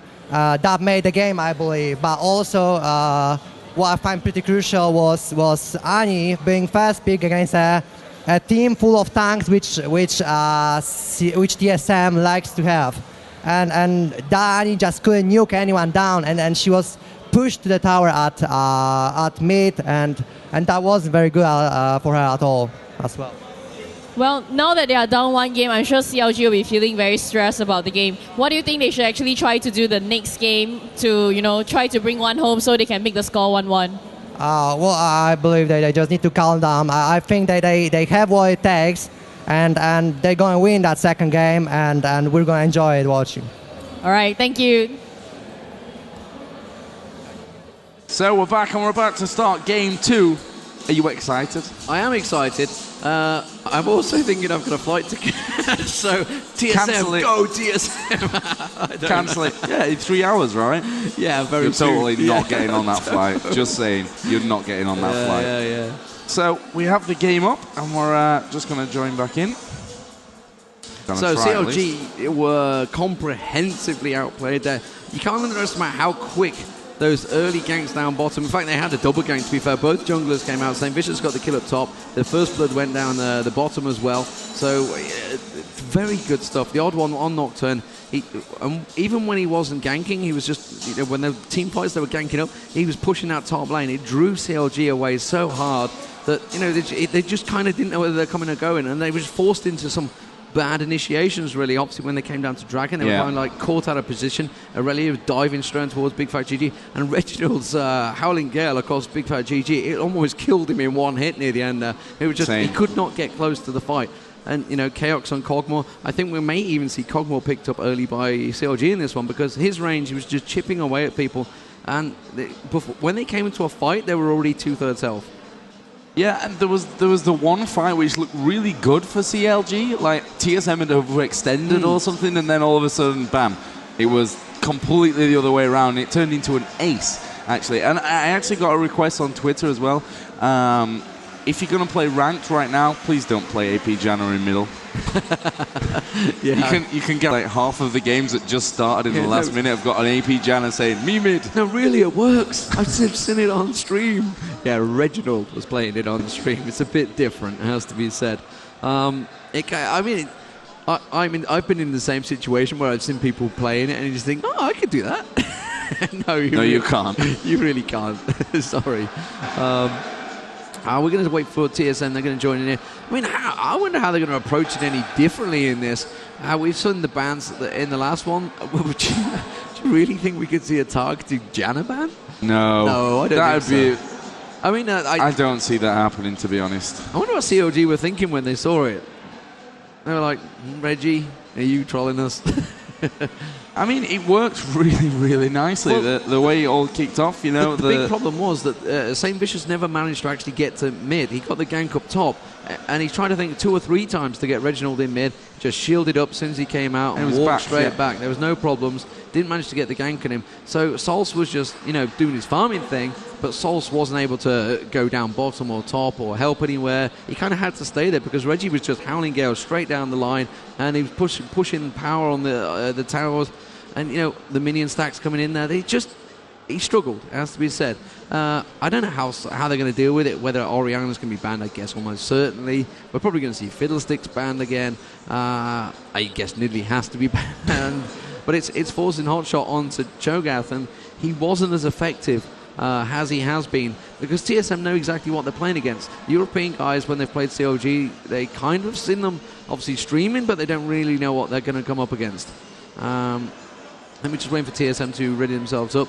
The staff guys also in there. The staff guys, we've had the great write-ups. IEM Gamescom .leagueoflegends.com has been the website over on League of Legends. There have been some fantastic write-ups, all the matches. Yeah. Obviously, the streams are going on there. So if you do miss them, and the American crowds, they will probably be missing these things because they are on at, we're probably like 4, 5 a.m. or something like that. Probably later than that, maybe, I don't know, in America. So it's pretty late for these guys, despite the fact that it is 2 European teams. There's this big stretch of ocean, though, so we can't really do anything about it. Yeah, it's not in our hands. We can't bring the continents together. If we could, we would. Yeah, so we're just waiting for TSM, I guess, having a little bit of a discussion as to what they're going to go. There we go. Not. We're in. We're straight in. So let's bring up the bans and picks and see if we get anything a little bit unorthodox. They were very quickly the first game. They kind of knew what they were going to go straight with. This time, it's CLG discussing it, and they're going to go ban Alistair. There we go. So Alistair's been allowed in sort of every game between them. Orianna banned insta there by Team Solo mid. Udyr banned, top lane strong, and Italy banned. So we're picking up the speed. I wish it was like this online, the speed. It will be soon. Hopefully. Once we get the spec mode in for every game, then they have to do it finished by that time. So third and final ban coming out from CLG. Let's see what it's going to be. Gangplank. Not really a surprise, although, you know, we've seen some very hot and cold Gangplanks, I'd say, this tournament. We've seen some great stuff, and we've seen some stuff that's not on par, I'm going to say. Yeah, when Jack's banned as well, Gangplank can be... it's really... You know, if he doesn't get the ganks, then yeah, you could go, oh, you know, he didn't really do his job there, but it's kind of hard, and you can't underestimate his ulti, how much that helps here, there, and everywhere across the map. You know, you just throw it down there. So we've seen, obviously, Zilean picked up there, so we're going to see in the mid, it will be Salce on Zilean. He actually played brilliantly on Zilean the other day, has to be said, against Millenium. Very well played. We've also got Ashe. Ashe has kind of been target banned for a long time, so we're going to have the arrow, and we've got TheOddOne on Fiddlesticks. And Fiddlesticks, it was Saintvicious that played Fiddlesticks, and he was banned pretty much every time after that. Yeah, so he wasn't target banned there. Lee Sin being picked up, so that's probably going to be, actually may well be Lee Sin in jungle there, Saintvicious. Salce is going to get Soraka, so securing Soraka early on. TSM, how they're going to respond to this one. They're not really countering what COG pick, they're kind of going with it themselves. You know, we saw them interviewed the other day, and they were like, I think it was Fnatic TSM, and they both said, I'm going to counter what the other one picks. It's like, well, somebody has to start. Yeah, someone has to start at the end of the day, yeah. Next two picks for TSM, Xpecial and TheRainMan. Obviously, they do have that AD carry for bottom. They've got their jungler. Maybe we see, I mean, support can come last because Soraka's already been picked. So let's see what they go with first. And, or not, they're just going to pick Sona up now. See, I don't really understand that. Like, why not leave it to last when Soraka's already gone? Yeah, Soraka's already been picked. They know you're not really going to get a Sona and Soraka in the same team, but you never know. They might go AD Sona. AD Sona. You never know. Reginald's going to be on Annie, I guess, there, so that could be good. So that's going to be Reginald on Annie versus Zilean mid. So, you know, Zilean can be low hit points, the same as Annie, and there's a lot of bursts from both of them if played right, and these guys do play them right, that's for sure. And like you said, I didn't know why they left Sona last there. I guess they're just saying, you know, we might as well just go with that pick, because at the moment they've got they're in the right picks. You can see Chaox will be playing Ashe, TheOddOne will be playing Fiddlesticks, Xpecial will be playing that. They just didn't want to, you know, they're saving the bug that might happen of switching. Galio coming out there, and Bigfatlp is going to pick up Kog'Maw. I thought CLG might go Kog'Maw this time around. Kog'Maw was played brilliantly, but when Ashe is available, they had to lock him in. Indeed. We saw a Galio in the group stage, yes. I think it was. Yeah, it was CLG. It was CLG, I'm pretty sure of it. Okay. And they dominated the group stage, so obviously went well. I think it was against SK. Yeah, it could have been. It might have been SK. We've had a lot of games. I'm kind of confused. Confusing. Yeah. The last final pick, Reginald. Actually, I lied. I said they were on what they were going to play. They're not. TheRainMan's obviously not going to be on Annie. He's going to be on Aurelia, so they're going to switch between there. So, TheRainMan and Aurelia again, and that's a bit of a gap closer. Elementz will be switching, possibly? Yes, there he is. So, Salce is going to be switching with HotshotGG. I mean, HotshotGG's going to be on Galio, or is Salce actually going to be playing Galio? I'm not sure if they can't switch. We'll soon see if they drop out in a moment. And like I said, yeah, there we go. So HotshotGG was going to go on Galio, I thought so. So they're just going to blind a remake. Joe, we've seen the teams, we've seen the picks, we've seen TSM dominate the first. How do you think this one's going to go? To be honest, I'm fancying TSM. I am fancying TSM as well. Their 5 is very, very strong. Yeah. My flight time says I'm fancying TSM as well. Good luck getting out of this place to I know, the train station. That's the thing. It's like it's not so much the time; it's more getting to the train station out of here. I mean, it's pretty busy here. StarCraft is also coming after this, so it's not exactly going to empty because it's gonna the get StarCraft busier. final MC versus Puma. Puma. Actually, I suppose if you're from America, it can sometimes it's Puma. Yeah. I guess tomato, all that sort of malarkey. We're ready to go. Go for the blind picks. So for me, TSM were strong in that game. I guess if a good Flash Galio would work, it could catch them all out, and the rest of the team, they will react as they do. They are very quick at reacting. It could easily win a strong team fight. But the lane phase kind of went heavily towards TSM in the last game. I'm not too sure how this one's going to work. Reginald he seems to be on top form. He didn't die in the last game. There's quite a few of them that didn't die in the last game, it has to be said. Nocturne didn't die either in there, so TheOddOne jungling very well. It's just TSM seem to have brought their A game. COG, we've seen them dominant throughout this tournament. Are they confident faces you're seeing there? That's COG. You can see Hotshot down the end, the Elementz, Saintvicious and Bigfatlp lined up. And I swear the cameraman the director's just listening to us. Talk about it, switch it. Get it away from us. Yeah. So, the countdown in-game has finally finished. There's solo mid. Reginald he's just lounging cool. around, yeah. Is that like the solo mid? Yeah, he has got a solo mid full-on blue vest this time. He just switched it up. So we're going to load into it. So, personally for me, Team Solo Mid are going to take this. We'll soon find out. We'll be back in just a sec.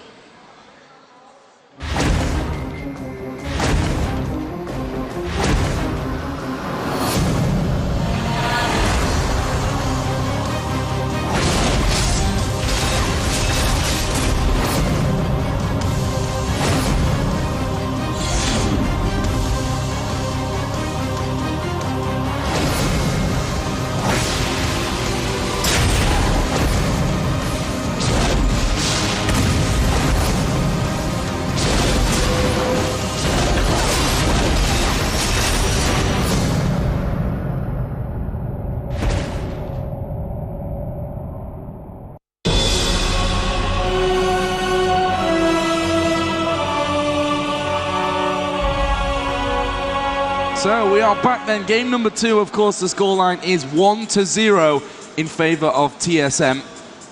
We're going to be finding out if they can win this in 2 or whether CL Gaming are going to push us back into a third and final matchup, which would no doubt make you miss your flight. Yeah, it definitely would make me miss my flight. I may have needed to run mid-game. That would suck. The flights were booked. I was like, yeah, if there's a delay, that's really going to suck. But I don't think it's going to happen. HotshotGG is on Galio, as we said. Bigfatlp going to be down bottom with Elementz. That's going to be... and he's awesome. He's in the China skin. It's the rockets going off when he starts to ulti. Yeah. Salce is going to be mid on Zillion. Played brilliantly the other day, it has to be said. Reginald also played a brilliant Zillion. It's something that the European guys have yet to play. And Ocelote said, the minute I get home, I'm going to be playing Zillion mid. Xpecial down the bottom with Chaox, of course, that's going to be taller. Ash and Fiddle in the middle. Not quite, he's going to be in the juggle. Salce, Reginald there, sorry, on Annie. I'm calling Annie Salce these days. TheRainMan, of course, up top. So it's going to be Aurelia versus Galio top there. Hotshot, he's been tremendous so far on Nidalee, on Cho'Gath. We've not seen, and of course Jax as well, let's not forget that, he was target ban. And we've not seen him on Galio. I don't think he played him. I'm thinking it was a different game, I think it was the second day when I casted with Daniel. I don't remember. It's been 5 days here at Gamescom. It all kind of blended into one big long week. So the action is underway. No level 1 team fight. Not really that surprising, to be honest. Both teams playing very, very cautiously. And we may see something interesting here. Saintvicious down at bottom is waiting in the bush. And he is going to pounce here very, very soon. Clairvoyance goes down. Chaox could be the one in trouble. Saintvicious misses. And he's going to back away from that one. But still, good amount of early damage output. That's no doubt, if nothing else, just going to annoy Chaox. Yeah, absolutely. So... Sorry, I've said there's actually a drinking game thread every time I say absolutely. Surely, I think this is another one in there. But I'm going to try and watch. I don't say it too often. I'm going to have a couple of paralytic people watching this stream. But Xpecial just going down. Double ward in jungle there. Jungle? That's not jungle. Double ward in bottom bush there. And that's obviously going straight towards the Odd One on Saintvicious, sorry, on Lee Sin. The Odd One continuing his route. Clairvoyance goes down. They know exactly where he's going. I wonder if Lee Sin's going to try and counter that. So he may well do know he's going to go straight for Wolves, so they're going to continue on their merry way and farm up a plenty. As we often get at the start of these games, Chaox has been taken a little bit low there. You can see again on towards Xpecial there. So Bigfatlp putting the pressure on the bottom lane. Lee Sin obviously came down to help. So let's have a look towards the CS. At the moment, top lane, yeah, it's pretty even. It will be. Nobody's going to have a massive advantage just yet, Joe. No, certainly not. And I'm going to start saying absolutely now. you put it into my head. Yeah, up at top, HotshotGG just really hugging that bush. TheRainMan getting himself a load of free farm there. No harassment coming in. Down at the bottom, Bigfatlp hitting level 3 there, as did Chaox. And the CS, let's have a look at that as well, 13 to 22. So Bigfatlp doing a real great job so far of really bringing that one back. And so going to get confused since they switched teams and champions, like Chaox last time with Kog'Maw, and now he's at bottom, and Salce last time with Annie, who's now in middle on Reginald. Yeah, exactly. But Bigfatlp, he played Kog'Maw absolutely amazing, perfectly. Yeah, I mean, his positioning was outstanding. However, he is against Chaox this time. Chaox just playing Kog'Maw, knows exactly what to expect there. And so we also got FiddleMILK in position there. It's going to show his position, going to go straight in and really just force them away from, zone them out there. But now Fiddle starting straight away. Look at that. That's an early Drake there. 4 minutes 49. Yeah, nerf back required there. I'm not sure if Lee Sin's aware of it. Would he be able to hear? Things gone down. Let's have a see if anything's going to happen. No idea. No idea. Instead, he's going to try and get a gank up the top here. And Reginald is far too far away to try and get in there. He's going to have a go anyway. Instead, he's going to go towards the... No, miss. Oh. Ooh. It's pretty low, but it's going to be doable, I think. He kind of needs a little bit of help here. Just about hanging on with that lifesteal. I'll have a quick look. There we go. Finishes off with the smite. Nicely done. So 5 minutes 29, Drake, very early stuff, and the Odd One will go about his merry way. Reginald at the moment has that stun up. It doesn't have any health pots left. Salce is a mix between the two. Has that still health pot, so they've obviously had a go at each other there. See at the top there, TheRainMan chipping away on Hotshot. That's another one that I've got to stop using. Reginald is... I'm not too sure how he's going to handle it. What are you oohing about? I'm not seeing anything. Salce had the ignite on him, but it was pretty safe. Yeah. He's got Tibbers on him as well, actually. He's keeping the bomb at bay. Yeah, he's going to farm up. He uses his last health pot. Kind of the same between the both of them. He's going to miss a bit of farm here, though. The tower will take it. Don't think he's too worried about that. TheRainMan just sitting out the side. All he's doing there, he's going miss, basically, or MIA, as the Americans like to call it. And he's putting doubts in Reginald's head, so Reginald step back straight away, despite the fact his minions had pushed that lane. So he's just helping out his mid lane. Bigfatlp just getting a couple of hits off on there to Chaox. Of course, we do have Xpecial up there behind him, so shouldn't be going through too much of a problem. Up at top, it's the usual case of two guys smashing each other and not really doing much damage. Actually, they've pinged Fiddle there. I guess the Clairvoyance was down just below the Golem camp. And again, down at bottom, Bigfatlp doing a great job, and he's going to be hitting soon. He's level 6, and then he's going to have an even more annoying task, is Chaox, to keep him at bay. The CS down on that bottom lane, 51 to 40, so a decent lead already being built up there by Bigfatlp. Up on the top, Galio 55 to the 50 of Irelia. So HotshotGG doing a great job so far with Galio. Yeah, his abilities kind of help him farm. He's pretty good to farm with, it has to be said. He's not one of those poor farmers. Are we going to see... I guess we're going to see Fiddle possibly keeping the blue. I don't know whether he's going to give it to Reginald or not. We'll see whether Reginald peels off in a second. Have they been abort down the bottom? No, still nobody's been abort yet, so they're just continuing their farm. And, you know, the Bruiser fight at the top, it does kind of get a little tiring. It's something the Riot said they're going to look at. They want to see, get a little change going on there. TheOddOne has picked up the blue. I guess we're going to see Salce taking the blue buff in a moment. As we see Linak going around, yeah, Salce is going to back away now. Doesn't feel he's got the lane quite pushed enough. Going to miss out on some farm as well. But he's going to go for it regardless. TheRainMan's just going to chip away, and frankly, there's not a lot happening. They're just continuing to farm. We've had this stage a few times. You know, the first 10 minutes can be a farming session, but with that such an early dragon, I'm not too sure if TSM, COG, even knew it was happening. I don't think they did at all. Maybe when the crowd cheered afterwards, they were like, "Huh, what? What was that for?" Happened? Yeah. We are seeing here TheOddOne just sniffing around in that tri-bush. I'm not sure that he's going to come in. Maybe he will. There's a ward there. Yeah, there's a ward in that bush anyway, so he's pretty much useless at that point. CLG obviously aren't going to fall into that trap. Maybe, actually, Lisin's coming around. He's going to do the golems. Maybe after that they can get in here. I mean, they can lull TSM into a false sense of security with that ward. Let's give it away that there's a ward there. He's getting firing straight towards Xpecial targeting. Actually managed to land it on Chaox there as well. Bomb on Reginald there. Salce having a go. He has got blue buff, so he's going to try and farm a bit more aggressively. And yeah, Fiddle's going to back away. So TSM's wasting his time with the blue here. I think he's kind of sussed it that there's a ward there. He's not really sure where he's going. Okay, he's going to come down here. He's kind of been lingering for a long time. He really wants to get that gank. But we also have Saintvicious in there, so it's going to be a 3-on-3 down the bottom here. And they've just sit him there. They hawk shot the bush, and Saintvicious is going to back away. Clairvoyant's just going down there as well. He's going to put Xpecial into the bush. Shows TheOddOne.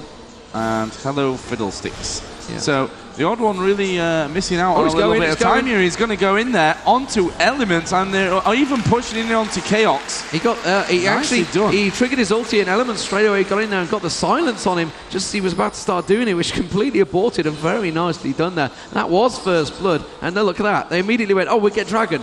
Hold on a minute, it's not there. They had no idea. Oh, middle, Salce is going to go down. Yes, he is, but he's got his ulti in there just in time. And, well, minions. No, that was the bomb finished him off. The bomb was on his head, managed to get it down, yeah. Managed to get the bomb on his head, no problem, finished it off. Meanwhile, HotshotGG has pulled it down towards the bottom here to try and push it on towards the tower, and Chaox is very low. Has to be careful because Bigfatlp will be able to pick him off with that ulti. HotshotGG just going to sit there quite happily. Looks like he's used his ulti, so he missed him using his ulti down on that tower. Still not really getting a great deal of damage on it. Lisin's going to chip away in the mid, looking towards top. You can see that TheRainMan is going to have a chunk of it on towards the top tower there before Zillion manages to catch up. And that bottom tower now secured. All safe, down to less than half. As is the middle turret, actually. They were just pushing there with Saintvicious, so CLG doing a nice bit of early work here. 2-0, obviously, in the lead. They're only 100 gold behind overall, and especially considering that TSM nicked themselves an early dragon, that's not bad whatsoever. Now we see Bigfatlp and Elementz getting back into lane. 76 to 73, super even. CS down on that bottom lane. Up at the top, 90 to 96. Again, not much of a difference. In middle, 75 to 65. So, you know, it's just across the board a very, very nice even game at the moment. Yeah, Salce's bomb's starting to hurt on Reginald there. He's feeling it. And Hotshot's going to have... Well, he's going to have a long time to do it because Aurelia is actually coming down bottom. He's just going to chip away at that until the minion stack comes back. They're coming down. Dragon is due, that's white. But surely TheOddOne, you know, he soloed it a minute ago. I guess they just want to secure it, maybe. They have a couple nearby, so they are going to pick up the second dragon. Ping going down. They're not too sure. That's actually CLG's doing the pinging. They've got no timing whatsoever. They've no idea what's going on with Dragon here. Absolutely no clue. However, Hotshot will be able to have another chunk of this tower going down. Now they've CV'd it and gone, wait a minute, why is it doing up on 12 minutes? Oh, almost a steal coming out there from Bigfatlp. Not quite working out. So, let's see what TheRainMan's going to do. He's going to have a bit of time here to chip away on Hotshot. Exhaust goes in as well. this could be bad for Hotshot, to be honest. The ulti fired out there from TheRainMan, surely a flash over. Yep, but counter flash comes in. TheRainMan is still in chase. Obviously the speed buff there just getting Hotshot out of the way, and he will be safe as houses. Safe as houses. We've got a Wriggles built on Chaox down the bottom here, and another Wriggles on Aurelia. Have a look. So down the bottom, I mean, we've obviously seen at the top 105 to 108, very even in farm, pretty much in every single lane, 92 to 90 down the bottom. Oh, I can see TheOddOne lingering. Oh, and Mellisan is going to dive on towards KX. The ulti from Bigfatlp. Oh, beautiful ulti from Xpecial there, just stopping them in their tracks, saying no, hands off my carry. TheRainMan just going to step away from the tower, and TheOddOne continues to farm. He's been on a farming mission, it has to be said. He's not been successful with any Crow Storms just yet. Unlike he was with Nocturne, he picked up the first 3 kills, I believe. Yeah, it kind of surprised me a little bit not to see Nocturne since he wasn't banned. I'd have thought one team would have had him in there, but no, who am I to tell? Here we go, again, Bigfatlp just clearing that lane out once again. Not much left going on. They've got a ward in that forward bush as well. And Hotshot, does he have his... Yeah, his teleport is ready, so they have to be a little bit careful down on this bottom lane, which obviously they won't know that ward is in there, so that could be somewhat of a surprise to come down for Ash and Sona. And yeah, we're seeing Fiddlesticks actually doing the blue buff. He took it there. I think Reginald may have wanted it. He started to work his way over, but then walked back as soon as Fiddlesticks picks it up. Hotshot had also taken some damage there up at the top. Really, as usual, not much going on in the top lane. They're just chipping away until they really have to go away. Yeah, and we hate to say chipping away too many times, but that's all they're doing. That's all they're doing. You know, they're not going to finish. It's a double bruiser. They can kind of each just, you know, farm away quite happily without really interrupting each other. TheRainMan kind of has the better of him at the moment. He certainly has a bit more damage, has the phage and the Wriggles built in there, and just the basic boots so far, and you can see he's just going straight for him. Keep your eye on it. I will certainly will do. Looking towards the mid, you can see Salce now coming back, and picked up the boots there, had the double Dorans. Reginald has completed his Rod of Ages, so he's on his way to building some AP. Looks like he's going to have a walk up towards top. I think they're going to try and get a gank on towards Hotshot here. No, just back straight away. And says no, you know, it's not going to happen.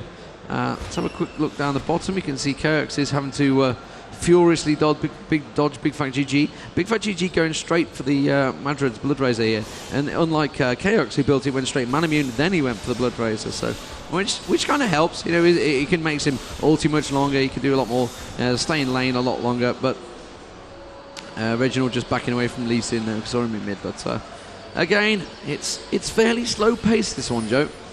It is. There's a lot on the line, especially for CLG. I mean, for TSM to finish it off in 2 matches would be amazing for them, and they don't want to give CLG that confidence of bringing one back, because we've seen how that can go for teams. You know, you're full of confidence destroying in match 1, and then you lose match 2 and match 3, somehow it all turns around once again. Momentum is a powerful, powerful thing that definitely won't be underestimated by either of these teams. Yeah, down the bottom lane, you can see that TheOddOne has snuck his way into the bushes. I'm not sure if they know he's there. Mellisan's gone back, so now they are at 2. Clairvoyance, I think, just went down. These are the wards in the tri-bush, so I don't think they know he's there, you know. I don't think they have any idea. Let's have a look across. He has his flash up as well, so... Yeah, he needs to see them stepping forward. They're not going forward. They're not baiting it. Look, he's just ulting away. There you go. Clairvoyance goes down. OddOne, no, it immediately gets targeted. They can back straight out of there. So OddOne, they're not able to get any kills so far. They're not able to get any ganks. Every time he's been looking for it, they've been playing well. They've been defensively. They've got the lane pushed enough to be able to go back and buy, completing the Madrid's Razor there, Blood Razor, sorry. And at the top again. It's just, it's very slow going, this one. And, you know, like we said, there's a lot on the line. Team Solo Mid are not in China. CLG are. So Team Solo Mid will, they want it regardless, but They've already got revenge. They're in a strong position. They've no reason to go crazy. They're only, in fact, they're ahead in farm, despite the fact they're down in gold, because they picked up those double dragons, which still CLG have no idea on the timing. They should have a clue this time, because they did manage to get a CV on it just at the end. Reginald's going to take another bomb. Yeah, TheRainMan's going to take top turret as well. He will do.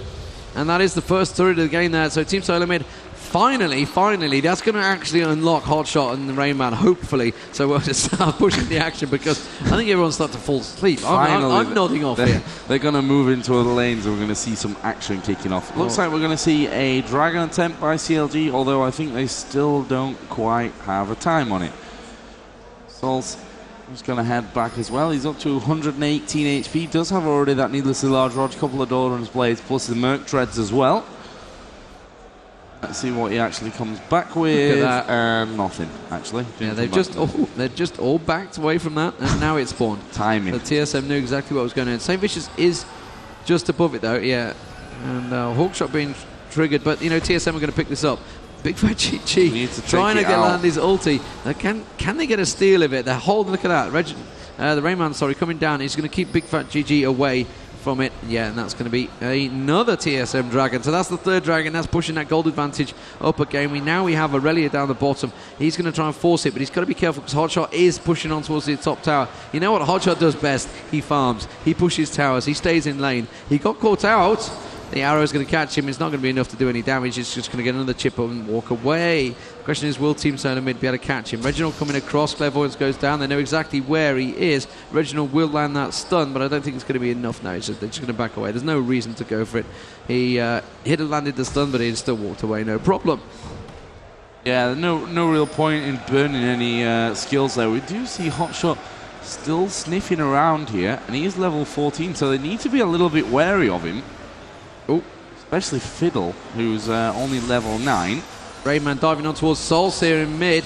He did have Soraka coming up behind him. Reginald up at top as well. We've got it. It's all kicking off there. We see the Hawkshot coming up. Tower destroyed by Bigfatlp. Hotshot is still in that bush.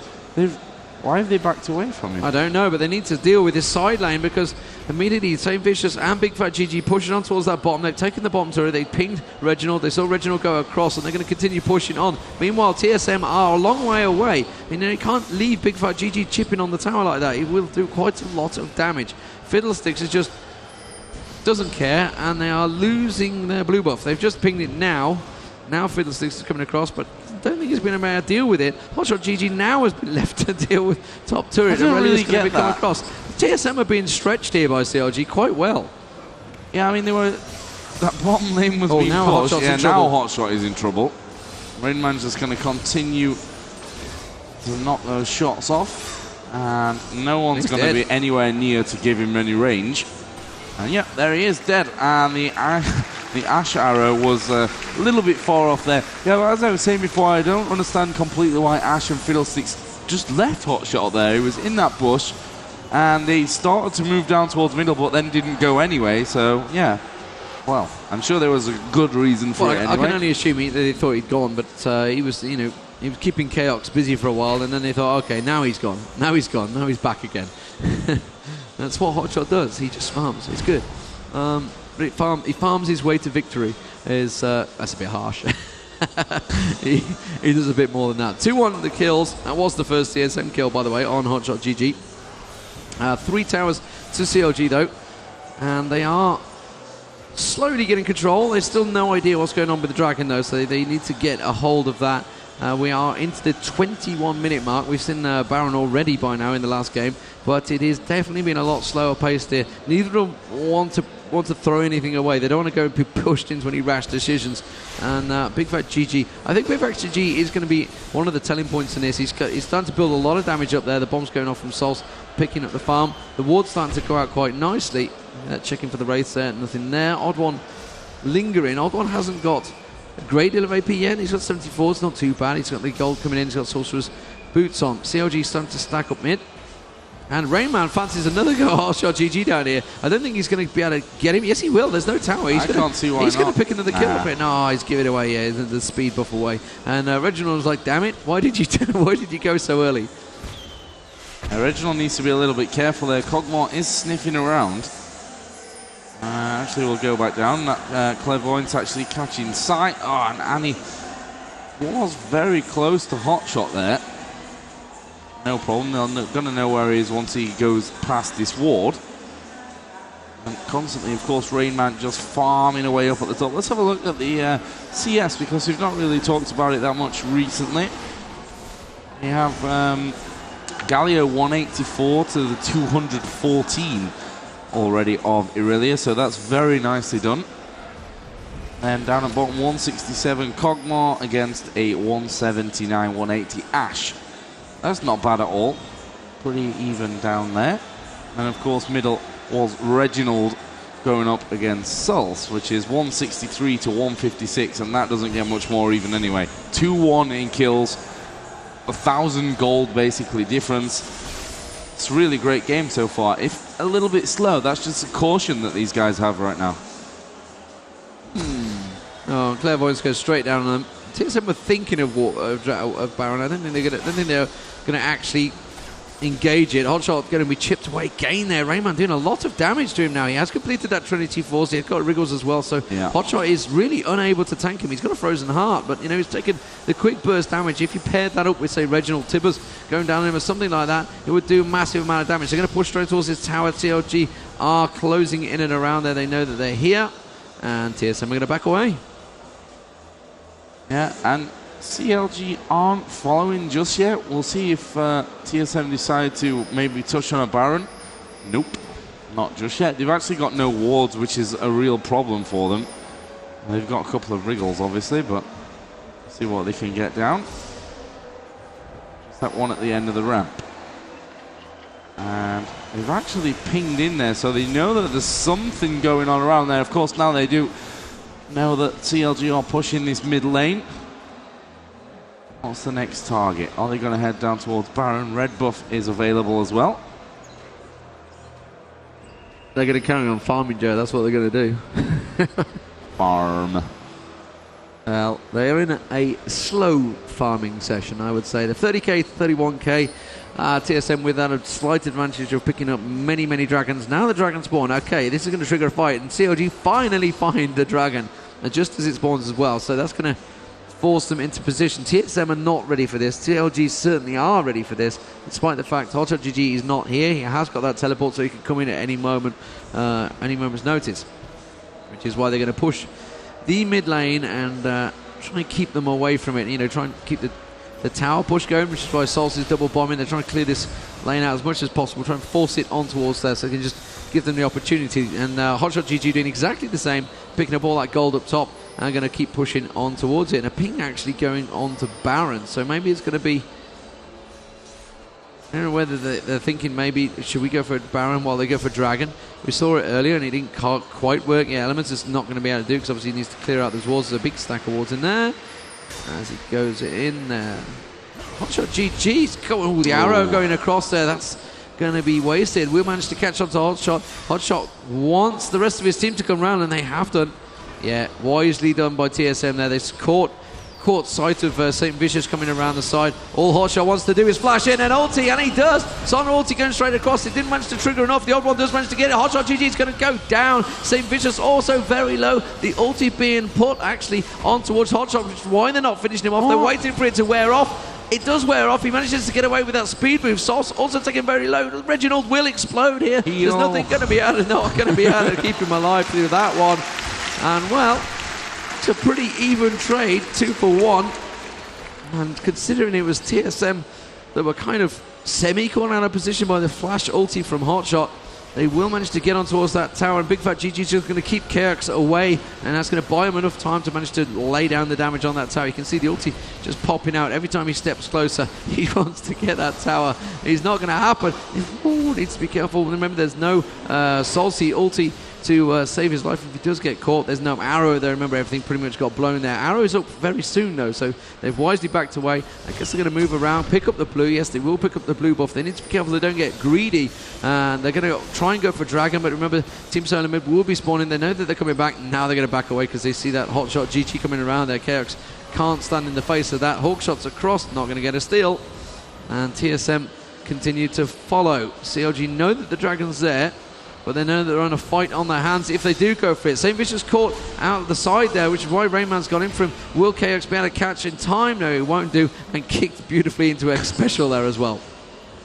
Yeah, I'm not sure about that whole last team fight. Like, if you're going to finish the tank, if you're going to focus on the tank, at least kill him. No, they couldn't kill him because Zillion's ulti went on him. So it was just respawn full health. Instead, they left him low, and rightly so, he had to back away. That's all right then. That's all right, yeah. Let him off. They kind of know what they're doing. Yeah. So Reginald here, just getting that free farm up in the middle area. Top lane's got a decent stack actually for someone of CLG to go and get some free cash. And it looks like it will be Hotshot who works his way up to deal with that one. And there goes a ward into Baron. So TSM have that vision now of the Baron area, so CLG aren't going to be able to sneaky in there and take that Baron away without them knowing. Meantime, Bigfatlp just chipping away at these minions in middle. Look at the farm between the two tops, 237 to 236. You can't say RainMan and Hotshot don't continue to farm throughout this game. Oh, RainMan's going to dive on towards Bigfatlp. Hasn't got enough, and not got enough to follow it up. And well, rightly so, they have to back out because Salce was there. As they didn't have any ward placement, that was just I believe he refers to it as DP. Some may think DP means something else, but apparently it means dude potential. Personally, I had a whole different other view of what DP meant, and I'm not going to go into it on stream. You already are. Yeah. So CLG backing away. Actually, red and blue buff on Salce. They're going to start. They're going to kick this Baron off. Obviously, there is no ward. They have no idea. And now they have no idea. Xpecial is coming around. He's just clearing the wards. They have no idea that TSM there goes to Clairvoyance. And now they're going, oh, quick, try and get in there. Didn't get the steal. The Ash Arrow went in. Wasn't going to happen. And CLG pick up the first Baron. Despite the fact, oh, Chaox is going to take a lot of damage from Bigfatlp here. I think he might be enough to finish him off. Yes, he will do. And that ulti is going to land. Bang. Splat. Chaox down. Tower down. CLG now in a strong commanding position to be able to push this one on, Joe. Yeah, and the tower's got basically no HP, and they can just tank it. Yeah, they're waiting for someone to get in there and tank it. Yeah, and Hotshot went forward, but he wasn't the one that was tanking. You have to be a little bit careful. Still 4 alive for TSM. No overextending needed at this point. Keep it up as you're going. You see Bigfatlp really just knocking his way straight through this tower. He's 2-0-2 right now. Got himself double Doran's Blade. Of course, that Blood Razor, Catalyst to Protector already in there as well. And I think they're just going to steamroll straight through this inhibitor as well. Yeah, so the TSM cannot do anything about it. Well, they were struggling in the team fight as it was, but when they got Baron on, there's nothing they can do because Hotshot will just get straight on them, put that ulti down, and you know it will destroy the entire team. So they rightly so had to stand at the double Nexus towers, and there was nothing TSM could do but stand and watch. Saintvicious just stealing away all the jungle that he can. And actually we see that TSM do have a couple of wards down in that top jungle area and one in Baron pit, which is a little bit late. Now we see and he's going to get caught out of position. Yeah, we get the speed onto HotshotGG. He's going to push in there. Stun comes out. She's going to flash over and get away. Let's have a look how much damage that bomb's doing. Lots of damage right now. Double bomb and she's pretty much dead. What HP does Salce have? Chaox, in the meantime, has decided to go, you know what? If they're going to keep doing that, I will push the bottom tower. He's not really got any minions with him, but it's going to have enough damage to be able to just chip it down. Look at that, Impedge and Wriggles on there. Got to be... Yeah, nobody's got anywhere near him, but they have gone missing. They've got no vision. So you can see that, I mean, there's the single ward, like you say, in Baron and the Tribush. That's it. It's all been cleared out, and TSM are pretty blind at the moment, so they need to be careful. Even just going in their own jungle, they need to be careful, which is why you can see the Wolves are up, but they don't really want to go pick them up. Right now, Salce pushing his way forward as well in that middle area. See if he tries to drop a bomb or two on top of Reginald. Nope, just going to continue to feed. Obviously, there's super minions pushing up there with them as well. And that's going to set TSM into an even more passive defensive kind of mode.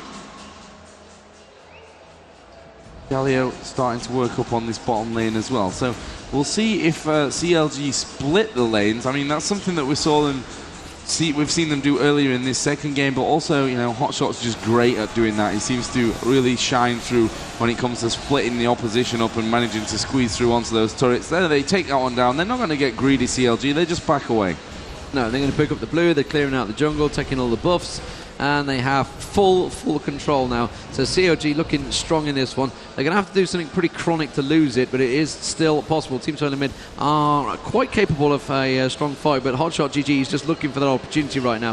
As soon as those minions go in, they're going to force them away. Look at that. Ulti landing on the TheOddOne. The TheOddOne already very low health. They can't do a thing about it. Look at it. He's trying to draw them in. He's got his flash ready to flash ulti in there, which is what he wants to do. On the arrow will land down him. Oh, Reginald taking very low. Saintvicious going in. If he can just flash ulti in there. Instead, the Fiddlesticks will go in. HotShot gets his ulti off. TheRainMan taken so low, but he's got Guardian Angels. He will respawn. Xpecial tries to come across. They're trying to buy a little bit of time. HotShot had the ulti on him from Zillion. Comes straight back up. And that's going to be Reginald going down as well. That bomb won't quite finish him off, but Saintvicious will, and Bigfatlp picks up the kill in the end. Tower going down. COG are going to take this one. There's nothing at all that Team Solo Mid could do. We're going to have a third map here, Joe. It's what we like. It's what we want. It's not what my flight time wants, but it's okay. We're still going quickly. As long as the players are ready in time, I'm happy.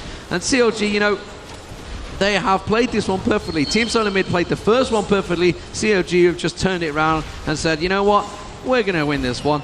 And the confidence between the two, I have no idea which way the bans are going to go or what way anything's going to go. Salce using his ulti on himself, doesn't matter. Will we see HotShot dive on the fountain? Don't matter, we're going to take the Nexus. Joe, we're going to have the third map. Well, let's be honest, that's what everyone wanted to see here. Match number 3 between CLG and TSM. We can forget the last 2 games because it all comes now down to this one next matchup. Hopefully, it's going to be amazing. Well, hopefully it's going to be a bit more quick pace because that was a pretty slow one, I have to say. There was not a fat lot of action, and in fact, it was 2-1 for about the first probably 30 minutes of that game, really. So let's hope the third map becomes a bit more action-packed. I don't know when we're going to get to see a level 1 fight yet between these two guys. It's funny that when they come against European teams and they quite happily invade the jungle. When they come, maybe it's because they know that they can get away with it. When they come against the American team, they just stand at turret. Very European style.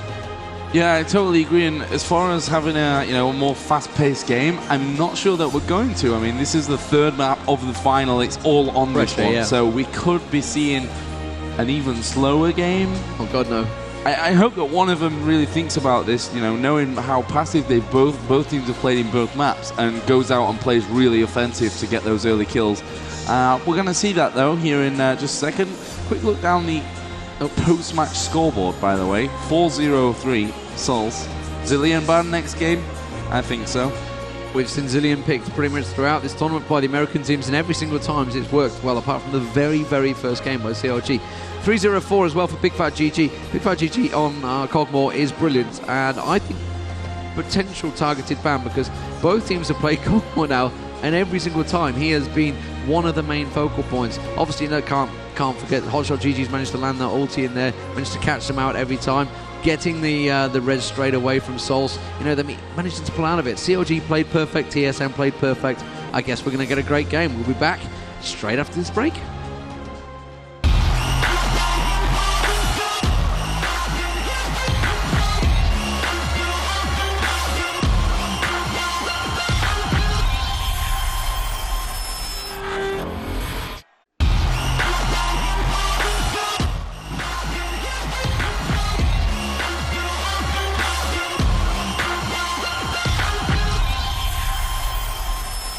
So welcome back then to the League of Legends Grand Final. The score is 1-1 between Team Solo Mid and CLG, and as you can see, during the break, it was so long, Deman grew his hair and grew a beard and became German. And became a lot less handsome as well in the process. So I don't know how that happens. It's a wonderful transformation. No, he actually had to run and catch his plane, I believe. Yep. Very unfortunate. Obviously, guys, we are very, very sorry about this. This is not how we wanted this event to end. We're doing our best right now. I think the server issue is fixed, and obviously we're going to have a very good long look at exactly what happened here right after the event, make sure this does not happen at any future events. We restarted the servers earlier this morning. We thought that after the restart everything was okay. just had minor issues with the Fnatic versus Millenium match, so we thought the restart solved it. Apparently it didn't. Very sorry about that, but we can now actually go into the game. I believe everything should be fixed. And that second game, not quite so interesting, but that first game, very, very great. What was that AP Jana? I just walked into that game 2 minutes after the start and was like, no, what's going on? He must just be holding the lane. But no, wait, there's a real support. What? Yeah. It was an interesting choice. It worked. It definitely did work. Are you expecting to see any unorthodox picks coming into this third game? Actually, we already did plans picked, and picks, right? Yeah, see, it's been... Actually, I'm confused. The Vlad pick, I believe, could be a counter pick to Nidalee. It could actually be something that can out-harass and out-sustain Nidalee on her lane. We're going to have to see if they actually manage to get the same lane with Nidalee, because obviously she can switch around with Udyr as well, who is not that good on mid lane, but you know, if you get advantageous lanes, sometimes you put a champion in a lane that he is not quite at home in. But we're gonna have to see. This is a very, very interesting game that I really cannot call. I mean, the second game really came down to that one oversight from TSM that they did not have the Baron warded. Yeah. And then unfortunately, Ashe is not the character you want to go and scout with, face scout with. So I think that Ashe kill that basically ended the game. Yeah. Yep. Unfortunate, but we're gonna see, I believe, I hope, a very close third game right now, and I hope so. Super excited about it. We are gonna go into the game, I believe, pretty much right now. It's gonna be Team Solomid versus Counterlogic Gaming. Gonna be an absolutely awesome show. Who's your favorite for this one? I have to ask. It's a very hard one. We've been saying. So, Chaox is a very, very nice guy. I really like talking to him. I really like his stream as well. So I'm rooting for him. But you know, I've known Hotshot and most of the guys from CLG since last WCG, so they feel close to my heart as well. I don't know. I really can't say, Joe. We're just gonna have to see which is the better team. Well, let's get into the game. The third and final match here between TSM and CLG is coming right now.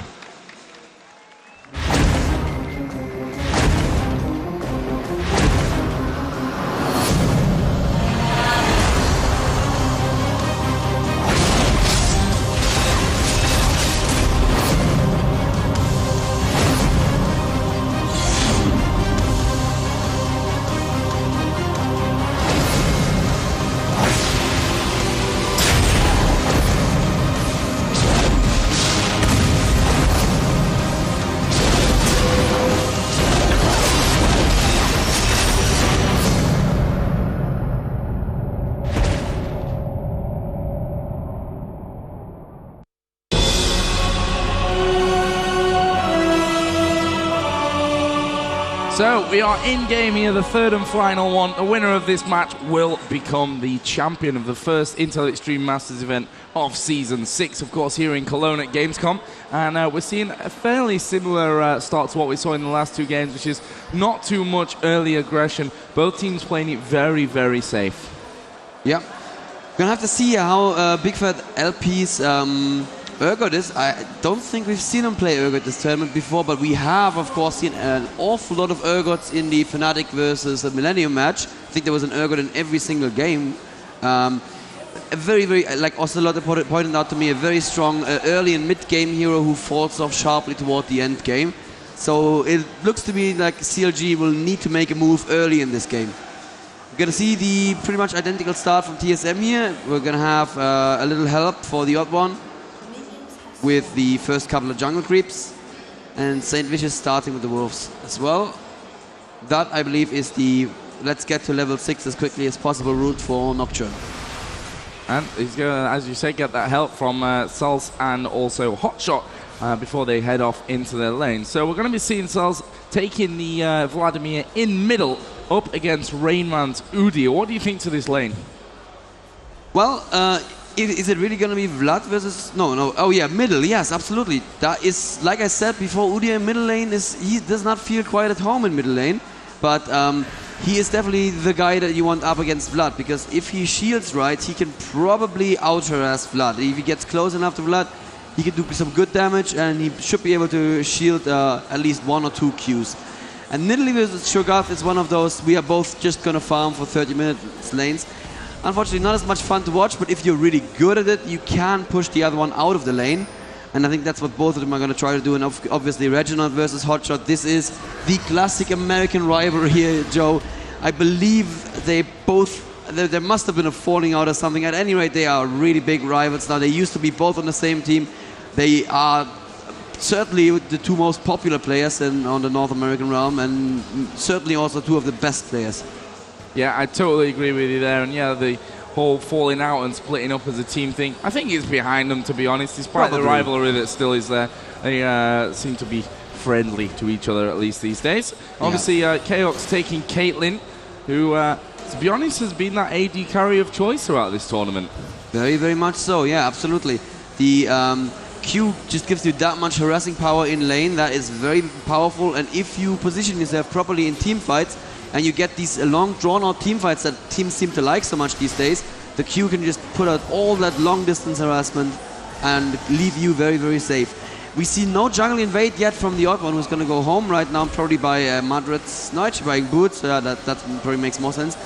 We have seen Gangplanks invade at level 2 before, but for some reason TheOddOne didn't think that was necessary this time around. And invasion is not something you really plan, and invasion is something that you take, I believe, when the opportunity presents itself, and the lanes were all pushed near the towers for CLG, so they could have reacted very quickly to an invasion, and TheOddOne wisely choosing not to go into the enemy forest. Yep, Saintvicious actually just crossing over there, starting his work in on the Wraith camp. Some nice early ward coverage down, you see here in the Tribush, and a very aggressive one by the Wraith. That's obviously aimed up towards Saintvicious so that he can spot when he can maybe get in there for a sneaky attack. And Steel up at top, as you mentioned, it's just going to be a case of Hotshot and Reginald taking shots at each other and not doing too much damage that's going to cause any problems. Down at the bottom, we just see Chaox hitting level 4. Early CS count down there, 17, sorry, that's a lie, 26 for Caitlyn and 18 for Urgot. So already a very, very strong start with Caitlyn. Yeah. I believe the reason that we did not see a jungle invasion from Nocturne is that he is really trying to hit that level 6 as quickly as possible and then go gank, and that's those ganks that we're really looking forward to. These ganks are really fun as well. When you bait an enemy team by presenting a weakness to them, they go in and then bam, Nocturne ultimate. Once again, we see that ward in the front bush from TSM. That's something that they've been aiming for the entire time. Salce just doing a bit of life stealing there from good old RainMan in middle on that Udyr. Vlad is this kind of hero that needs to hit a certain level before he becomes really scary. But once Vlad hits level 7 or 8 or so, thereabouts, he becomes really, really scary, and his harassment in lane is just probably unequaled in the game still, even after all the many, many nerfs. And for everybody who's saying nerf Vlad, we have 100 times. It just doesn't seem to help. He's just naturally awesome. Yeah, the kit is... it has its strengths, and these strengths are not especially fun to play against, but I can tell you, I used to play Vlad a lot. He is fun to play. You can do these really clutch plays where you go in and it looks like you're definitely gonna die, and then there's the one Q keeping you alive, and you have a little bit more damage than the enemy thought. And that's a kill then. Nocturne just hit level 5 here. He's gonna get red. I think that may be enough for level 6.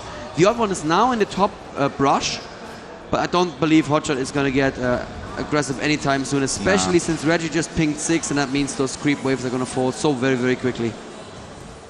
Down at the bottom, we did see Soraka go back there already. Urgot has Mecha Pendant and the potions down there. Ooh, TheOddOne trying to steal Golem. Saintvicious finds him. I don't think TheOddOne is going to push. Nope, no, he's just going to let the Golem reset. But he still wants to put a little bit of harassment down on Saintvicious. Trying to steal a Golem right now is not quite going to work. Cho'Gath is not going to come to help. He ate an orange there and he was K. But the Rupture, oh, very good flash. Flash, yeah. Very good flash. Really, really safe there. And the TheOddOne just getting himself away. And I see one difference between the American and the European Urgot right here. The European Urgot, for some reason, did not skill E until very, very late in the game. And from Bigfatlp, we see the E coming out very early. That means he's probably going to have less of a shield, but he can be much more aggressive, because once that E lands, you have 2 or 3 guaranteed Q hits. And that is going to be very, very painful with the armor reduction from your E, of course. Just seen that TheRainMan putting down a ward so that he doesn't get hit from above by by Saintvicious. And I have to say, I've been watching Reggie play the Nidalee here, and it's a very, very good Nidalee. He knows how to farm with her. I mean, it's just as I said that he misses one jump, but that's, you know, that's fine. Still not missing that much in CS. No, he's not actually missing any CS. Oh, there's the first gank coming in, but they don't have vision, or they don't think he was close enough anymore. That's unfortunate. So I think what happened there is that Reggie put too much distance between himself and Saintvicious, maybe just barely out of range with that one little leap there. And that is a wasted ultimate on Nocturne. That is that whole let's get to level 6 very quickly thing, kind of wasted. Yeah, we actually see Bigfatlp bring his CS back a little bit closer to that of Chaox, actually 55 to 63 now. And obviously Chaos with that Piltover Peacemaker always able to clear out very, very quickly. In middle we saw TheRainMan just putting a slight bit of pressure in onto Salce. Nothing to really write home about in either of the in the top or the middle lane. He keeps trying in the mid lane. He always switches to bear stance when he can, tries to get to Vlad, and Salce has been good about evading him so far.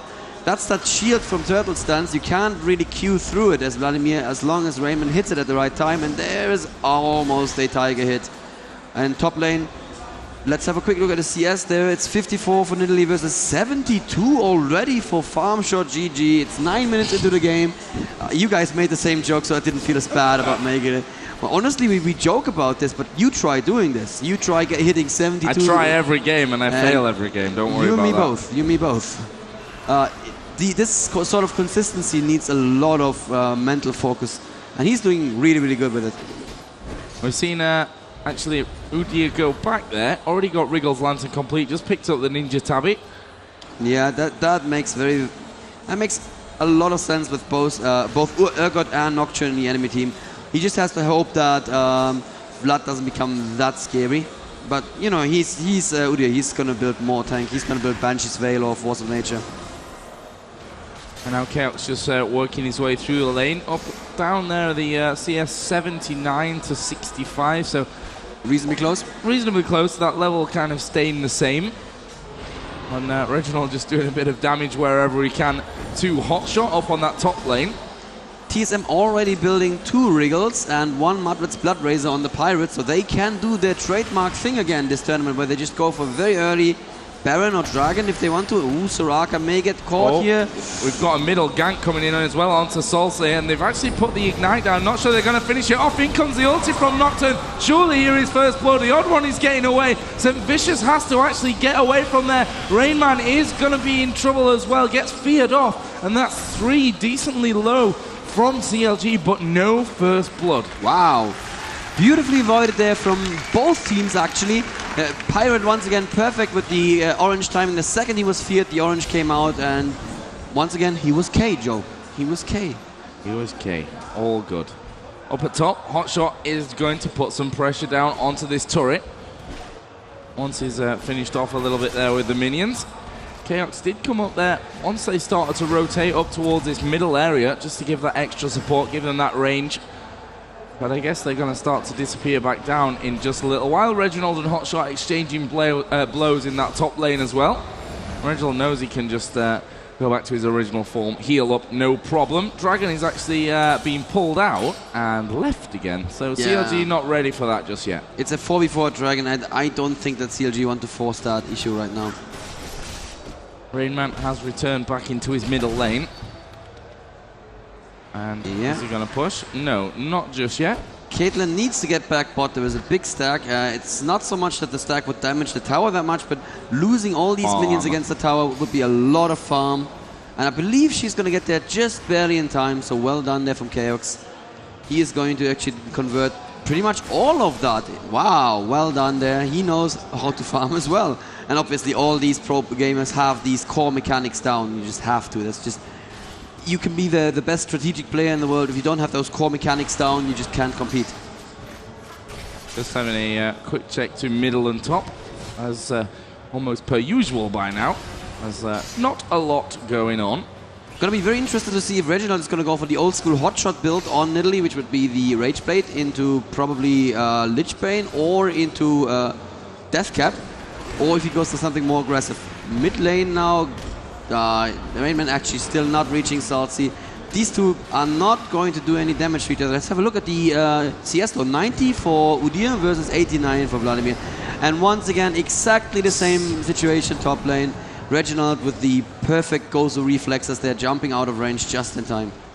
And look at the ward placement right now over from TSM. Absolutely covered the lower river part. So lots of vision they've got there. They want to make sure that CLG aren't walking in there and picking themselves up a Baron.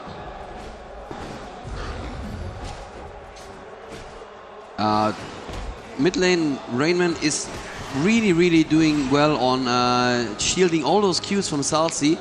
And Salce has built up the revolver already.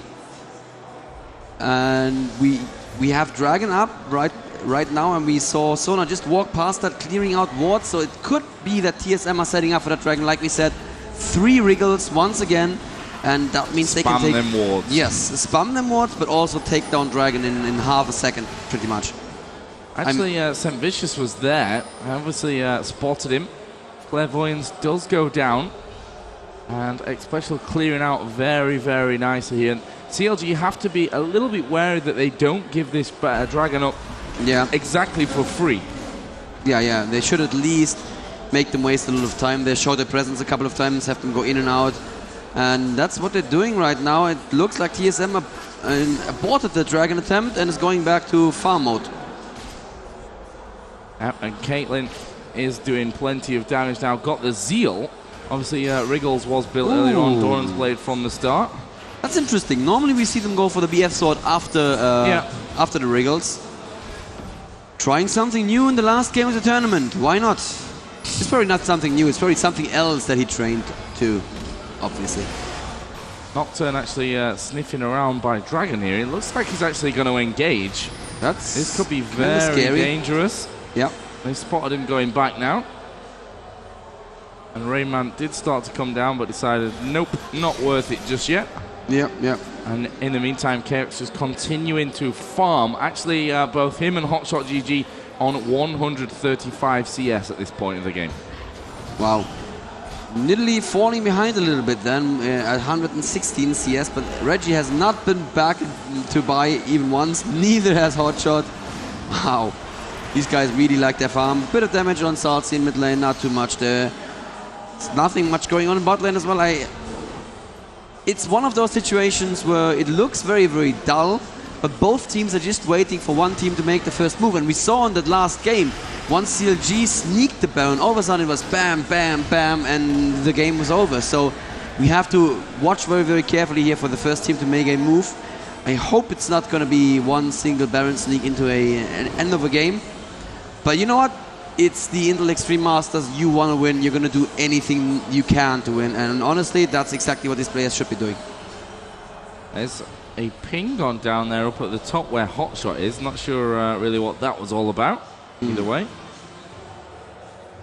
We are seeing TheOddOne start to move down in towards this bottom lane area. So possible gank being set up from TSM. Wow, and look how common these so-called ninja ganks have become. Chaox actually warding his own brush in bot lane for fear of somebody sneaking in there when the creeps are pushed past it. Yeah, we've seen that quite a lot, quite often happening throughout this tournament. Another Clairvoyance down. Obviously, these wards timing out around about the South River, so we'll probably see some fresh coming in since still no one has taken that first Dragon. Reggie has now rotated down near Dragon, so I believe this is the time for them to do Dragon. And Saintvicious may get caught here, and there is the Udyr coming in from behind, but Saintvicious gets out. There is a good ultimate down on him. TheRainMan is gonna get not gonna get a stun because there's a troll pool. And they're just gonna take this tower, I believe. Salce now actually take a lot of damage from Udyr, and there is a good shot, and that's first blood to Reginald.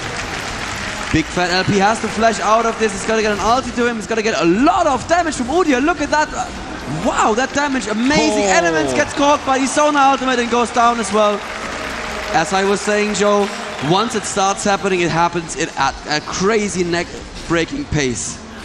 Absolutely amazing stuff there from TSM. And they're going to take down this turret. Are they going to push in for the base turret? I don't see why not.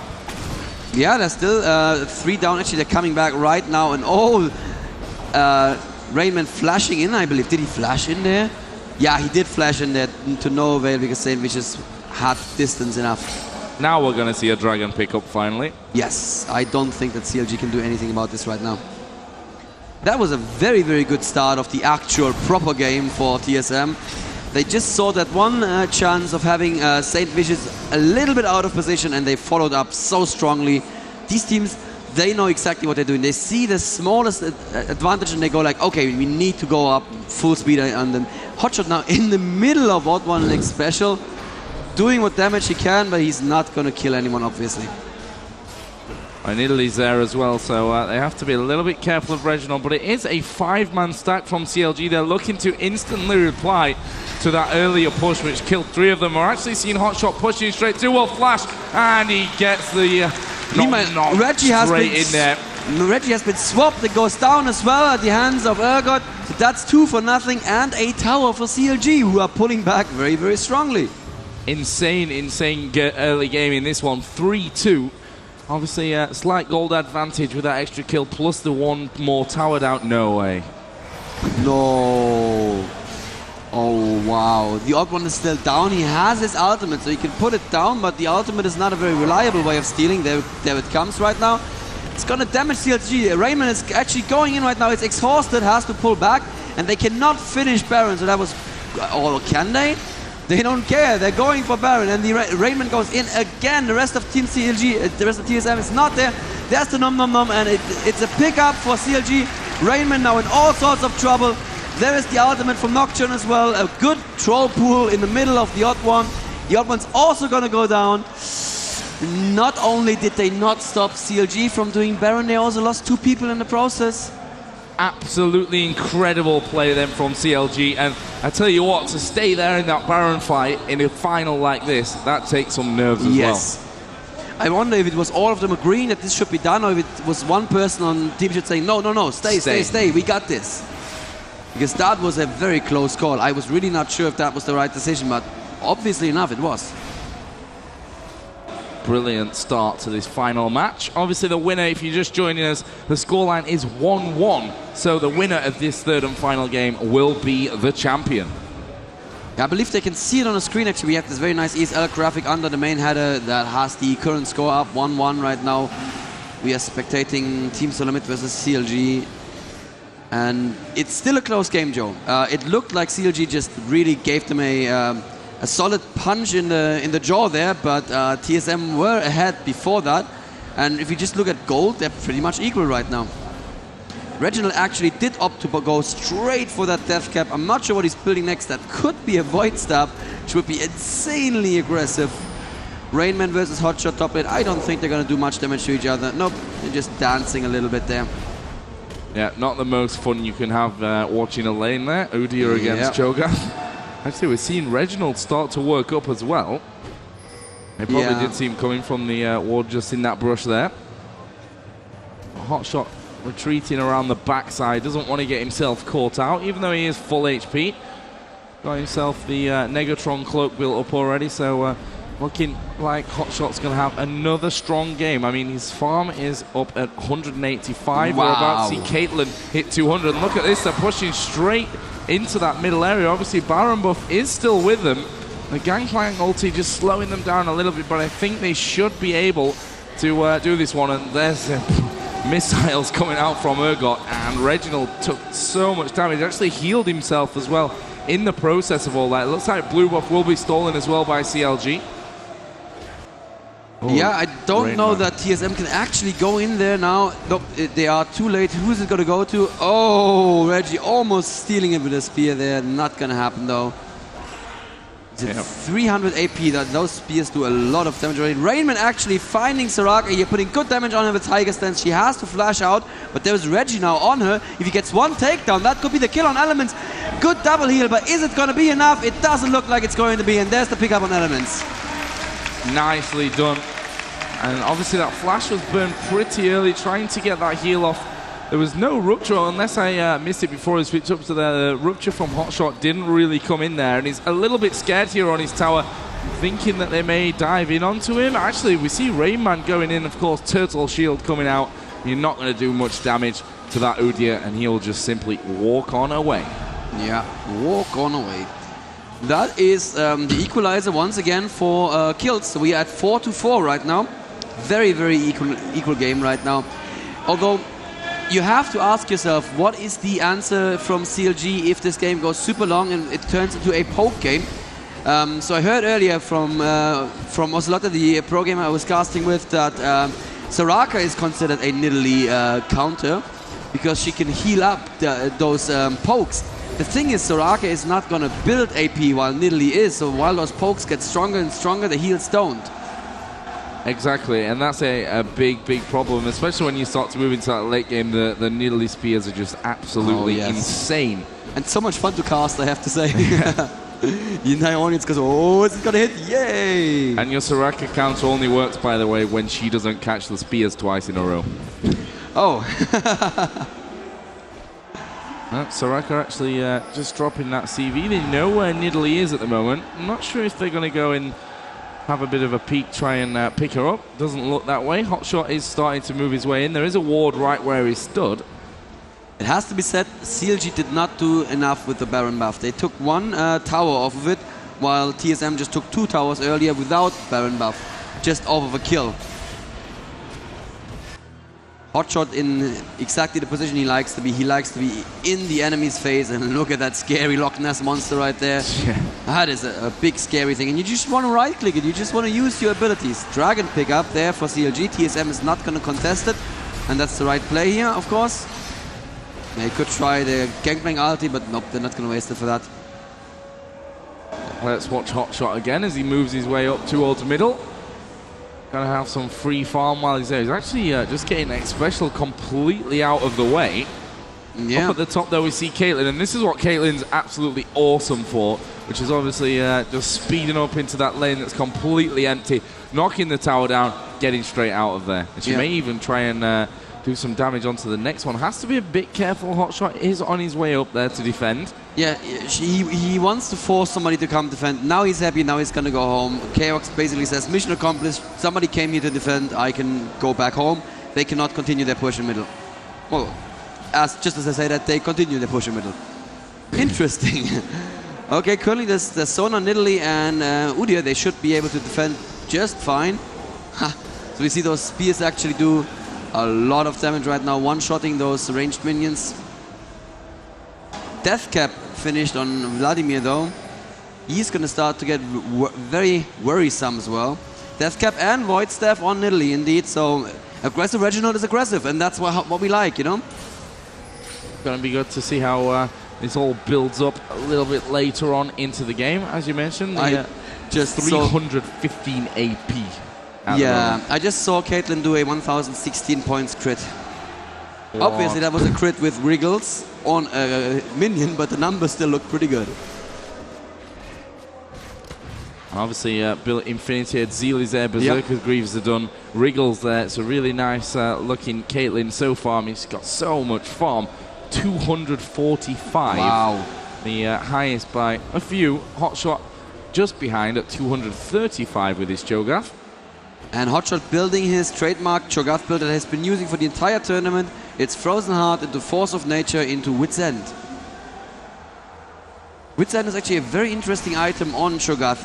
It kind of does make sense. I mean, you do have the Vorpal spikes that benefit from your attack speed as well, and the extra magic resist is exactly what you need on Cho'Gath.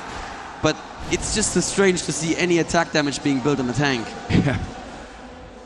But we've seen Hotshot's, well, he's a monster with Cho'Gath, let's be honest. Literally as well.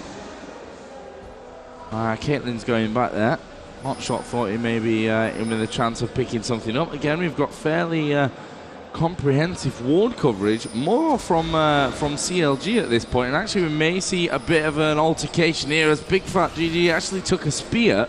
A good one too. Not so far away from half HP. That spear hit Hotshot, but if it had hit Elementz, it would have been a totally different story. Yeah. There goes another spear. Oh, just flashing back behind. And they managed to steal that blue buff away. And easily too. It didn't look like TSM felt like they were in a position to take it. And oh, there is a ward. Bigfatlp, you have to be careful. There's a flash after him, but the rest of TheRainMan's team is possibly going to be too far away. And the defense of Nocturne ulti makes it sure that they don't chase up. Yes. Oh, actually, Nocturne being very aggressive in bottom lane there, getting TheOddOne down to very little health indeed. And TheOddOne has to use his ultimate defensively here. But he's going to be able to save the tower. Good swap on Xpecial. He's going to go down. All kicking off there in that middle area. The swap from her got perfectly timed, and obviously a fairly easy kill once you pull a support that far into the group. That's kind of a foregone conclusion. Here we go. HotshotGG actually pushing up here, and they are working through on TheRainMan. He's surely going to go down. He's got the ignite on him as well. There he is, dead. And Salce actually up into the base. Needs to be a little bit careful. Chaox's damage is very, very high. They've got minions. Hit the tower. They should be careful now because we are seeing CLG all coming back. Sorry, TSM all coming back. At the same time, CLG had been pushing bottom lane the entire time, actually going past the turret to put some threat out on the enemy team. Big stack coming top. Looks like Chaox is going to go and clear that up. Going to get his farm even higher. TheOddOne still needs to be careful. CLG are around there, and that looked really, really scary. HotshotGG just put himself in the front position and said, I don't care, there is no amount of damage in the world you can do that will even worry me. And that is a scary place to be for Chaox and all of TSM. TSM is a little bit out of position. If they want to go in for that turret very quickly, they can do it. HotshotGG eating a spear, not going to be bothered at all by that. That's the movement speed buff from Pirate, and TheRainMan is going to use it to get out of the fear leash. And they're going to back away from this one, not willing to take the fight around that turret, but they've done a good job. They're 5-3 ahead now in terms of turrets, 42 to 37k gold, so they've built up a nice 5k advantage right there. Baron is available. Both teams should be looking for wards, not just at Baron, but also in the access ways toward Baron, so that they can force a Baron and possibly catch the enemy in a bad position. But there's not a ward there at all from CLG. This is very dangerous. You know what's a bad position for Baron? All in base. That's a very bad position. And that's going to be a free Baron to TSM. Oh, wow. Where's the ultimate from TheOddOne? Didn't even see it. Probably just slowing down everybody. And yeah, CLG didn't even get near that Baron. Oh, TSM needs to be careful, and HotshotGG will actually catch them, and the Rupture actually lands onto TheRainMan, which is probably the best situation out of everything there. Yeah, for TSM, certainly. TSM just backing their way in. CLG actually forcing their way possibly to clear up this middle area, put a bit more pressure on down at bottom there. We will see Reginald get the kill onto Saintvicious, switch out of ulti mode there and got the heal off in the nick of time. Spear got the kill. Nicely done onto Nocturne. And we're going to see another dragon now for CLG. So, you know, Joe, I want to say that TSM feel like they have the advantage right now, but CLG still have that strong gold lead, and there is another dragon, like you said. That's going to make the gold lead even bigger. HotshotGG did not die, or did he die? Did HotshotGG die? Let's have a look. No. He did not die yet. Yeah, so he has those 6 stacks up, and he is going to be so hard to take down. TheRainMan, though, fancies his chances, goes in.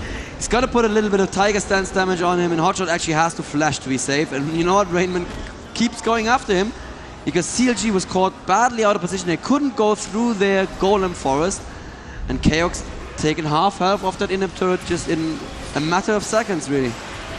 And we see there the poke from Nidalee. They've actually split off, and they're going to attack this top turret. They've got Udi and Caitlyn there. That's like the perfect combo for a 2-man team up on this turret. And actually we see the ulti coming in. Caitlyn's going to have to escape, gets into a position where she can do damage safely, and it looks like we may see the Saintvicious go down. No, it's definitely not. There goes the switch onto Reginald, who tries to get himself away, will manage to get away, got a heal in the process, will try and heal himself as well. He's gone down very low. TheRainMan, of course, will become the focus. It'll take them a long while to get him down, and there's a beautiful stun from Xpecial over the top, and it actually got every single man from CLG there. He doesn't get much more perfect like that with his own ulti. You know, they say we don't give enough credit to supports, but it just has to be said, that was one of the most beautiful ults I've ever seen, really. That was beautifully played by Xpecial.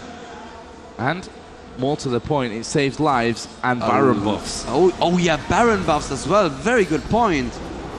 Salce is going to take a bit of damage. He's going to troll pool, do damage to himself. And oh, good flash there from RainMan. He's going to go in with the Tiger Stance damage. It's not quite enough. And now RainMan needs to be careful because now the entire team CLG is on him. They take the turret down, so suddenly it's a safe place. But it's not that safe because CLG are still scary, scary people. We see that TSM just back straight away there. RainMan decided he wasn't going to survive that one. Yeah. So he just let him sacrifice while the rest of his team could obviously run away and get themselves safe. Caitlyn going down bottom for some nice farm. Let me bring the scoreboard back up so we can look at more items. And Caitlyn, Infinity Edge, Phantom Dancer, Wriggles Lantern, Berserker Greaves, all nice build there from Chaox. This is insane, really. The amount of damage that Caitlyn can put out. You said it exactly right in the last fight. She needs to get in a position where she can do damage, but she was just around that corner of the trees there, was safe there, and if she can poke and can put a couple of Qs through maybe multiple enemies as well, the damage is insane. And I think except for Hotshot, no one can tank her for any amount of time, really. Seeing Xpecial just creep around there. Oracle's on, so he's going to be checking for any advanced wards put up quite aggressively down towards that red buff. And actually, there's nothing there. In fact, there's only one single ward, I think, on the entire map, which is this one. Yeah. Round about the Baron. Lonely, lonely ward there. Oh, he gets a friend at the other end of the brush. Here we go with Saintvicious down bottom, clearing out. Will back straight away, doesn't want to get himself ganked. Caitlyn is going to take herself the red buff. And TSM, you know, they didn't do so much with that last Baron. It has to be said. They did not. They did not. They're slowly closing the gap, but so very, very slowly.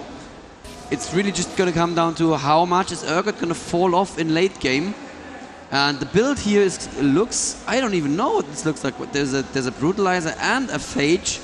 The Phage could be both a Frozen Mollet if he wants to go tanky, or a Trinity Force, which works very well with the Qs. The Brutalizer, I don't even know what this is going to be. It can only become a Yumus Ghostblade, but on a ranged, obviously not the ideal item you want to build. At the same time, Caitlyn, like you said, building super classic. He's gonna build a second Phantom Dancer actually, and yes, this is actually a good idea to build. Second Phantom Dancer, it's gonna get a very close to max on attack speed, very close to max crit chance, and that's gonna just be super, super scary. Here we go. CLG are starting to work on this inhibitor. TSM do manage to scare them off though. Spears coming out left and right. Defensive poke working well so far. Hotshot actually just avoiding that spear. That spear barely pierced his tail there. But he feels no pain in his tail. Pushing a little bit more. Oh, that one he caught. Yeah. Always good to see these spears going out. There's another one straight on to Hotshot. See 452 AP at the moment for Nidalee, by the way. That's very, very scary. And now one of these teams needs to decide that they've had enough of this standoff and go somewhere else. And yeah, that's exactly what Chaox is doing. He's gonna go and farm, and if Saintvicious eats the spear, takes a good chunk of health, but Soraka is gonna heal it up. She actually built a little bit of AP and the cooldown boots so she can spam those heals. Let's have a look. Yep. So, more spears coming out. Obviously, just getting rid of these minions. And at the moment, it's a very kind of cautious fight. No one wants to jump in there. Saintvicious actually losing round about half his HP. Nice Hotshot move does by catch Hotshot. that. Yeah. Yes, well done by Hotshot there. That means they can probably stay here. Half HP on Saintvicious is still a lot of health to be tanking. Yeah, and there's it's gonna take a couple of heals to heal that back up. And CLG realized that this is never gonna get better. They're gonna get outpoked here very, very badly. They just need to leave. Oh, Clairvoyance goes down. They know exactly where CLG are. We've hit almost the 40-minute mark, and it's showing they don't want to push, they don't want to overstretch. Yeah. You can tell that this is a very important game.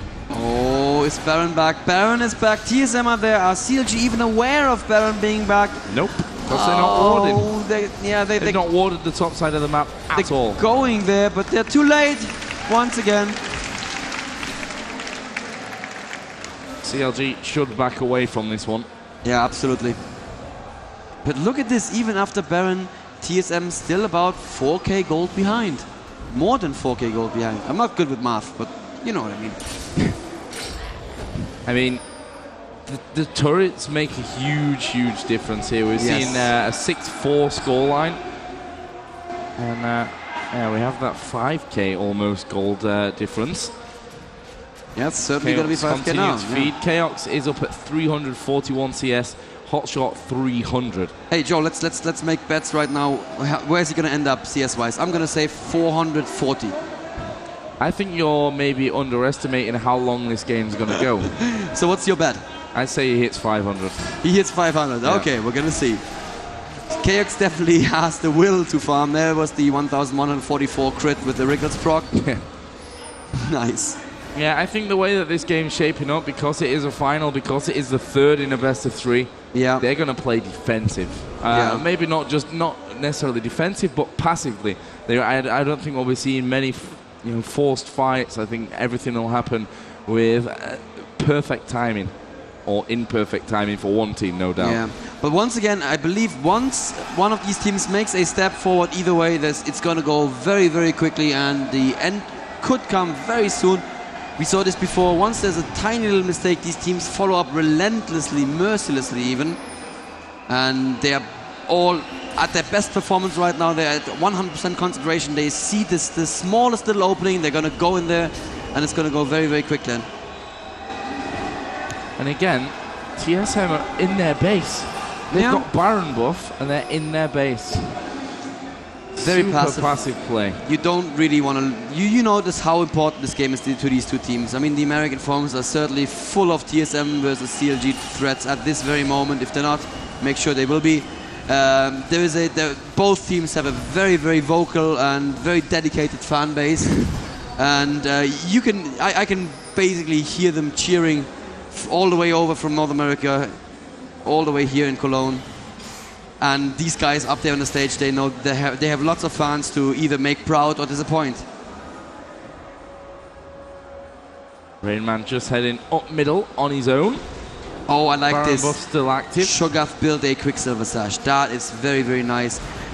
He is not going to be focused, but he will be able to run away from CC. There's not much CC in the enemy team, but what CC there is, he will be able to run away from with that Quicksilver Sash if he needs to. And if Sona tries to keep him away from their carries with their ultimate, he can just insta-cleanse out of that and still chomp down on Chaox. Right now, TSM starting to finally move out. I think Baron buff can't have too much time left on it. Still, there goes the spear in. Takes roughly a third of HP away from Saintvicious. That must have been literally before his nose, before his range run out. And the spear just says, nope, I'm done. I'm going to fall down now. But both teams actually have an open inhibitor as well. This one in the middle from CLG, the bottom one over for TSM. And both teams are very wary about pushing it. TSM cannot siege this forever. There is a giant stack on top, and it's only going to get bigger as it approaches the turret. And I believe that top turret could fall to that one single stack. Remember that earlier this year we made minions a lot stronger in the patch. We took a little bit back, but compared to last year, minions are definitely a lot stronger. I like the change, by the way. I like it a lot as well. Reginald moving through into middle, just going to clear that up. Look at the big top. Yeah, look at this, Caitlyn. 500 farm. No, go, I think you're going to be right. She's got lots. Just absolutely clearing up wave after wave. Actually, bot turret there dies to TSM's minions. That's happy times for TSM as well. Really great. I mean, Caitlyn's going to be pretty much finished with her entire build. Yeah. Once this second Phantom Dancer comes in, she's got Last Whisper, got Infinity Edge, got Berserker Greaves, and there's a slot which is Quicksilver Sash. I like it. You can cleanse out of the suppression from Urgot. Nice. That is a very underused item and a borderline OP item, I actually think. It's stronger than Cleanse, in case you didn't know. Or anyone at home didn't know. You cannot cleanse Mordekaiser ulti, but you can Quicksilver Sash cleanse it. They have TSM just running riot here. This could be very dangerous. They're going to get hit from behind if they're not careful. Nice decision to go that way. There it is. There goes the ulti from Nocturne. It's coming in on to Chaox, who's just trying to get himself out of there. There's the Gangplank ulti. We see Chaox again backing off to a safe distance. And the Fia, I think, did proc there. It was just slightly off to the right of my screen. A massive team fight here going on. Salce needs to be careful. Actually, all Sanguine pull away. OddOne is low. Chaox is down. Let's try and catch up with the rest of them again. Here we go. Reginald will actually heal himself up quite nicely. And Bigfatlp is like, I want to chase, but I know got him really slow. Yeah. That was a very good reaction time there from Chaox, immediately cleansing out of it, but it wasn't enough because there was that pesky Nocturne following it up. Yep. She flashed away and Nocturne just followed her with a flash of his own. Chaox was safe there for a moment, but tried to do damage in that team fight, and that meant he was still in range to be taken down. And I believe this is definitely going to be an inhibitor right now. I think there's something wrong if they don't manage to get this inhibitor. They are going to take that easy. Obviously, you can see here on the minimap as well, Baron is nicely warded up from CLG, so the next one, they're not going to let it go so easily. They learned the lesson. Hotshot has one slot free. There's a Doran's ring he can sell and buy something else for, but I wouldn't even know what to build at this point. He's so super tanky. Something for fun, maybe. So here we go. They're going to work their way in. Another turret going to fall. And most probably an inhibitor as well. I mean, all 5 are back alive for TSM. There goes the inhibitor. Stun actually comes out there from Sunner. They're going to go in onto Saintvicious, who ultis back in there. And there's some massive damage coming in. Reginald gets the heal off. The turret's doing a bit of damage as well to Hotshot. Oh.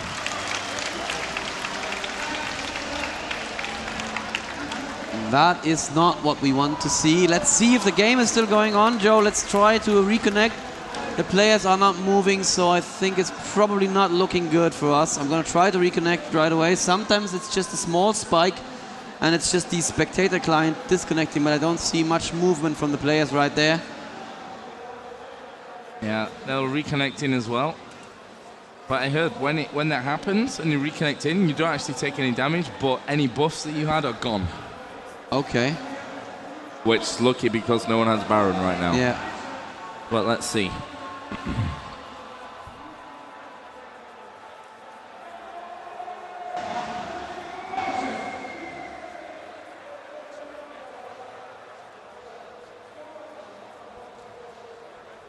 So. Does not look very good. If you can get some hint from backstage. Okay, we'll have info for you as soon as we know it. From the lack of movement there, I'm guessing the players. Chaox very, very intensely chewing. I do that too when I play and it gets very, very intense. I chew my chewing gum more quickly. It's not going to help here though. So we try to reconnect and see if we can get in there. Not going to happen, I don't think. Let's have a quick look at least at where the game was at. I mean, I'm going to have a quick look here where the game was at. CLG were pushing in. They were ahead by about 5k gold, 7 to 6 towers, 9 to 5 kills. They were in the base. They were taking an inhib after inhib. And I'd have to say, if I had to give it to any team, I'd give it to CLG, but the game was by no means over. It wasn't over. By no means over. It's 5k gold, 1 turret. Mwah. Yeah. 2 inhibs. Was the second inhib actually down? I think it actually was. Yeah.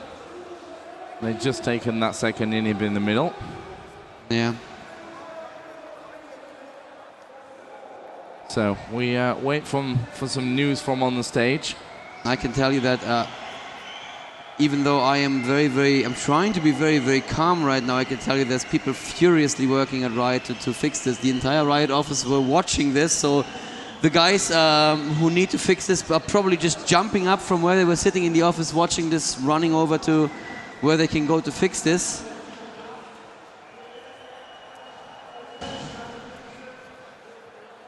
See, both teams still very focused, still in the zone. Yeah, they need to be.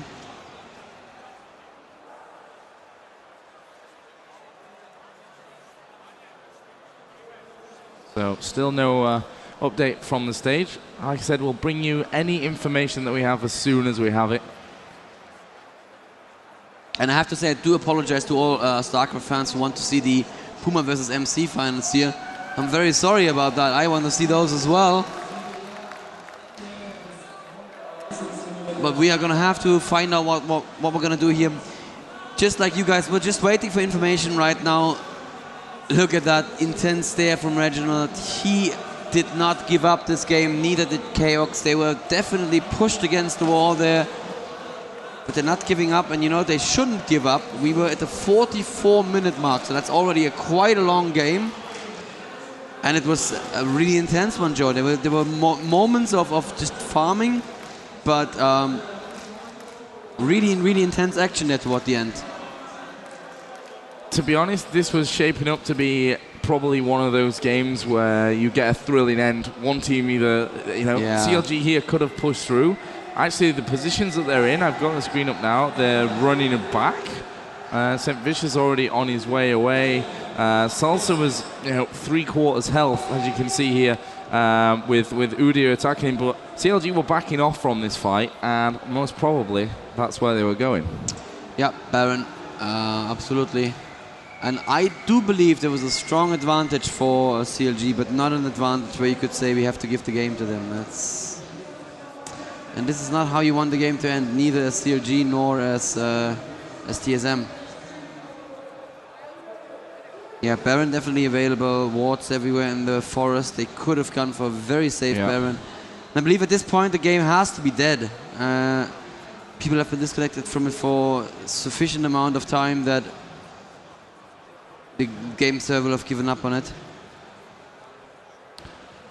Yeah. Guys. Yeah, there is not much I can do from here. I'm very, very sorry. Whenever something like this happens, people on the forums are like, stop talking and fix it. I wished I could. I am not a very smart person. We are going to find out what we can do here. We're going to come up with the solutions one way or another. Going to go to a very quick commercial break. Once again, very sorry, guys. We're going to have more info for you very soon.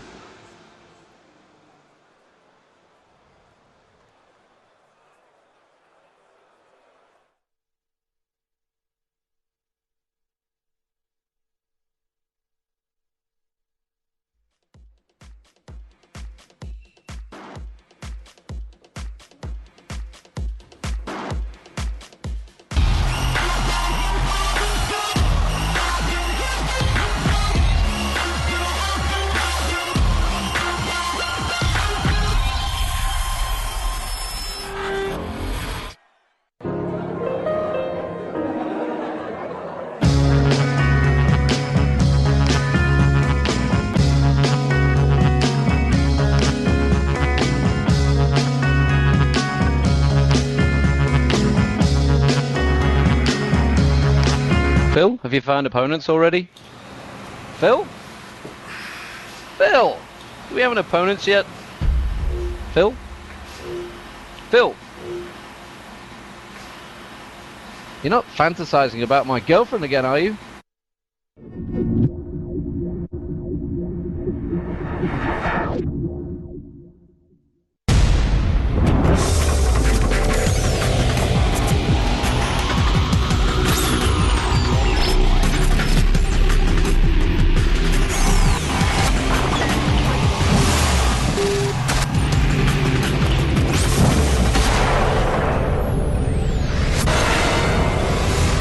XMG.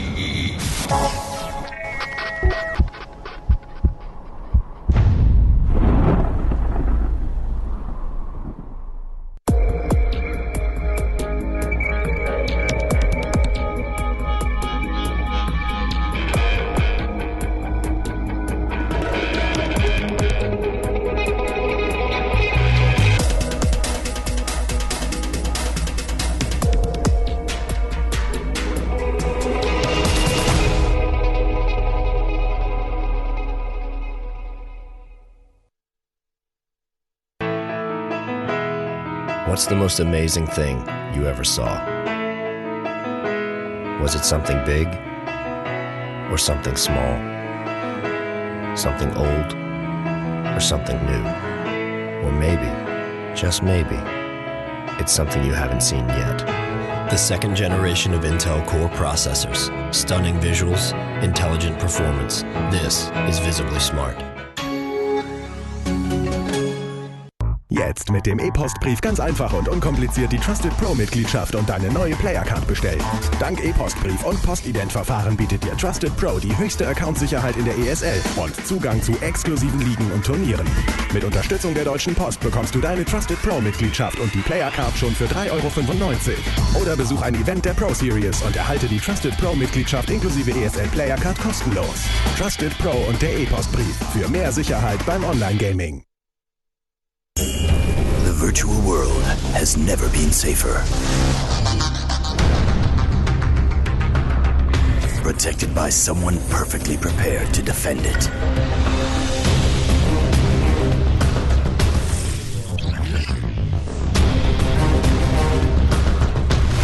Uncompromising against all cyber threats. The next generation of internet security.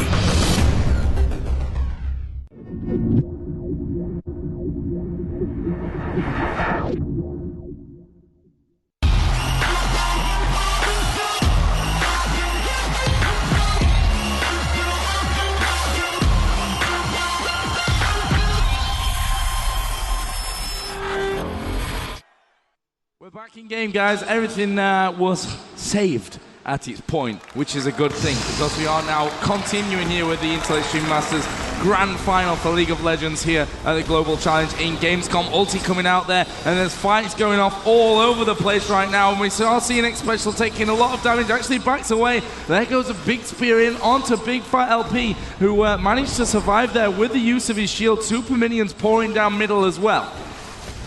Oh wow, that was a good kill there on Udyr, and now TSM have to be careful because without Udyr they don't have anyone tanky that can go in and take CLG's attention. But oh, Bigfatlp almost dying to the spear there.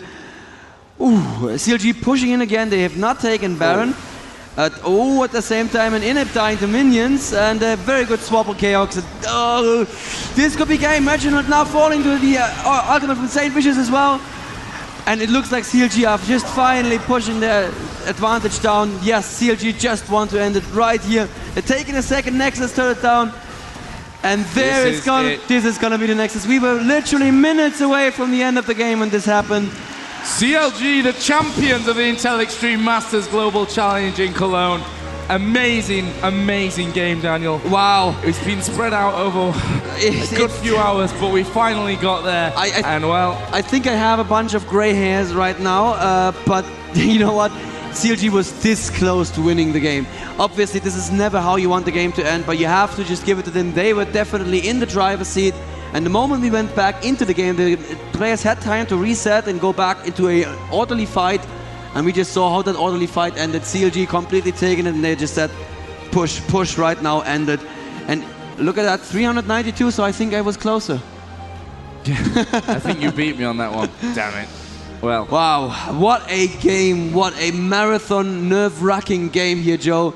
I have to say, CLG were definitely the dominant team in this entire tournament. They dropped 2 games. One to TSM and one to Fnatic, no, to Millenium, sorry, to Millenium.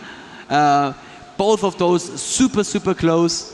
And CLG are looking at really like the best team in at least in North America, maybe in all of League of Legends right now, because they have just won the Intel Extreme Masters. They're gonna be at MLG next week, and I'm probably gonna do something like this again. I'm very happy for them that they've bounced back. The first WCG gold medal winners, now also your IEM Gamescom champions. Champions, yes, that's the word I was looking for. Yeah, they have played so very solidly throughout this entire tournament. A lot of people, myself included, had them somewhere up in that top 3.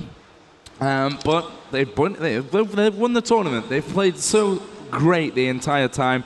We saw that first game. They were a little bit shaky, a little bit nerve-wracked, it seemed.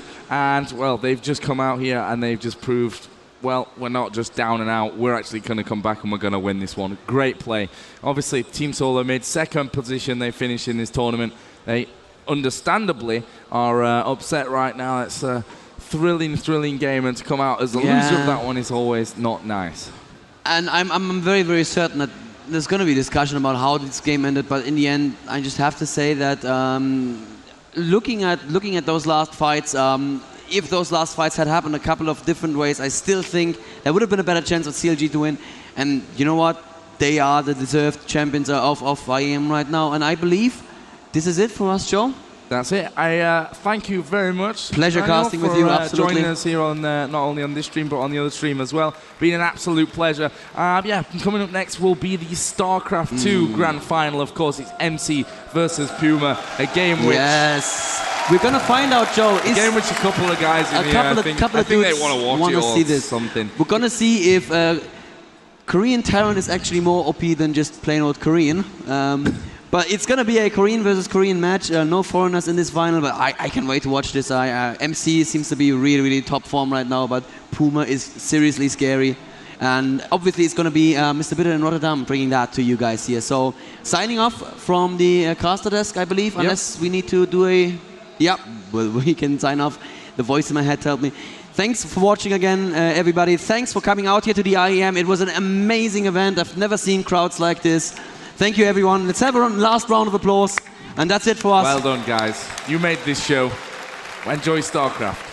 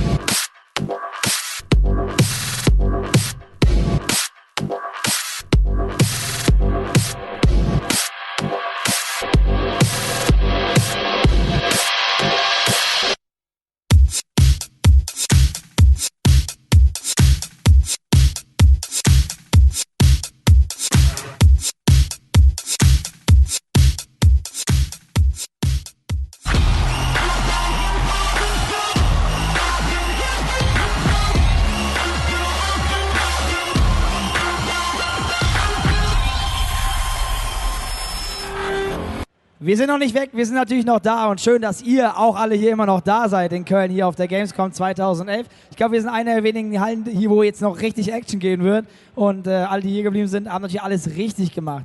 Gerade eben haben wir das League of Legends Final gesehen und es ist jetzt rum und wir wollen natürlich gleich alle Sieger hier küren. Aber neben den Top 3 der Intel Extreme Masters hier der Global Challenge in Cologne gibt es auch den MVP, den Most Valuable Player, den wir hier küren möchten, der natürlich hier von unseren Offiziellen begrüßt wird.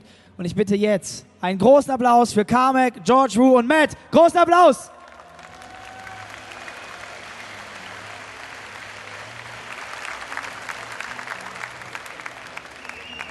So obviously these two, a suit from Riot Games, a suit from Intel, they don't speak any German, so I'm gonna do English. So to start off, with the award ceremony, all you guys probably know there was an MVP voting for the guy who carried Gamescom in League of Legends. Yesterday we opened up the polls. The most impressive player of the tournament will be, and we're gonna bring him out in a second. Can you guess who this is? It's HotshotGG!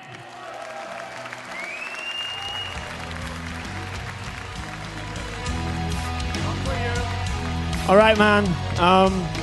Community voted. You're going to get a ton of goodies from our sponsors, Intel. So George is going to bring it in a second.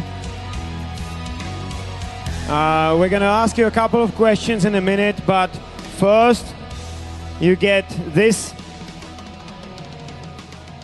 here screen from BenQ, and George will present you with an Intel motherboard, an Intel solid-state drive, and an Intel Core i7 Extreme Edition processor, the fastest, most powerful, and the smartest processor on the planet.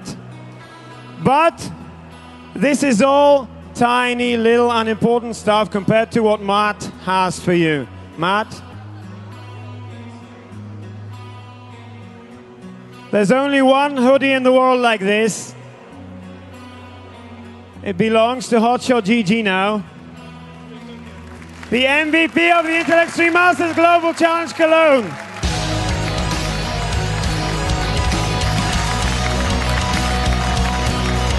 So, really quickly, just to give you 5 minutes, I'll ask you to, toot your own horn here. How well deserved is this?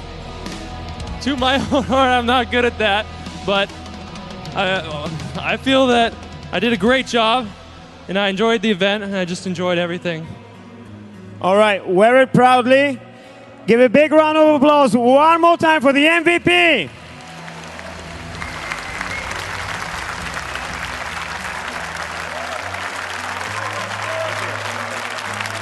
I'll take care of it. So we'll take care of the goodies, set it aside.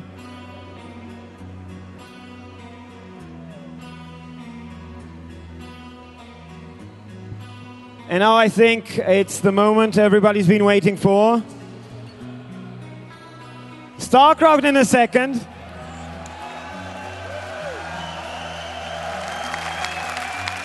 StarCraft in a second. We will decorate the top 3 finishers who will get these trophies over here. So I would like to welcome to the stage Team Fnatic. Give them a big round of applause.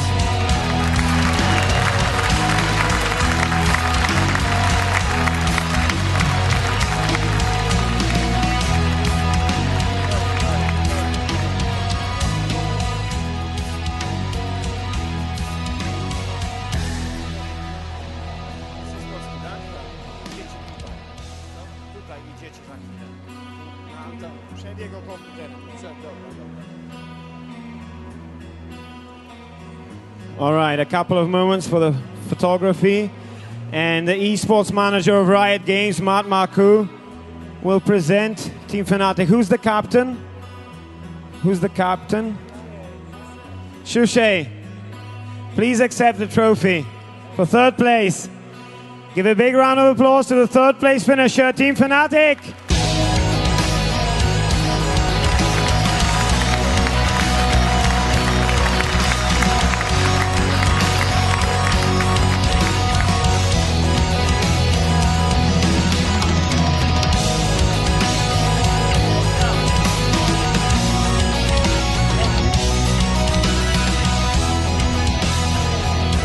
That was Team Fnatic, everyone. All right, in second place, the guys who have qualified for the Intel Extreme Masters World Championship already in the opening event of the season.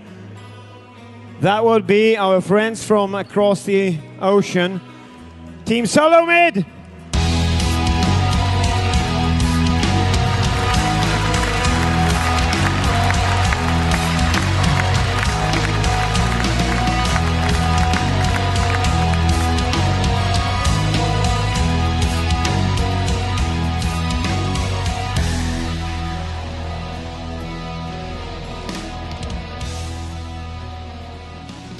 All right, a moment for the photos.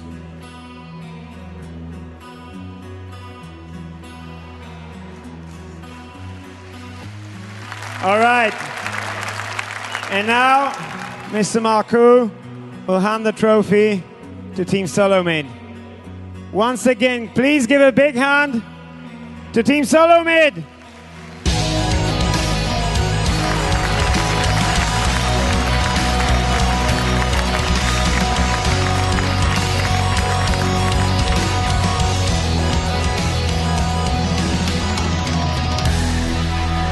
All right, so that was Team Solo Mid.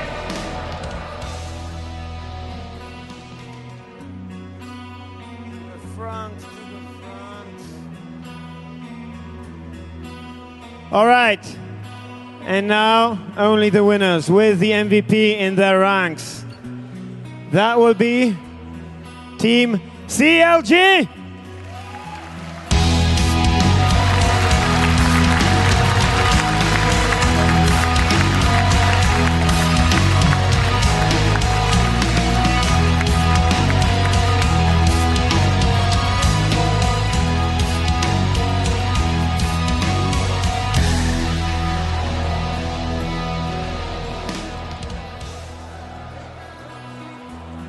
So before we hand the trophy, let's talk to them a little bit.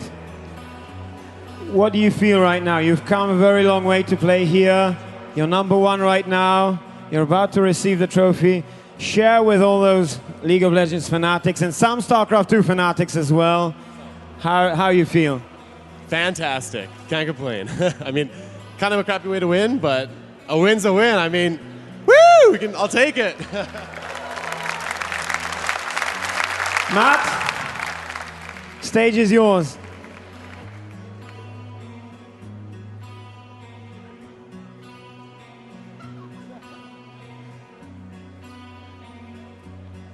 Matt, come over here. I would like to thank my friend Matt here. Yes, yes, a big round of applause, please, by all means.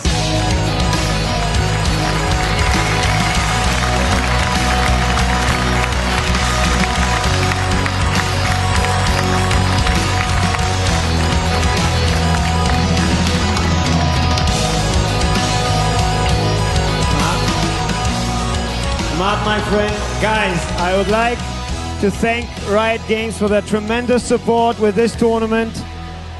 They have supported us here very, very nicely. They've been very kind and friendly to us. They will support us throughout the entire season. Matt, this is your half a minute to speak to the community. Great. Well, thank you, Mihao. Hello, Gamescom.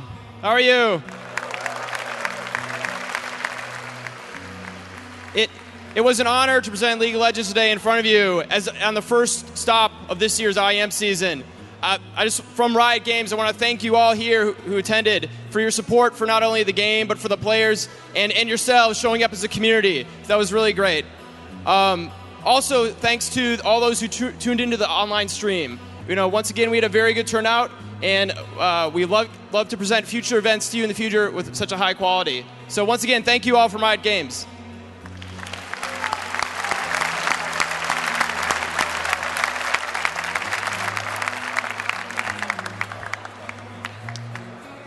And now just a moment for photography. Let's have all the 15 players on stage. George, you in the middle.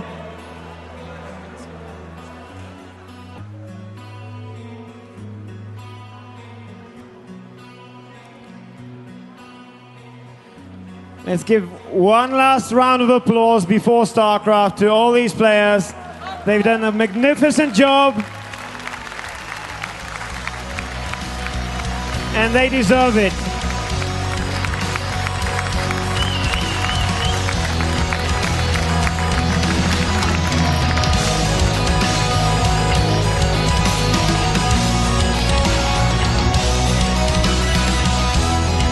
All right, thank you guys.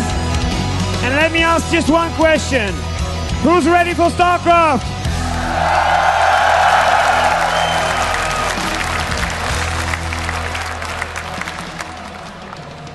We will bring it right to you, I promise.